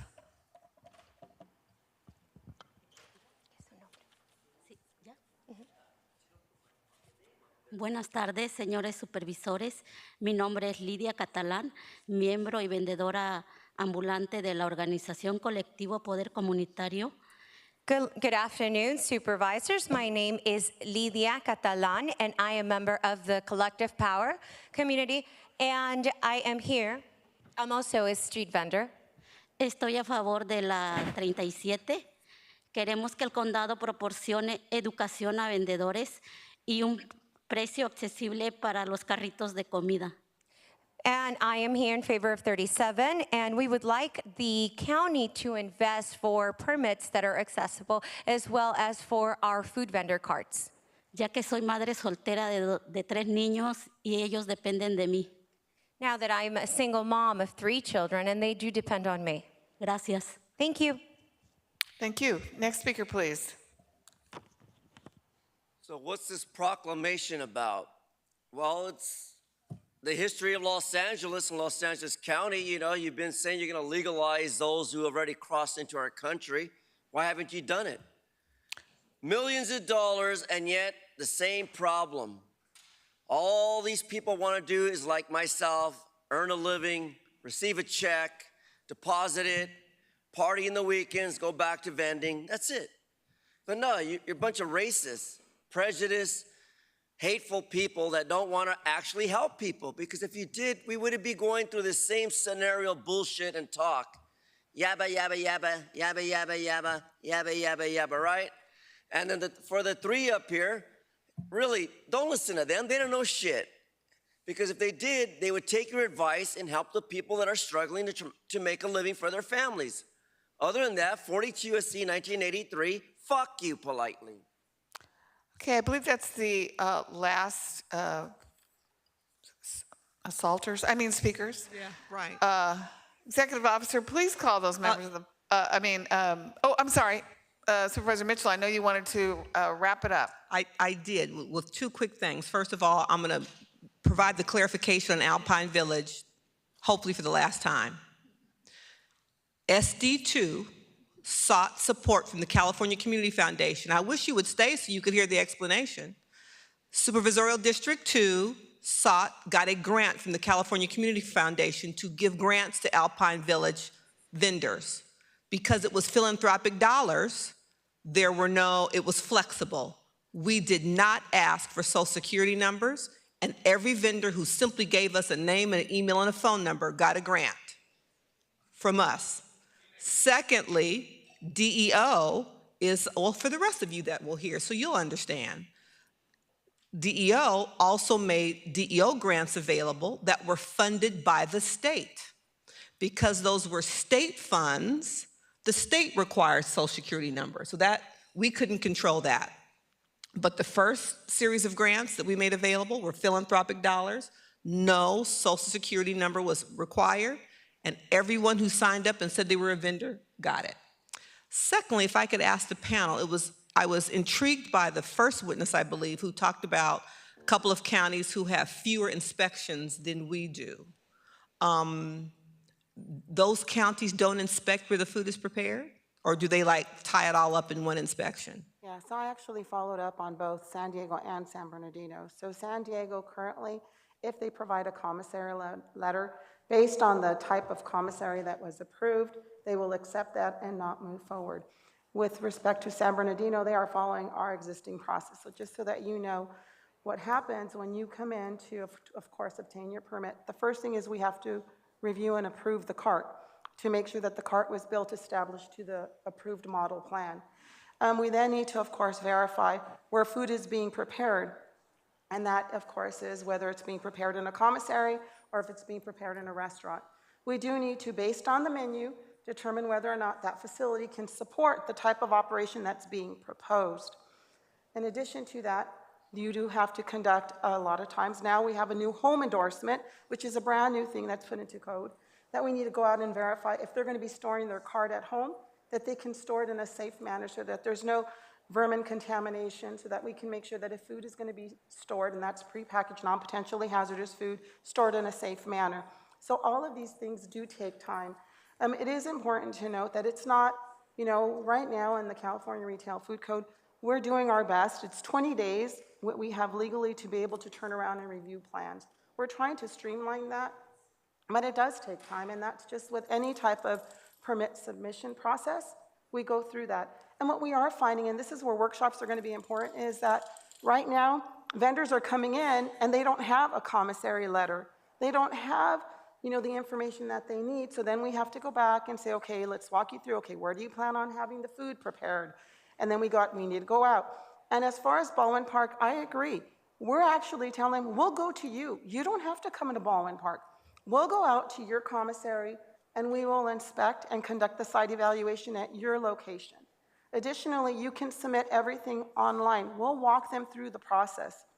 I am looking to see whether or not we have other facilities that we can expand, but oftentimes there's a lease restriction on having carts come into a parking lot. And that's why I'm like, you know what, at this point, we'll go to your location. Don't worry about coming to us. Excuse me, we're not asking you to comment from the audience. Excuse me, you're being disruptive.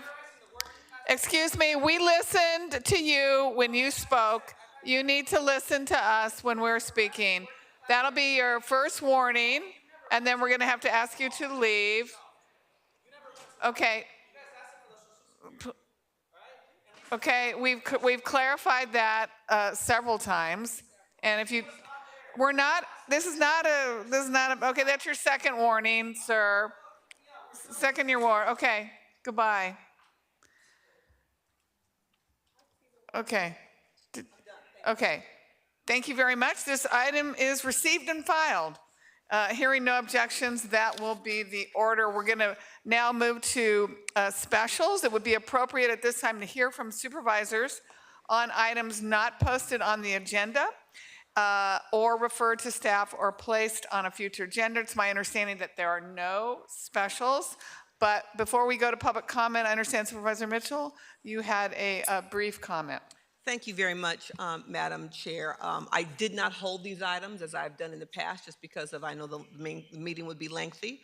But with regard to items 62, 63, 64, 65, 66, and 70, I just want to note that accumulatively, that's approximately $3.2 million in Sheriff Department settlements in just today's agenda alone. And so I just think it's important that, that we look at this in totality as we talk about our budget and what that department is costing LA County taxpayers. $3.2 million on today's agenda alone. Thank you, Madam Chair. Thank you. We'll now move on to public comment and general public comment. We'll be hearing from members of the public wishing to address the board on all remaining items not held by supervisors and general public comment. For members of the public on the telephone, please press 1 then 0 now to comment on these items. You must indicate the agenda item numbers that you wish to address, including general public comment, in order for us to allocate the appropriate amount of time. Executive officer, please call the members of the public who signed up to speak on the remaining items and general public comment. Members of the public, you will have up to 3 minutes to address the board on all remaining items and general public comment. You will have 1 minute for one item, 2 minutes for 2 or more items, and 1 additional minute for general public comment. Please state your name and clearly indicate the agenda items you will be addressing. You may only address the board on these items. We will now call in-person speakers, and while they're coming forward, we will take telephonic speakers. Okay, may we have our first public comment? Will the following individuals please come forward and staff will assist you? Kathleen Hernandez, Melinda Kakani, Linda Hobbs, Ambrose Brook, Dolores Ramos, Anthony Arenas,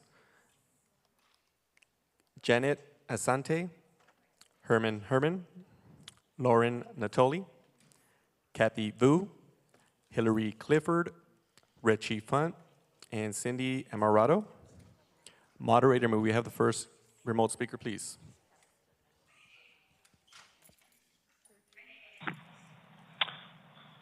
Our first participant is Roy Humphreys.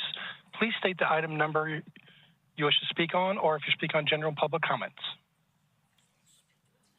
Item on the food vendors and general public comment.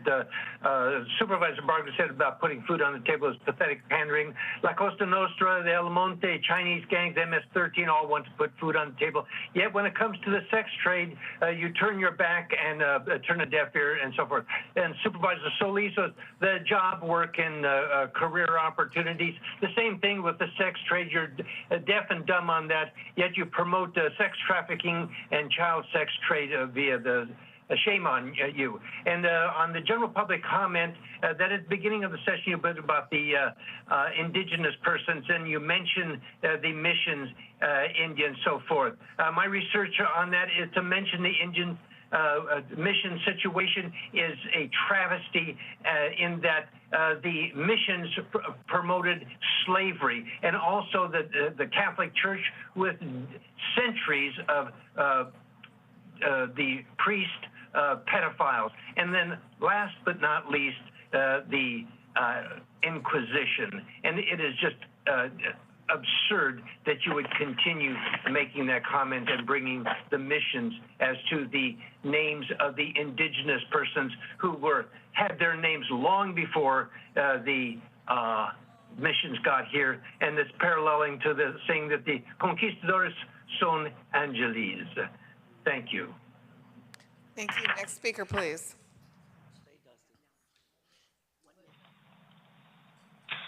Our next participant is Ephraim Williams. Please state the item number you wish to speak on and whether you'll address on general public comment. Please begin. Is general public comment, but and item 12, I'll roll them together. I want to address the board. I want to thank Janice Hahn's office because she's been helping me a lot. I deal with Catherine Barger all the time, so they should know my name. Ephraim Williams, I'm an advocate. And I want to say there's a problem in DCFS, and I know you guys know it, but nobody will address it because it's poor people. I advocate for the kids and the parents. And oftentimes DCFS does nothing but tear your families apart. And then as far as investigation, like you were saying about item 12, they don't even know the difference between sexual abuse and molestation. So if they don't know what they're investigating, how could they investigate it right? It is true that there needs to be parameters on the investigation, but I get many false allegations, even from the social workers. So it needs to be a fine put aside for if there's a malice or if there's ill will intent on the investigation. Or a lot of parents get mad because of the caregivers taking care to give, and they make false allegations. That's why they're untrue. That's why a lot of them are untrue. I've investigated and I dealt with the state hearings on approximately 100 cases, over 100 cases. And on at least 80 of them, they were unfounded. So I would hope that the board would do something about DCFS. They have unchecked power, and you need to address that concern. Everybody has check power. Absolute power corrupts absolutely, and that's what's happening here. Thank you. Thank you. Next speaker, please. Our next participant is Ryan Smoot. Please state the item number you wish to speak on and whether you address on general public comment. You may begin. Good afternoon, Supervisors. My name is Ryan Smoot. I'm the City Manager for the City of Lomita. On your agenda today is item number 17, and which includes a proposal or a request for funding for a proposal in the City of Lomita to convert a motel into transitional housing, something that the City of Lomita is generally supportive of.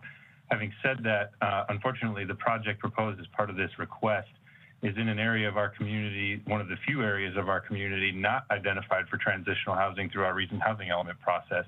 In fact, our City Council has identified more than 80% of the parcels in our community for uses of this nature by right, and unfortunately, this project is outside of that 80%.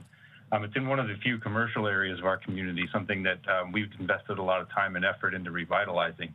Our request for you is that that particular project be pulled from that resolution, and instead you allow us the ability to work with your staff to find an area in the community and a project in our community that we can work together to partner on that works within our existing housing element and our zoning approved by the City Council, not directly against it. Thank you for your time. We appreciate your consideration. Next speaker, please. Our next participant is Trammell Carter. Please state the item number you wish to speak on and whether you will address on general public comment. You may begin. Can you hear me? Hello? Hello? Hi, can you hear me? Yes. Hello? Yes, go ahead. Hi, I would like to speak to the Board of Supervisors in regards to Holly Mitchell. My name is Mr. Carter. I met Mrs. Mitchell, the African-American supervisor, as I am African-American. I met her at a Jewish event. I always meet her at other racist events. That's for the county. But whenever I tell her that I've contacted her office and I need assistance, she'll abruptly tell me to just call her office. I keep calling her office. No one assists me. I told Mrs. Savales about my situation. She hangs up the telephone. Mrs. Savales, Assistant Barbara, who's been working for the Board of Supervisors for years, I sent emails for over a year regarding Barbara discriminatory acts. No one has responded. I have all the emails. So I'm going to be compiling all the emails I've been sending to Holly Mitchell's office, who ignores African Americans. She, in my face, told me I would get assistance from her office. I just called her office today. They screened me like I was calling the FBI, like I was calling Kamala Harris' office. They told me the chief of staff is so busy. She has all these things to do. I've emailed Holly Mitchell's office for over a year, and I do not feel that her office or Janice Hahn's office, who I've emailed in the past when she was my representative, her and Nick, her chief of staff, ignored me.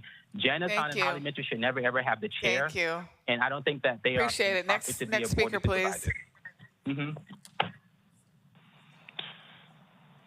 And our next participant is Donald Harland. Please state the item number you wish to speak on and whether you'll address on general public comment. You may begin. Police have their oversight commission Monday morning. Right there downtown, you can go in there to the meeting. The police oversight commission, take a good look at those guys.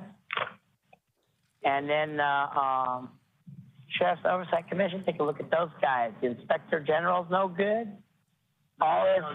Inspector general has all his family members. I want to that's a big hit. We're having a hard time hearing you. Are you still on the line? No. I just got to. I'm having some weed. That's it. Yeah, I am. I look at this. I'm out on soda. Okay. All right. Thank you. Next speaker, please. A what? Our next participant is Sky Wang. Please state the item number you wish to speak on and whether you'll address on general public comment. You may begin. Hi, yes. Good afternoon, esteemed board. My name is Sky Wang. I'm the head of rheumatologist here at Rancho Los Amigos. I would like to speak on the item number 72B. I want to take the time to advocate for LA County's patients' access to care, in particular in their primary care setting. Despite all of the physicians' effort and our desire to help the community, physicians have been routinely asked to see patients faster and even faster. Physicians' burnout, turnover, and vacancy rates are through the roof. Our patients have given up on the idea of regularly seeing their primary care physicians. They're tired of hearing the message of telling them going to emergency services instead. They're tired of hearing the alternatives of go see newly graduated, independent, mid-level providers without a physician. Patients are in desperate need, and as county physicians, we stand united with you this morning before you to address the physician shortage to reestablish the social and health safety net for our community. Thank you for listening. That's it. Thank you. Next speaker, please.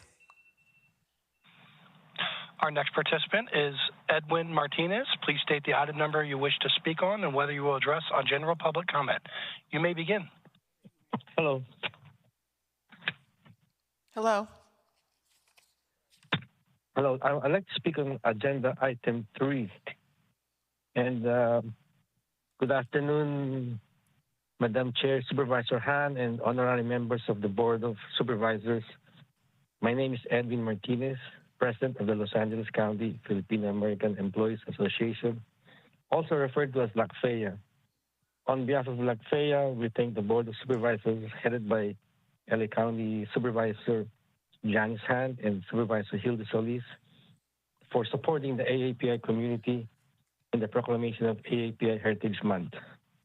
To celebrate the multiple ethnicities within the entire AAPI community, we would like to extend our appreciation to Supervisor Solis and Supervisor Han for being involved in this cultural program, which aims to bring out the best in the lives of Asian American Pacific Islanders.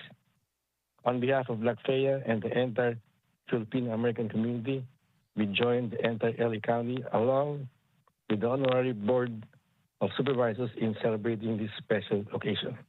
Thank you. Thank you very much. Thank you. Next speaker, please.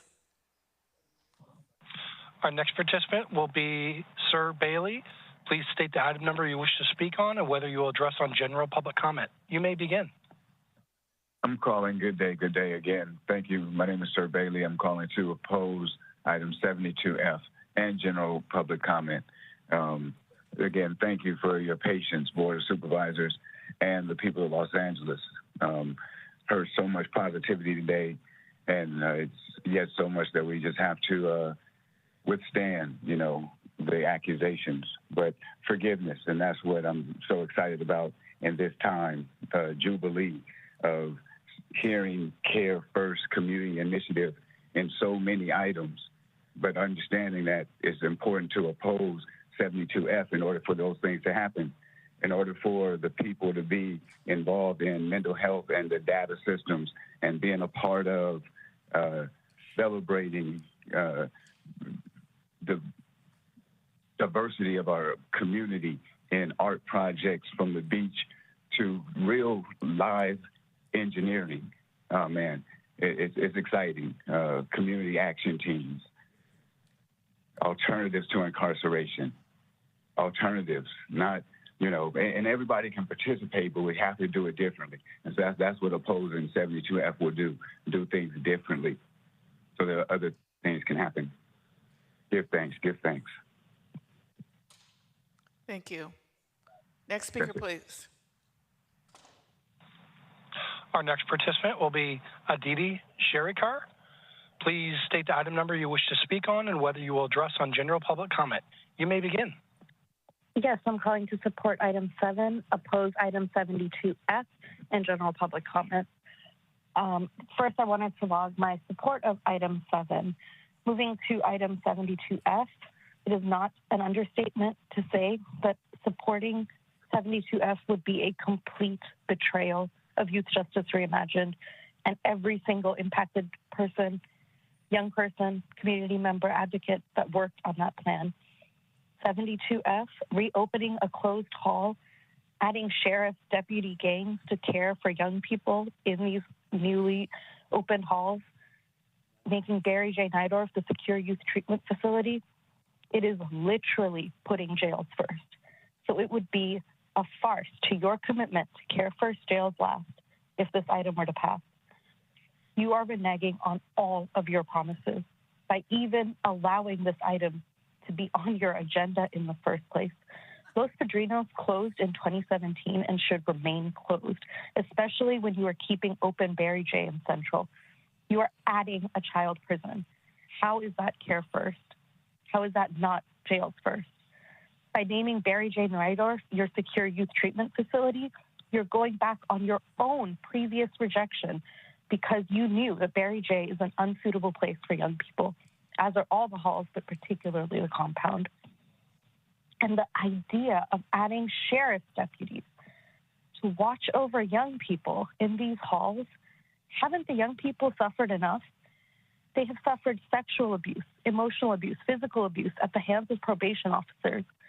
And now you want to add sheriffs that come from a department that has made national headlines for having multiple gangs within the department.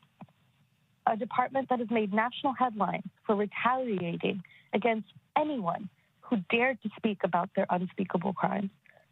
And these are the people that you want to put in charge of young people that are already suffering in these halls. That is what you are committing to do today if you pass this motion. And the community will not forget. Voters will not forget this. Advocates will not allow voters to forget this. Because I cannot put into words how betrayed the community will be if this motion were to pass. You are investing nearly $28 million in renovations to facilities, but we know that just because you make the jail look a little nicer, it doesn't mean the outcomes get any better. You can change the walls, but when the people inside don't change, nothing else will change either. You're not improving outcomes when you continue the same status quo commitment that you are.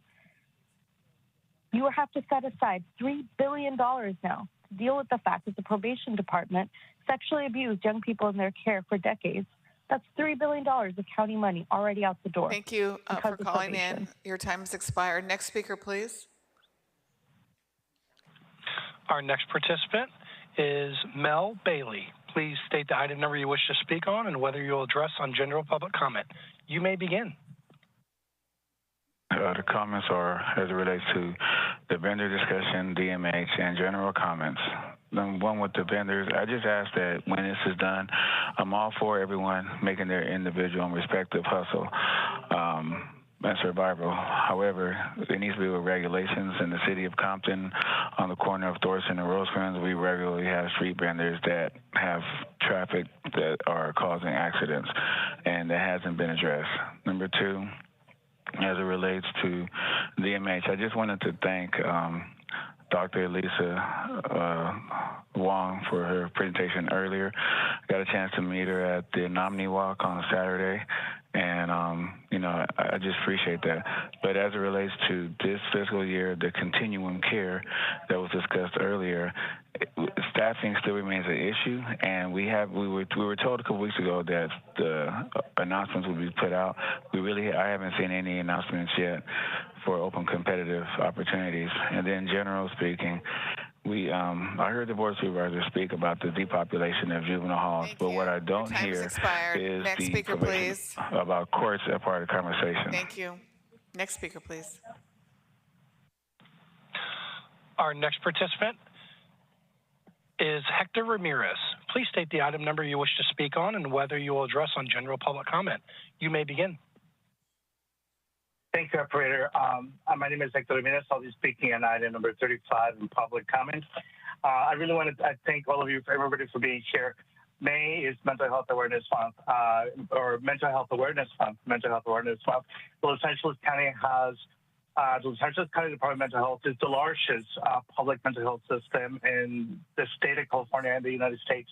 It provides services to one of the most diverse groups of people and one of the most fascinated groups of people, which are the residents of Los Angeles County, a large number of which are Hispanic, Latino, Latin American, Indigenous origins, particularly Spanish monolinguals. And as I speak on item 35 relating to the Mental Health Services Act revised annual update, I want to point out, that I have been a consumer with the department now for 23 years.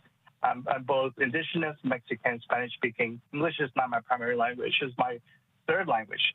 And as an active consumer with the department, it has been a challenge really advocating for not only Hispanic and Indigenous communities, but particularly for Spanish-speaking communities. Since the passage of the MHSA, it has been really difficult to be able to have an adequate access of information in Spanish available for stakeholders to be able to advise and participate with the department around the Mental Health Services Act. The 2022-2023 annual update is the first and only annual update that really not only met the spirit of the law, but it was really involved by stakeholders, particularly our Latino and monolingual Spanish speakers. Thank you to Commissioner Bangladesh for really taking the time to get to know all of the communities. However, as we've moved away from that, we still see within the department a lot of anti-Latino sentiment, anti-Hispanic sentiment.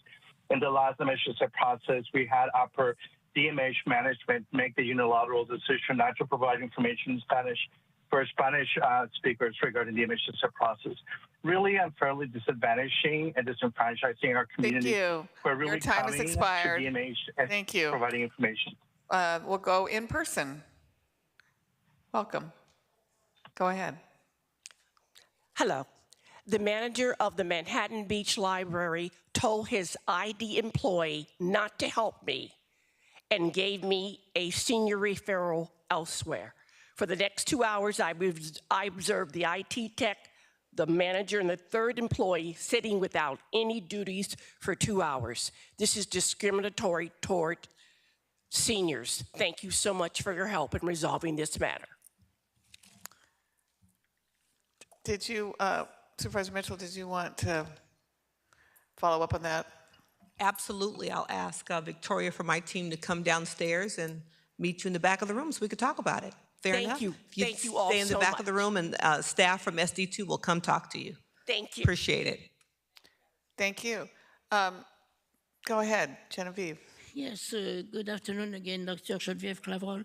On item 38, I am glad to see that item on the syphilis issue. I have been talking of that for many years, and there is a new law in the state of California that all pregnant women must be checked for syphilis at the beginning of the pregnancy, at the time of the delivery, and after, and I hope that is being done. I'm not sure it is.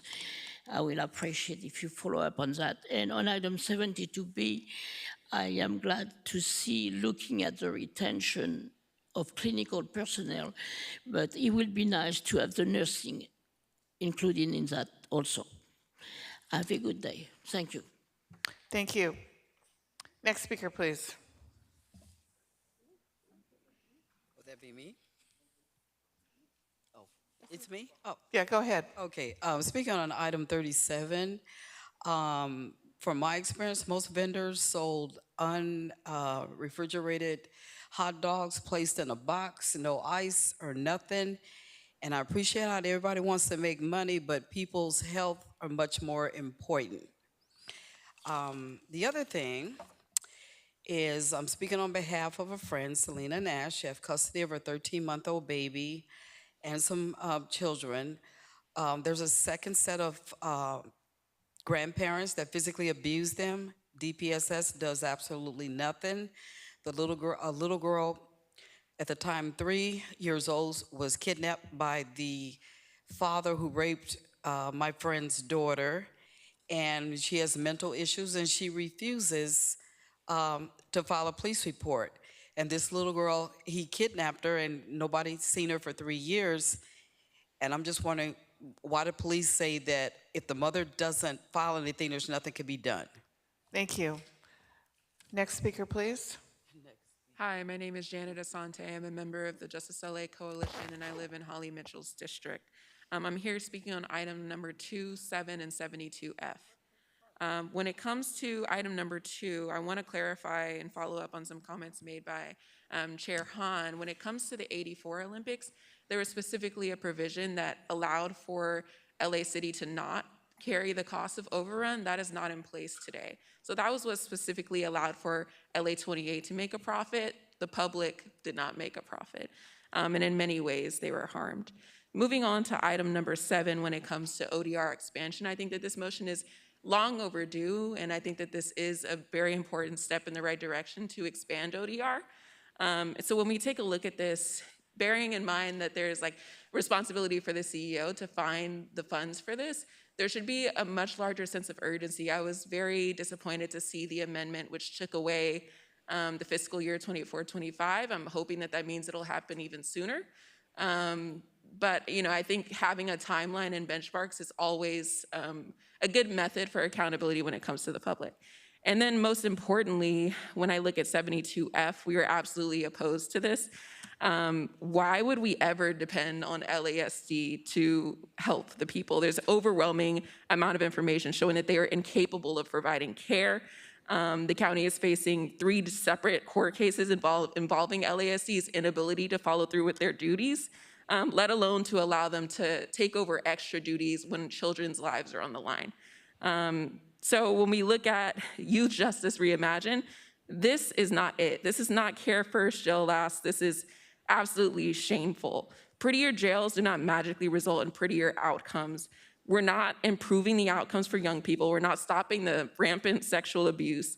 The same abuse that the county has set aside $3 billion to deal with, and the probation department entirely refuses per an interview between the union and NBC Nightly News.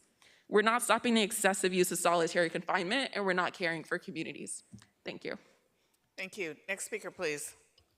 Hi, my name is Anthony Arenas, and I'm speaking on item 7, 72F, and general public comment. And before I start item 7, I have 14 letters from folks that have been directly impacted by the carceral system that couldn't be here today. So I wanted to submit these 14 letters to the board. Yes, we'll take those. And for agenda item 7, I want to thank Supervisor Mitchell for anchoring the original motion in a concrete timeline for funding, sources, and scaling up ODR housing. And community voices have consistently asked for a timeline for accountability, and we thank you, Supervisor Mitchell, for recognizing that through your policies. But by removing the start date, 2024 to 2025 from this motion, the motion's power, I feel like an action is really diminished. And if this isn't part of the MCJ, Men's Central Jail closure plan, it shows that this board is still not committed to closing Men's Central Jail by 2025. And this is absolutely unacceptable. For agenda item 72F, I absolutely oppose item 72F because this is not what Youth Justice Reimagined looks like. This is not what Care First Jails Last looks like. This is shameful, and Youth Justice Reimagined does not call for an increased footprint, nor does it call for the reopening of closed facilities. Los Padrinos closed in 2017 and must remain closed, especially if you're unable to shut down the other 2 halls. By renaming Barry J. Nydorf as the Secure Youth Treatment Facility, you're picking horror-filled halls and your reputation over the actual well-being of young people. And you're ignoring the Probation Oversight Commission's motion to reject Barry J. Nydorf. And for my general public comment, I just want to reiterate that March 30th of this year marked the 2-year anniversary of the publication of the Men's Central Jail Closure Report. And the report outlined how to close Men's Central Jail within 18 to 24 months, which we would be doing now if we had started 2 years ago. And it was created by a county work group with diverse and knowledgeable stakeholders. And I feel like the community is really being generous with the county. And I really believe that we have to restart the clock now and commit to closing Men's Central Jail by 2025. Thank you. Next speaker, please. Hi, my name's Kathleen Hernandez, and I'm a constituent of Supervisor Horvath in Topanga Canyon. I am also a member of Dignity and Power Now and Justice LA Now. I am a grandmother and I am a mother of a family that has suffered through mental health and substance abuse disease. I have spent a good 25 years of my life struggling, trying to help my son. I want to speak on general public comment. I want to speak on number 7 and 72F. I forgot to tell you that.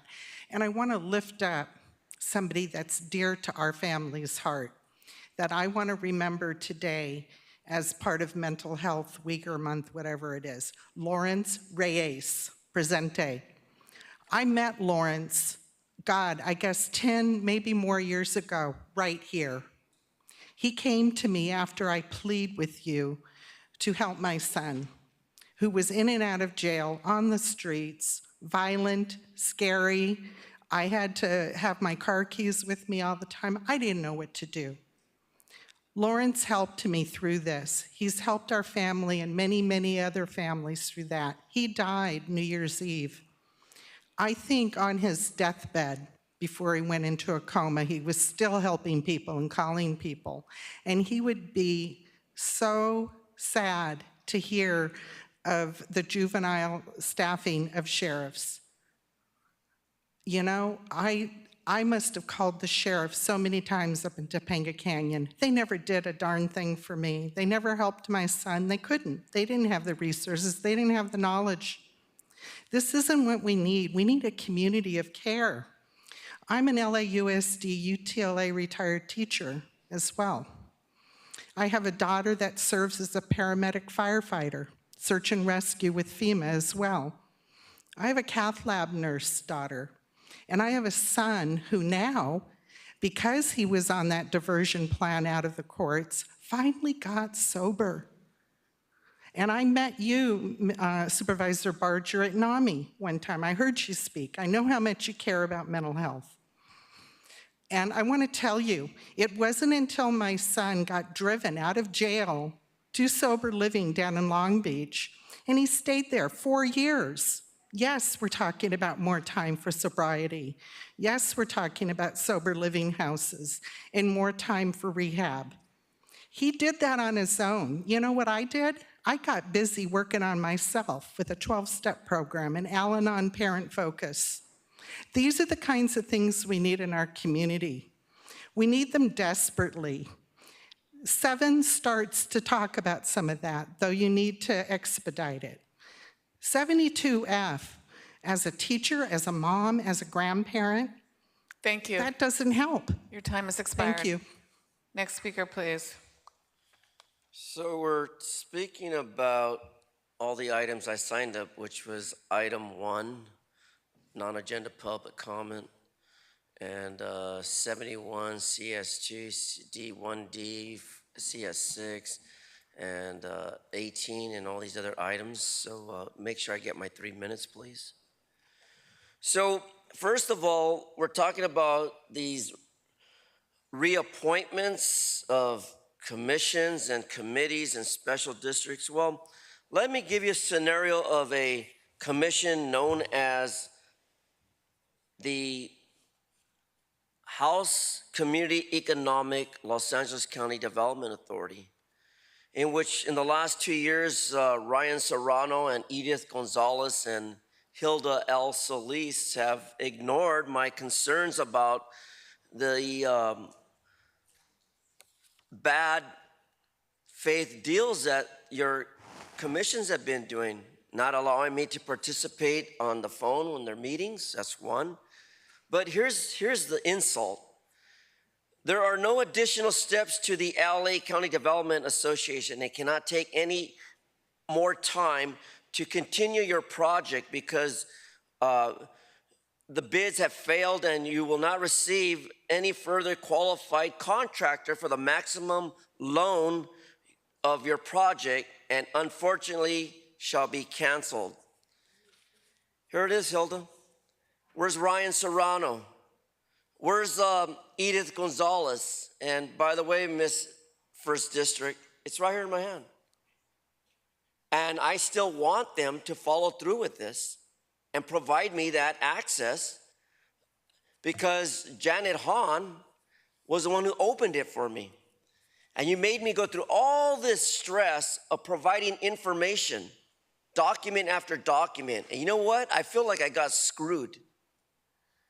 And then you talk about helping people here right away, and I'm standing here now confronting this issue.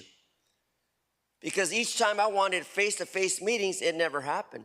And when I found out that you added 500 square foot to a piece of property to charge me for under HUD, there's something wrong with that. Something definitely wrong with that. Yes, there was additional charges. And by the way, the house that where I sit at, it doesn't have wheels under it. It's on a foundation. And charging me 500 more square foot for a 900 square foot roof, that's ridiculous. And all of a sudden, when I bring all this personal information out, in which I find out that you're ripping me off, now you don't want to help me. So I demand a response about this. And you made me sign paperwork for a lien. I want something written back to me that there's no lien, there's no other findings against that property, because if so, I will be one fucked up motherfucker, upset, because this is very stressful. Thank you. Getting a loan is very stressful. And don't interrupt me while I got my last 6 seconds, Ms. Janet, for the record. Thank you. Next so here are my speaker, please. documents. Next speaker, please. Good afternoon. My name is Cindy Enamorado, and I'm here to address item 53 and also add a general public comment. My 27-year-old brother, Raymond Steven Olivares, civil engineer for the city of Los Angeles, was fatally struck by a car that was traveling about 100 miles per hour on a street that was 1,300 feet in length and 102 feet in width. When jaywalking was no longer a crime, Public Works did not go back, city, the county, anyone go back to revisit these streets and implement additional crosswalks, islands to protect the pedestrians crossing, especially when there's this much space in length, and there was no traffic circle or speed cameras to help control the traffic that was going through that. His fiance was also struck, and miraculously she survived, but she's still suffering from her injuries. I feel like they fell victim to negligence from the county, from the city, Public Works, and there has to be accountability. I would like your support in actually taking takeovers and speeding, hit and runs seriously, and there should be serious criminal charges to this. Someone hitting someone and leaving the scene, leaving them for dead, should not be a vehicular manslaughter charge. It should be murder. You're leaving someone for dead. And I really am seeking justice, awareness, and my brother being a city engineer, he was so committed to this community, and I feel like he's just being forgotten, and there needs to be serious charges. There needs to be something in place to help these victims. My brother should have never been a victim to this. Thank you. Thank you. Next speaker, please. Hello, good afternoon. I'm Lauren Natoli from AIDS Healthcare Foundation. I am here to speak on item 38 and general public comment. So I'm in support of item 38 for the Syphilis Outbreak Project Grant. As you know, myself and others from AHF have been coming to these meetings every week for over a year asking for attention to sexual health services. And we have been regularly attending the weekly health deputies meeting for even longer, where we first learned about the syphilis grant on the 19th. My colleagues and I are thrilled that syphilis is going to be more closely addressed moving forward. Syphilis is a very pressing issue. It's hard to test for, to treat for. The symptoms disappear after a couple weeks, but will always come back. And especially with the rise of congenital syphilis impacting our most vulnerable pregnant persons and infants in the county, at rates which more closely match a developing country than they do one of the richest nations in the world. This is incredibly important. And in reviewing the grant activities for the syphilis outbreak strategy, I see that testing needs to be ramped up. Testing, outreach, treatment, and linkage are just some of the activities that we at AHF do the best. So please utilize our skills and the expertise of AHF and all of our fellow LA-based CBOs to fulfill this grant. Today and together, we can reduce syphilis and congenital syphilis in LA County. Thank you. Thank you. Next speaker, please. Hi, my name is Kathy, also from AIDS Healthcare Foundation, speaking on item 38 and general public comment.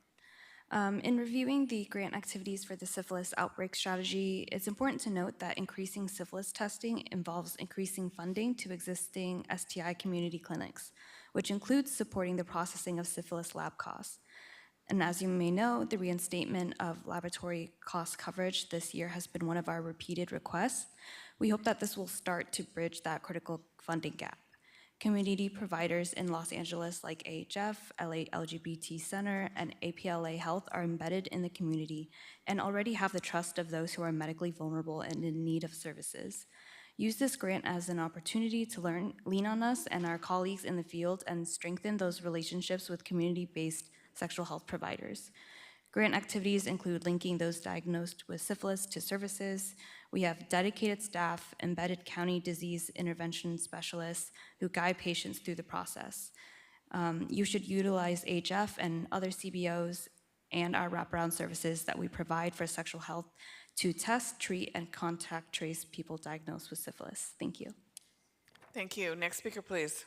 Hi, my name is Hillary Clifford. I'm also with the AIDS Healthcare Foundation. I'm speaking on item 38 and general public comment. At the end of 2022, we were waiting for the report back from the Department of Public Health to the supervisors that the supervisors requested on the state of STIs. It took until February until that report was released. In the meantime, STI rates continued to rise in LA across the US. In that time frame, Maryland Department of Public Health identified antibiotic-resistant gonorrhea in the US for the first time. The state of STIs worsens every day, and it will not begin to be curbed until resources are dedicated toward it. The syphilis grant offers a silver lining to what is the 6th consecutive year of STIs at an all-time high in US, increased testing services, and support for sexual health services, primarily syphilis, which is the duress of our STIs and tragically affecting the lives of the most vulnerable parents and their infants. As you move forward with implementing this grant, please utilize your community-based organizations for messaging, testing, outreach, treatment, and linkage. Please reinstate the STI laboratory funding that you promised us. We can curb STIs together. Thank you. Thank you. Next speaker, please. Hi, yes, I'm here to speak on 772F and general public comment. My name is Ambrose Brooks, and I'm a resident of District 5 and an organizer with the Justice LA Coalition. First off, thank you Supervisors Mitchell and Horvath for your motion today supporting the expansion of the Office of Diversion and Reentry. We know that almost 60% of the people in LA County jails are likely eligible for diversion opportunities. It is just a matter of a lack of funding and scaling up new and existing programs. We work every day with people whose lives have changed thanks to the Office of Diversion and Reentry. ODR has broken cycles of incarceration for them. But where is the urgency from the rest of the board? The board needs to take immediate action, otherwise a federal court will find the county in contempt for its failure to adequately maintain LA County jails. Expanding the Office of Diversion and Reentry is one step towards coming in compliance with the DOJ consent decree.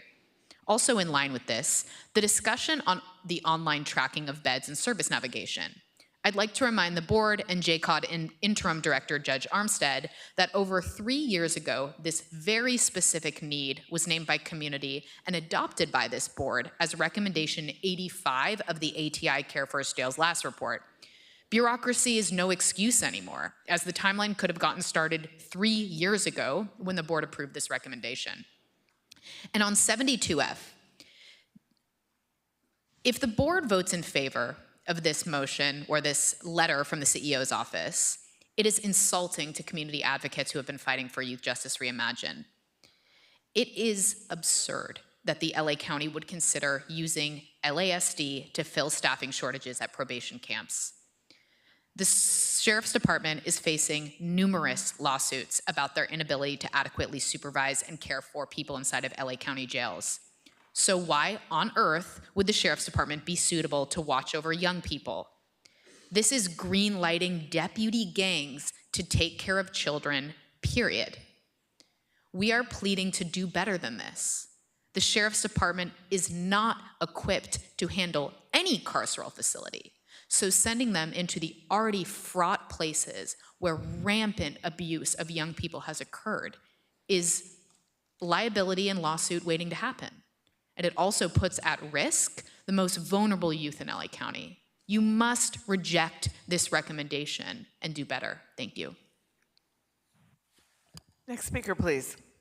Hi, I'd like to speak on item 772F and general public comment. My name is Melinda Kakani. I'm with the Children's Defense Fund California. As it relates to item 7, thank you for doing the minimum to ensure that we move away from incarceration as a way to treat and meet the actual needs of our residents. Speaking of incarceration and your continued investment in a failing institution, I want to express my strong opposition to item 72F. How incredibly shady, and I can't think of a better word, of you to add an agenda item of such grave importance and impact on our young people at the 11th hour, and by 11th hour, I mean 7 p.m. on Friday night, really limiting what it looks like to hear from the public, those impacted by these systems, and those calling on you to make Care First, Jails Last more than just a catchy slogan. How basic of you to not even engage in a public discussion around this motion that literally invests in the status quo, a status quo that quite possibly provides one of your most pathetic returns on investment, one that is literally rooted and responsible for trauma and harm to our young people, one that requires you to set aside $3 billion to deal with the sex abuse that occurred inside these facilities, one that you're contemplating reopening, none of which you're contemplating shutting down. How short-sighted of you to invest $28 million in making jails prettier. Pro tip, prettier jails don't magically create prettier outcomes. And while I heard Ms. Davenport loud and clear at the Board of State and Community Corrections meeting, in quotes, being a person of faith, since Paul was in jail, we are always going to have a need for a facility. Will she also be asking for funding for slavery and stoning? Because last I checked, those were in the Bible too. How wildly dangerous of you to call on the sheriff to potentially surveil, control, and exploit our young people. Did you forget about the incredible, and that's very sarcastic, incredible job they've done at MCJ that is now the source of multiple lawsuits against you? The probation kid jail ship has sunk. It's not sinking. You had political cover to be the champions of Youth Justice Reimagined, beyond performative votes of support and motions dedicated to Youth Justice Reimagined.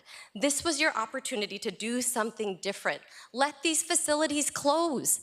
They're not doing anyone any good. Use this as an opportunity to find something that resembles healing for young people, because it does not live inside these halls and any of these facilities at the hands of our probation department. Why is it that every head of this department goes running as fast as they can, Karen Fletcher included? Because it sucks. You squandered it by investing in harm. How shameful. Let's not do more of that. Thank you. Next speaker, please. Chief Red Hunt. Yes, Chief Red Hunt. Thank you, Madam Chair. I need to see Mark. Some things that got out of place, so I need to see him. By any chance, is he here today? Your Chief of Staff. That's an excellent question. I don't know the answer to that. He's not down here on the floor, but can somebody else help you from my office? Julia was helping me. She's on board, things like that. Who? But I really need to see Mark. Julia. Oh, Julia. Okay, so Carlos, can you radio them and tell one of them to come down here, speak to Chief Red Hunt? Yeah, thank you very kindly. Thank you. Next speaker, please. Hi, Patricia McAllister. I had a business in Chicago, downtown, 12 years, software development company, and if I had to go in 7 days a week, I went in to teach people how to program, different programming languages. I always heard, especially white women, saying they wanted to be treated like men, paid like men.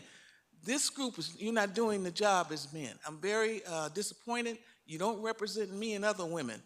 The city has 2 million people. They meet 3 times a week. Actually, we're there.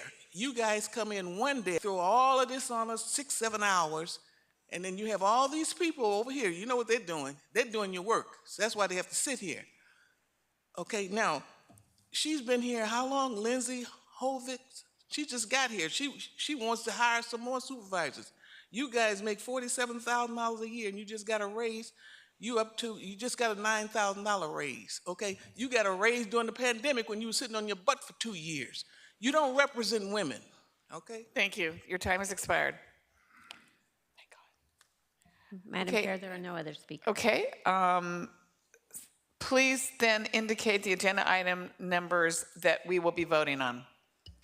The following items are before you: 1, 4, 6, and 7, 9 through 11, 15, 17 through 36, 38 through 48, 50 through 71, 72A as revised, 72B through 72E, 72F as revised, 76, 1D, and 2D. Thank you. Moved by Supervisor Mitchell, seconded by Supervisor Horvath to approve these items with the exceptions noted by the Executive Officer. Executive Officer, please call the roll. Supervisor Solis. Aye. Supervisor Solis, aye. Supervisor Mitchell. Aye. Supervisor Mitchell, aye. Supervisor Horvath. Aye. Supervisor Horvath, aye. Supervisor Barger. Aye. Supervisor Barger, aye. Supervisor Hahn. Aye. Supervisor Hahn, aye. Motion carries 5-0. Okay, at this time, colleagues, it would be appropriate to hear our adjournments, and we will begin with Supervisor Barger and then go in the order of District 1, 2, 3, and 4. Supervisor Barger. Thank you, Madam Chair. I move that when we adjourn today, we do so in memory of Sylvia Shorey Barton, a fifth-generation Glendora resident who passed away on March 22nd at the age of 83. She was born on October 21st, 1939. She was a direct descendant of one of Glendora's founding families, the Shoreys. Sylvia was active and very, very involved in her community. She served as a county-appointed trustee on the Fairmont Pioneer Cemetery Foundation, overseeing the city's historical landmark site, which was the final resting place of her ancestors. Her firsthand experience in the community made her a steady and reliable source of information for all things Glendora. She was a key contributor and member of Glendora's Centennial Anniversary Program in 2011. In her spare time, she was an active and longstanding member of the Daughters of the American Revolution and served in many leadership positions at the local Serrano chapter and California state levels. She is considered by many a pillar of history in the community. She is survived by her daughter, Kathy Barton, and numerous nephews, nieces, and cousins. Also, that we adjourn in memory of Bert Bachman, automotive legend and innovator who passed away at the age of 92 on April 28, 2023. Bert was the owner of Galpin Motors, a multi-brand automotive group based in Van Nuys that is legendary for its 29-year run as a #1 Ford dealer in the world. He began by selling automobiles at Galpin Ford in 1953 and was a majority stockholder by the time he was named president in 1964. Among his many honors, he was Time Magazine's National Quality Dealer, was inducted into the Automobile Hall of Fame, was awarded the Presidential Citation for Private Sector Initiatives, and was given the Horatio Alger Award. Bert had a long history of contributing to the community, including a 17-year stint as a police commissioner of Los Angeles. He will be remembered as a man of unwavering faith, kindness, integrity, and compassion. And I know that his wife, Jane, is waiting for him as we speak. And they are reunited because that truly was the love of his life and vice versa. Those two, you couldn't see one without the other. Bert is survived by his daughters, Laverne and Denise, his sons, Brett, Brad, and Bo, as well as 12 grandchildren and 9 great-grandchildren. Well, I'd like to join you on that. I knew him, and you're right. He was very sad when Jane left first, and I know it's been hard for him since then. But I would like to join you. He was always such a kind, generous human being. Always took my phone calls, and just a really good man. We will miss Bert and Jane. Yeah, absolutely. And also that we adjourn in memory of Carl Harstein, a longtime resident of San Dimas and a decorated World War II veteran who passed away on April 20th at the age of 97. With written permission from his father, he joined the U.S. Marine Corps in 1942 during World War II when he was only 17 years old. As a member of the 3rd Marine Corps Division, he experienced combat the following year and went on to receive 4 medals for his service. He spent 28 months overseas and took part in the invasion of Bougainville in the British Solomon Islands. Carl married his high school sweetheart, Louise, and moved to San Dimas in 1978, where they raised their 2 children. He was involved in various community events and organizations, including the San Dimas Heroes Program, where he collected funds to build a memorial monument in his hometown. He dedicated his life to serving others and truly loved giving back to his community. Carl survived by his son Steve, daughter-in-law Donna, grandson Mark, granddaughter Katie, and 4 great-grandchildren. He will truly be missed. Also, we adjourn in memory of Joel Angel Hernandez, a Monrovia Library board member who passed away on April 5th after a sudden and unexpected illness. From a young age, Joel was always looking for ways to help his family, friends, and those in need. His passion for serving led others led to his active involvement in the community. He was appointed to the Monrovia Library Board on July 28, 2022. He also served as the library board liaison for the Monrovia Coordinating Council. He brought tremendous value and insight to the library board in advancing library planning and programming. Joel survived by his husband, son, mother, father, brothers, and aunts. Also, we adjourn, and I think all members will want to do this as one of the county family, that we adjourn in memory of Garrett Kobler, son of Kurt Kobler, the Vice President of Los Angeles County Firefighters, IAFF Local 1014, who passed away on April 20th, 2023. Garrett was a kind man with a big heart and tragically died at just 22 years of age. Our hearts go out to the family and friends affected by this tragedy. May he rest in peace. And I want to publicly thank all the 1014 family that has been so supportive of Kurt. It does show you that this county truly, in time of need, does come together to support their brothers and sisters.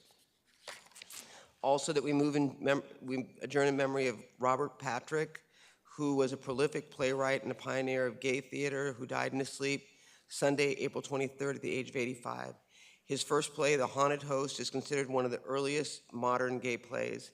In the 1960s, Robert was part of the New York's La Mama Experimental Theater Club, and in 1972, he was named New York's most produced playwright, with more than 300 productions of his plays having been staged. He's best known for his critically acclaimed drama, Kennedy's Children, which starred Shirley Knight in a Tony Award-winning performance. He is the author of the book Untold Decades, 7 Comedies of Gay Romance. In the 1970s, Robert and 3 others founded La Mama Hollywood, and in 1974 staged his play, How I Came to Be Here Tonight, at the Little Theater under LA County's John Anson William Ford Amphitheater. He moved to Los Angeles in the early 1990s, where he continued to write and produce plays. He remained active in LA's vibrant theater scene right up until his passing. More than 40 years after his production in the Little Theater, Robert would become a beloved fixture at the Ford Theater, serving as an usher from 2016 to 2019. Bob, as he was known to Ford's theater staff, would be posted on Edison Plaza to greet audiences as they arrived. With an ever-present cheery... We're sorry. Your conference is ending now. Please hang up. With an ever-present cheery disposition and spark in his eye, Robert was an exceptional representative for the county during these summer seasons at the Ford. I know he will be sorely missed. He's survived by his sister Angela, AKA Bunny, his close friend and caretaker Jason Jen, and many of his close-knit theater family of friends. And last, I move that the Board of Supervisors adjourn in memory of the following individuals who were identified as indigent veterans by the Los Angeles County Medical Examiner and were subsequently buried with dignity and honor at Riverside National Cemetery in the last month. David Baxter Dove Jones, Army; Aubrey Brinkley, Army; Arthur Campbell, Marine Corps; Tyrone Cates, Army; Mervyn Leroy Jones, Air Force; Stephen James Dugan, Navy; Delbert Ray Collette, Army; and Anastasio Marquez Montes, Army; Tyrone Edward Bradley, Army; Craig Lee Johnson, Marine Corps; Markle Rose Vandervaart, Marine Corps, Barry Odell Chiles, Army, Daniel Thomas Van Horn, Army, Gerald Francis Pone, Navy, Anthony Gerald Presley, Marine Corps, and Brian Dave Pelzer, Army. Their contributions and sacrifices in service to our country will never be forgotten.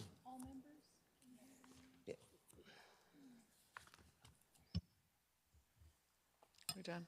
Supervisor Solis. Yes, thank you, Madam Chair. I move that when we adjourn today, we adjourn in the memory of Paige Benavides. Paige Benavides was the daughter of Treasurer and Tax Collector employee Julia A. Benavides and Superior Court employee Edward Benavides. Paige passed away at her home surrounded by her loved ones on April 6, 2023 at the age of 19. Paige was a resident of Hacienda Heights and graduated from Wilson High School in 2021. Paige was a smart and loving young woman that enjoyed music, dancing, and card games. Anyone who ever met Paige remembers her as a sweet soul who always had a smile on her face and wanted to help in any way she could.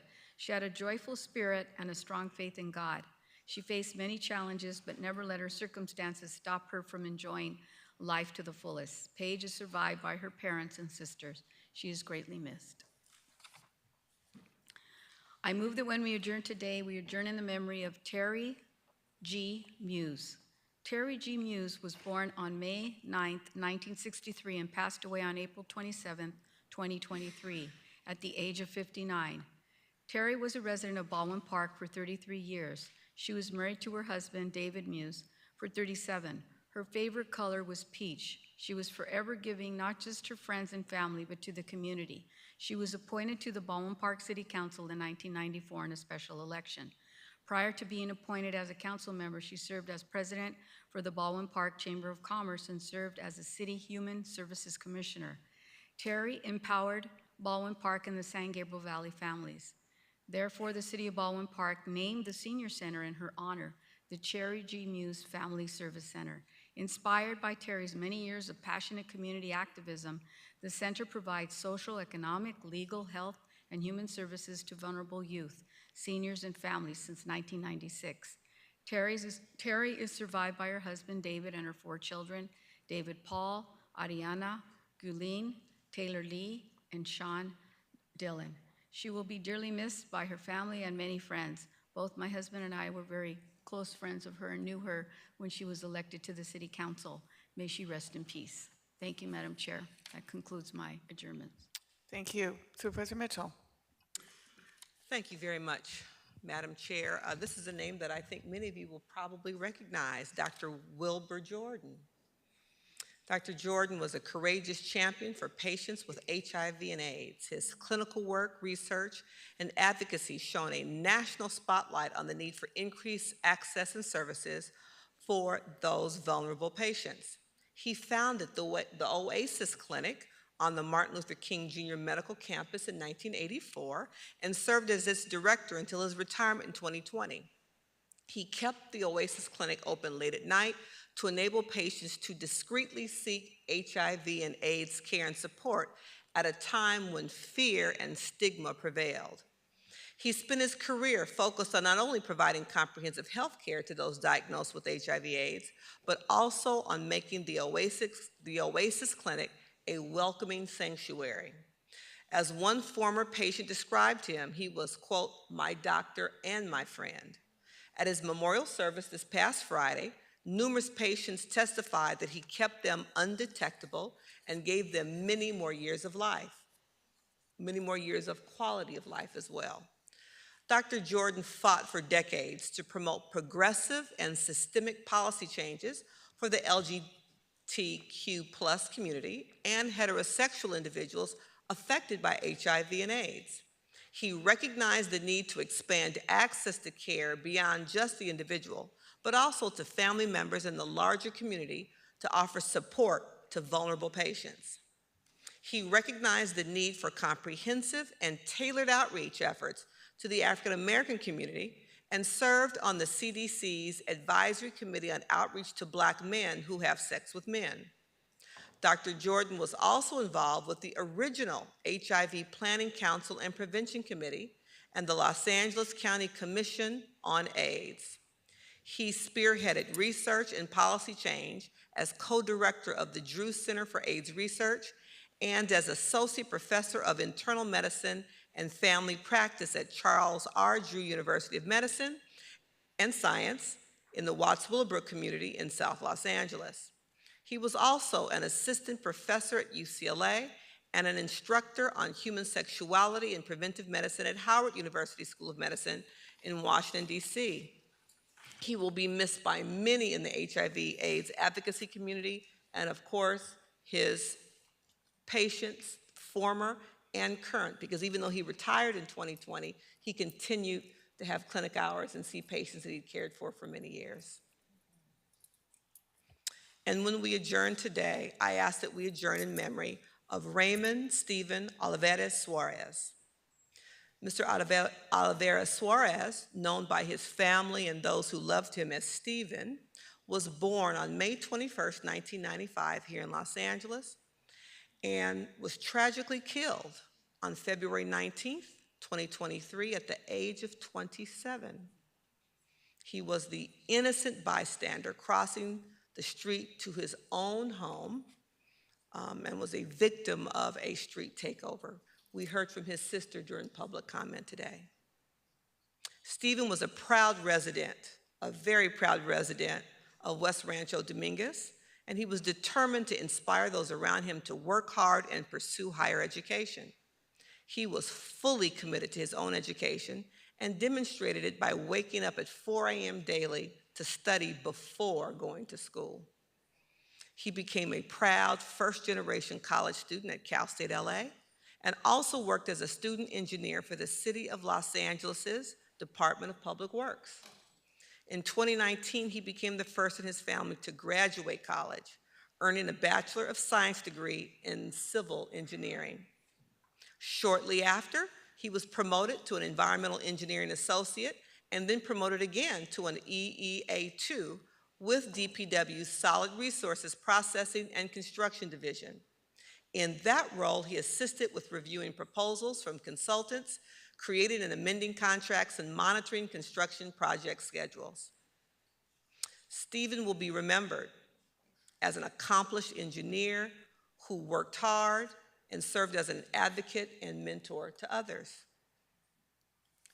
I met his sister and other family members recently at a community meeting we convened in his neighborhood and was struck by the number of long-term homeowners on the block who talked about when he first bought his home, he came and knocked on the door to introduce himself, and they saw him as a breath of fresh air coming into a block of, frankly, a number of long-term homeowners. And so they were delighted that he had joined their community, and they showed up to support the family at this community meeting to make sure that we all knew of him, that we remember his name, that we know his story, and do all that we can to address this issue of street takeovers.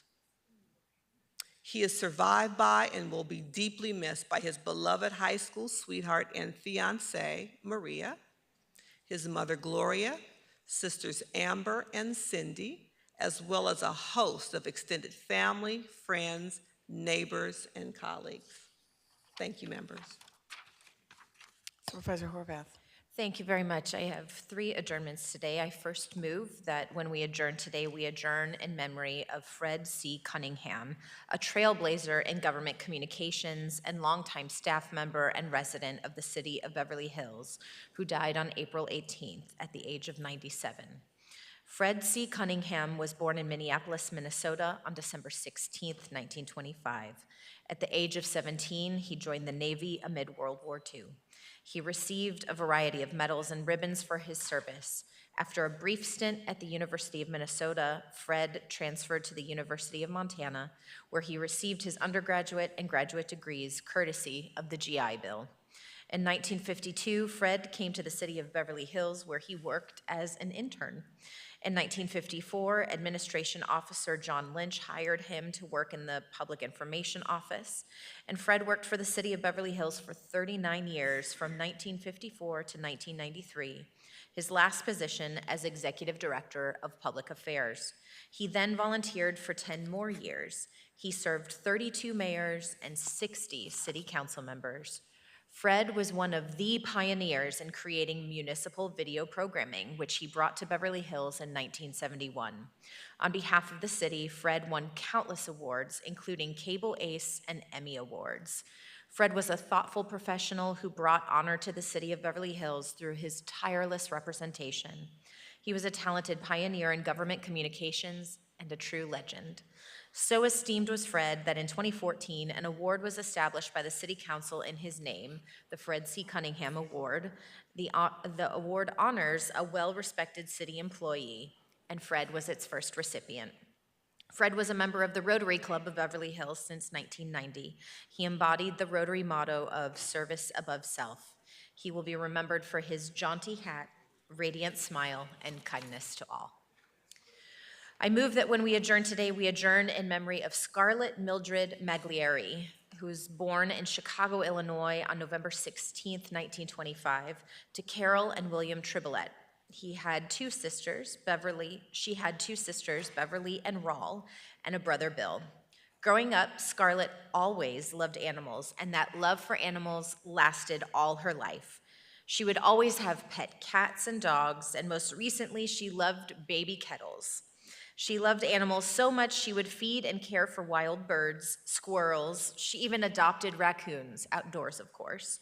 She enjoyed nature and sometimes was seen scaling the side of Mulholland, clearing brush or taking care of her roses. Scarlett was extremely bright. She graduated high school at just 14 years of age. She was also a talented artist and won a Disney scholarship with her spectacular illustration of Ichabod Crane, the character in the famous legend of Sleepy Hollow. She never took advantage of that well-earned scholarship, however, because she went to work at a young age. Love entered her life when a handsome cab driver caught her eye while she was working as a cocktail waitress. That cab driver's name was Mario Michael Maglieri, later nicknamed Grumpy, but Scarlett always called him my honey. Mario and Scarlett were married on November 3rd, 1946. Actually, they were married twice, but they always celebrated their anniversary on November 3rd. Scarlett was a wonderful mother to three, including daughter Penny and sons Mario Jr. and Michael, whom she doted on all her life. The new family set up in Chicago and worked hard. They owned many restaurants and bars, most memorably Mario's Tavern. Mario and Scarlett enjoyed having parties and celebrating holidays. She always looked fabulous. She loved to shop, and a little secret is she would hide shopping bags in her trunk or in the dressing room until Mario went to work, and then she would run and put everything away in the house like she had it for years. Scarlett loved gambling, and she and Mario spent much time in Las Vegas with family, including their beloved Marlo and Kelly. She could have been seen at any time playing Keno and Scratchers at the Rainbow and having a cup of coffee. Among her many, many talents, she was an amazing cook. Her signature chicken soup on the menu at the Rainbow Bar and Grill on the famous Sunset Strip was infamous. Many of Scarlett's original recipes can be found on the Rainbow menu today. Scarlett's legacy of love, life, beauty, talent, and many accomplishments spanned 5 generations, including her children, grandchildren, great-grandchildren, and great-great-grandchildren. She was truly loved and will be missed by all. And finally, I move that when we adjourn today, we adjourn in memory of Richard J. Riordan, the 39th mayor of Los Angeles, who passed away at his Brentwood home on April 19th at the age of 92. During his mayorship from 1993 to 2001, Riordan saw Los Angeles through 2 painful moments in the city's history, recovering from the civil unrest of 1992 and the Northridge earthquake just 2 years later. Our gorgeous Central Library, just blocks from here, is named the Richard Riordan Central Library. He was mayor when the library reopened after a massive reconstruction project following the tragic arson there in the 1980s. Notably, Riordan established the neighborhood council system that endures today as a critically important forum for community input and engagement. A native New Yorker and graduate of Princeton and Michigan Law School, Riordan came to Los Angeles in the 1960s and became a successful attorney and investor. When Tom Bradley retired in 1993, Riordan successfully ran for mayor. Before running, however, Riordan spearheaded the city's successful term limit ballot initiative And he was therefore term limited from office in 2001. In 2003, Governor Arnold Schwarzenegger appointed Reardon California Secretary of Education. In retirement, Reardon worked with his educational foundation, the Reardon Foundation, as well as various businesses, including the Original Pantry Restaurant and Gladstone's in Malibu. Mayor Reardon's service to Los Angeles and his enduring love for this incredible place will long be remembered. Reardon is survived by his wife, Elizabeth Gregory, 3 children, Mary Elizabeth Reardon, Kathleen Ann Reardon, and Patricia Reardon Torrey, 3 grandchildren, Luca, Jessica, and Elizabeth, and a sister, Mary Elizabeth Reardon Hardy. And I'll turn it to you, Madam Chair. Well, thank you. I'd like to join you on that. Supervisor Barger and I both attended his service at the cathedral last Friday, and it was a great Irish Catholic Mass, recognizing his, of course, Irish history, but a number of people who gave the eulogies, including his daughter and Senator Padilla and others, and they really sort of painted the picture of a man who really was kind of the right man for the right, as the right mayor at the right time in Los Angeles. Don't know if that city will ever elect another sort of Republican businessman, which he was, and people wondered who would come after Tom Bradley, you know, who had been mayor for 20 years. But he brought that business acumen to politics. Sometimes it worked and sometimes it didn't work, but when he sometimes couldn't get through the bureaucracy of the city, he was known to ask for forgiveness instead of permission. And remember one time when he sent his staff out to an area that was in front of some businesses where there were some no parking signs, and it really annoyed the business community because it was hurting their business. And I guess he couldn't get it through the right channel, so he sent his staff out at night, and they just like took him down. And then we all learned about it later. But anyway, he always was positive. He was optimistic, and he brought great joy to being mayor. And he only charged the city $1 a year for his services. He would not take the full salary of the mayor. So we will miss him. He does have a legacy in our city. And I would like to join you on that adjournment. I would like to join too. Okay, all members. Thank you. I would like to move that when we adjourn today, we adjourn in the memory of Alec Haidos, who was 92 when he passed away. He was a native of Los Angeles. He graduated from Manual Arts High School in 1948, where he was a member of the Knights Student Service Group and president of the Student Council. He received his bachelor's degree from UCSB and his master's from USC. His college career was interrupted when Uncle Sam called him into the Army, served for 2 years during the Korean War. He went on to teach industrial arts at Audubon Junior High, serving as vice principal at Venice Skills Center, East LA Occupational Center, and Banning Carson Community Adult School. He also served as principal at Jordan Locke, San Pedro, and Southgate Community Adult Schools. His positive attitude brought a sense of calm to those challenging assignments. Alec would later join the staff at the College of Oceaneering, a commercial diving school in Wilmington, and eventually became one of the school's owners. Alec was very involved in community organizations like the San Pedro Wilmington Coordinating Council, where he served as president and was a member of the Kiwanis. He was president of the American Hellenic Educational Progressive Association Neptune chapter and was a member of the American Legion Leonidas Post. Alec is survived by his devoted wife of 65 years, Christine, his 2 children and 2 grandchildren. I also move that when we adjourn today, we adjourn in the memory of Arthur Art Almeida, who has been San Pedro's sage and its conscience for much of his adult life. He was an intellectual titan known for his encyclopedic mind when it came to history and was a leader amongst leaders. He was as forthright about protecting the environment as he was about protecting labor rights. Art was an avid athlete at San Pedro High School, playing basketball and football and set records in track and field. After graduating from San Pedro High School, he served as an instructor for the U.S. Army Signal Corps. He joined the International Longshore and Warehouse Union in 1950 and soon after married his childhood sweetheart, Irene Horta. They would have been married 71 years this April 27th. This past April 27th.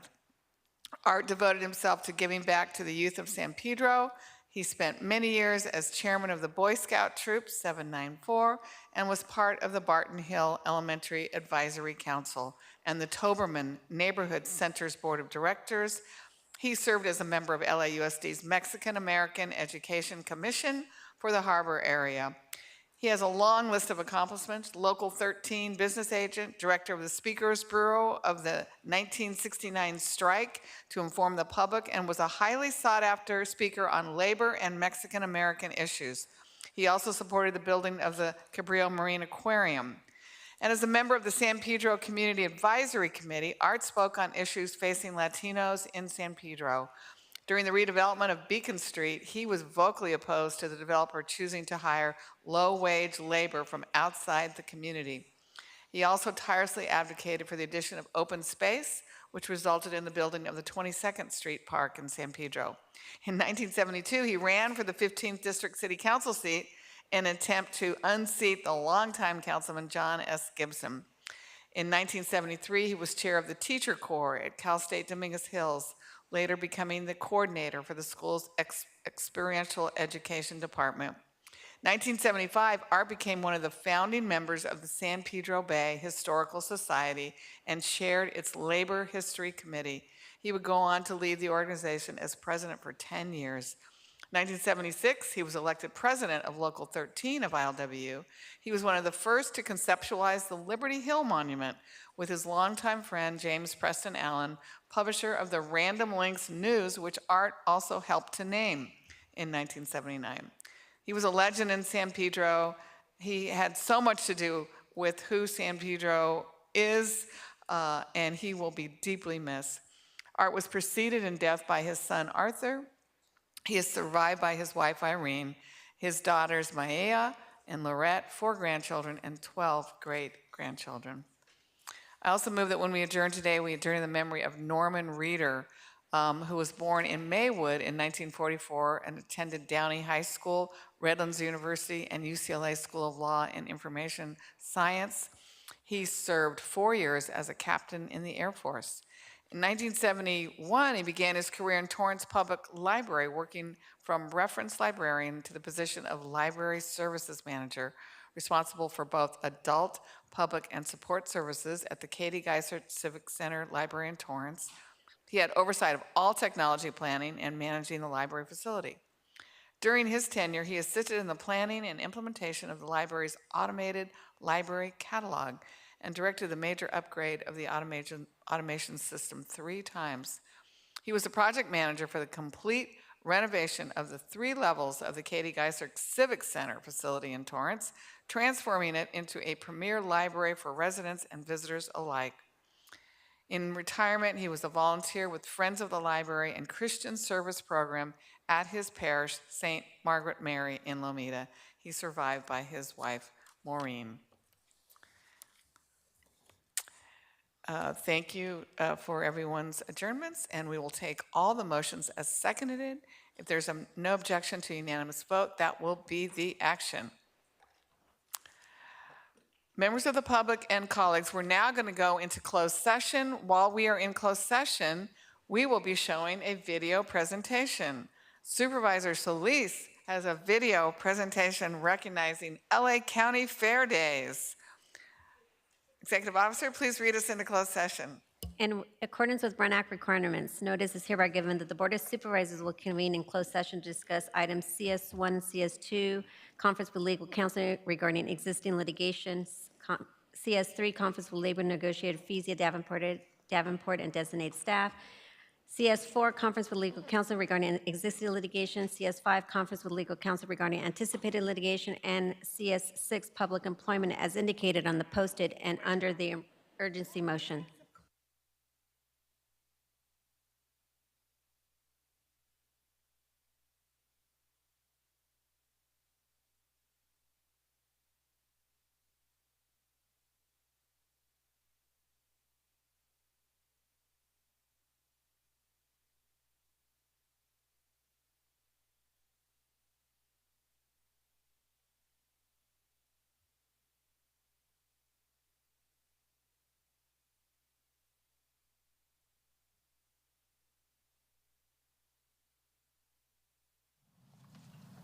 Hello, I'm Supervisor Hilda El Solis, and in just 6 days, the Fairplex in Pomona will once again host the LA County Fair. Spring into the LA County Fair this Cinco de Mayo through May 29th and celebrate the power of flowers. From petal to stem, the Spring into Fair theme will take root in every corner of the LA County Fair. Sprouting, learning in agriculture, planting thrills in the carnival, filling bags from the shopping harvest, and cultivating palettes for the best in fair foods. And even though the LA County Fair doesn't start until May 5th, remember, it's never too early to start planning what things you want to cross off your bucket list. Get ready for endless fun, tasty food, and thrilling rides. And I have a treat. Those who use the code LA County can get up to 2 admission tickets for just $8 at the LA County Day at the Fair on Saturday, May 6th. As supervisor for the 1st District, I'm thrilled to host the LA County Fair and work with partners like Walter at the Fairplex, which serves as a place, a convener, and creator of memories to strengthen both our community and economy through arts and entertainment, agriculture, education, and commerce. Supervisor Solis, on behalf of Fairplex, Thelma and I are here to say thank you. Thank you to you and to the supervisors for allowing us to host, once again, the LA County Fair. We are looking forward on May 5th to bringing the community back together again to celebrate, have fun, and just have great memories together as we all get together, enjoy the rides, and enjoy the foods as you described. Join us. Go to lacountyfair.com for your tickets.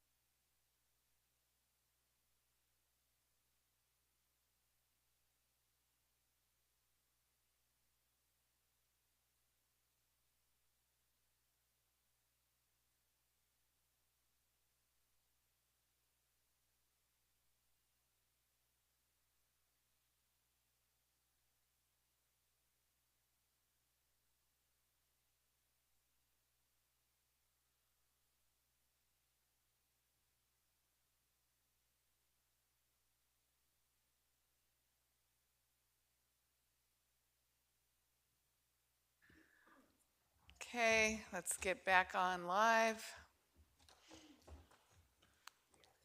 Okay, we're back in open session. Madam Executive Officer, please read out the reportable action. Thank you, Madam Chair. All supervisors are in. The following is a report of action taken in closed session on May 2nd, 2023. Item CS1, no reportable action. Item CS2, no reportable action was taken. Item CS3, no reportable action was taken. Item CS4, 5, and 6, no reportable action was taken. Thank you. And I don't have my script on when the next meeting is, but here it is. This concludes today's meeting. The next special closed session meeting of the board will be held on Tuesday, May 9th, 2023. Also, the special meeting for the budget hearings will begin Wednesday, May 10th, 2023. The next regular meeting of the board will be held on Tuesday, May 16th, 2023.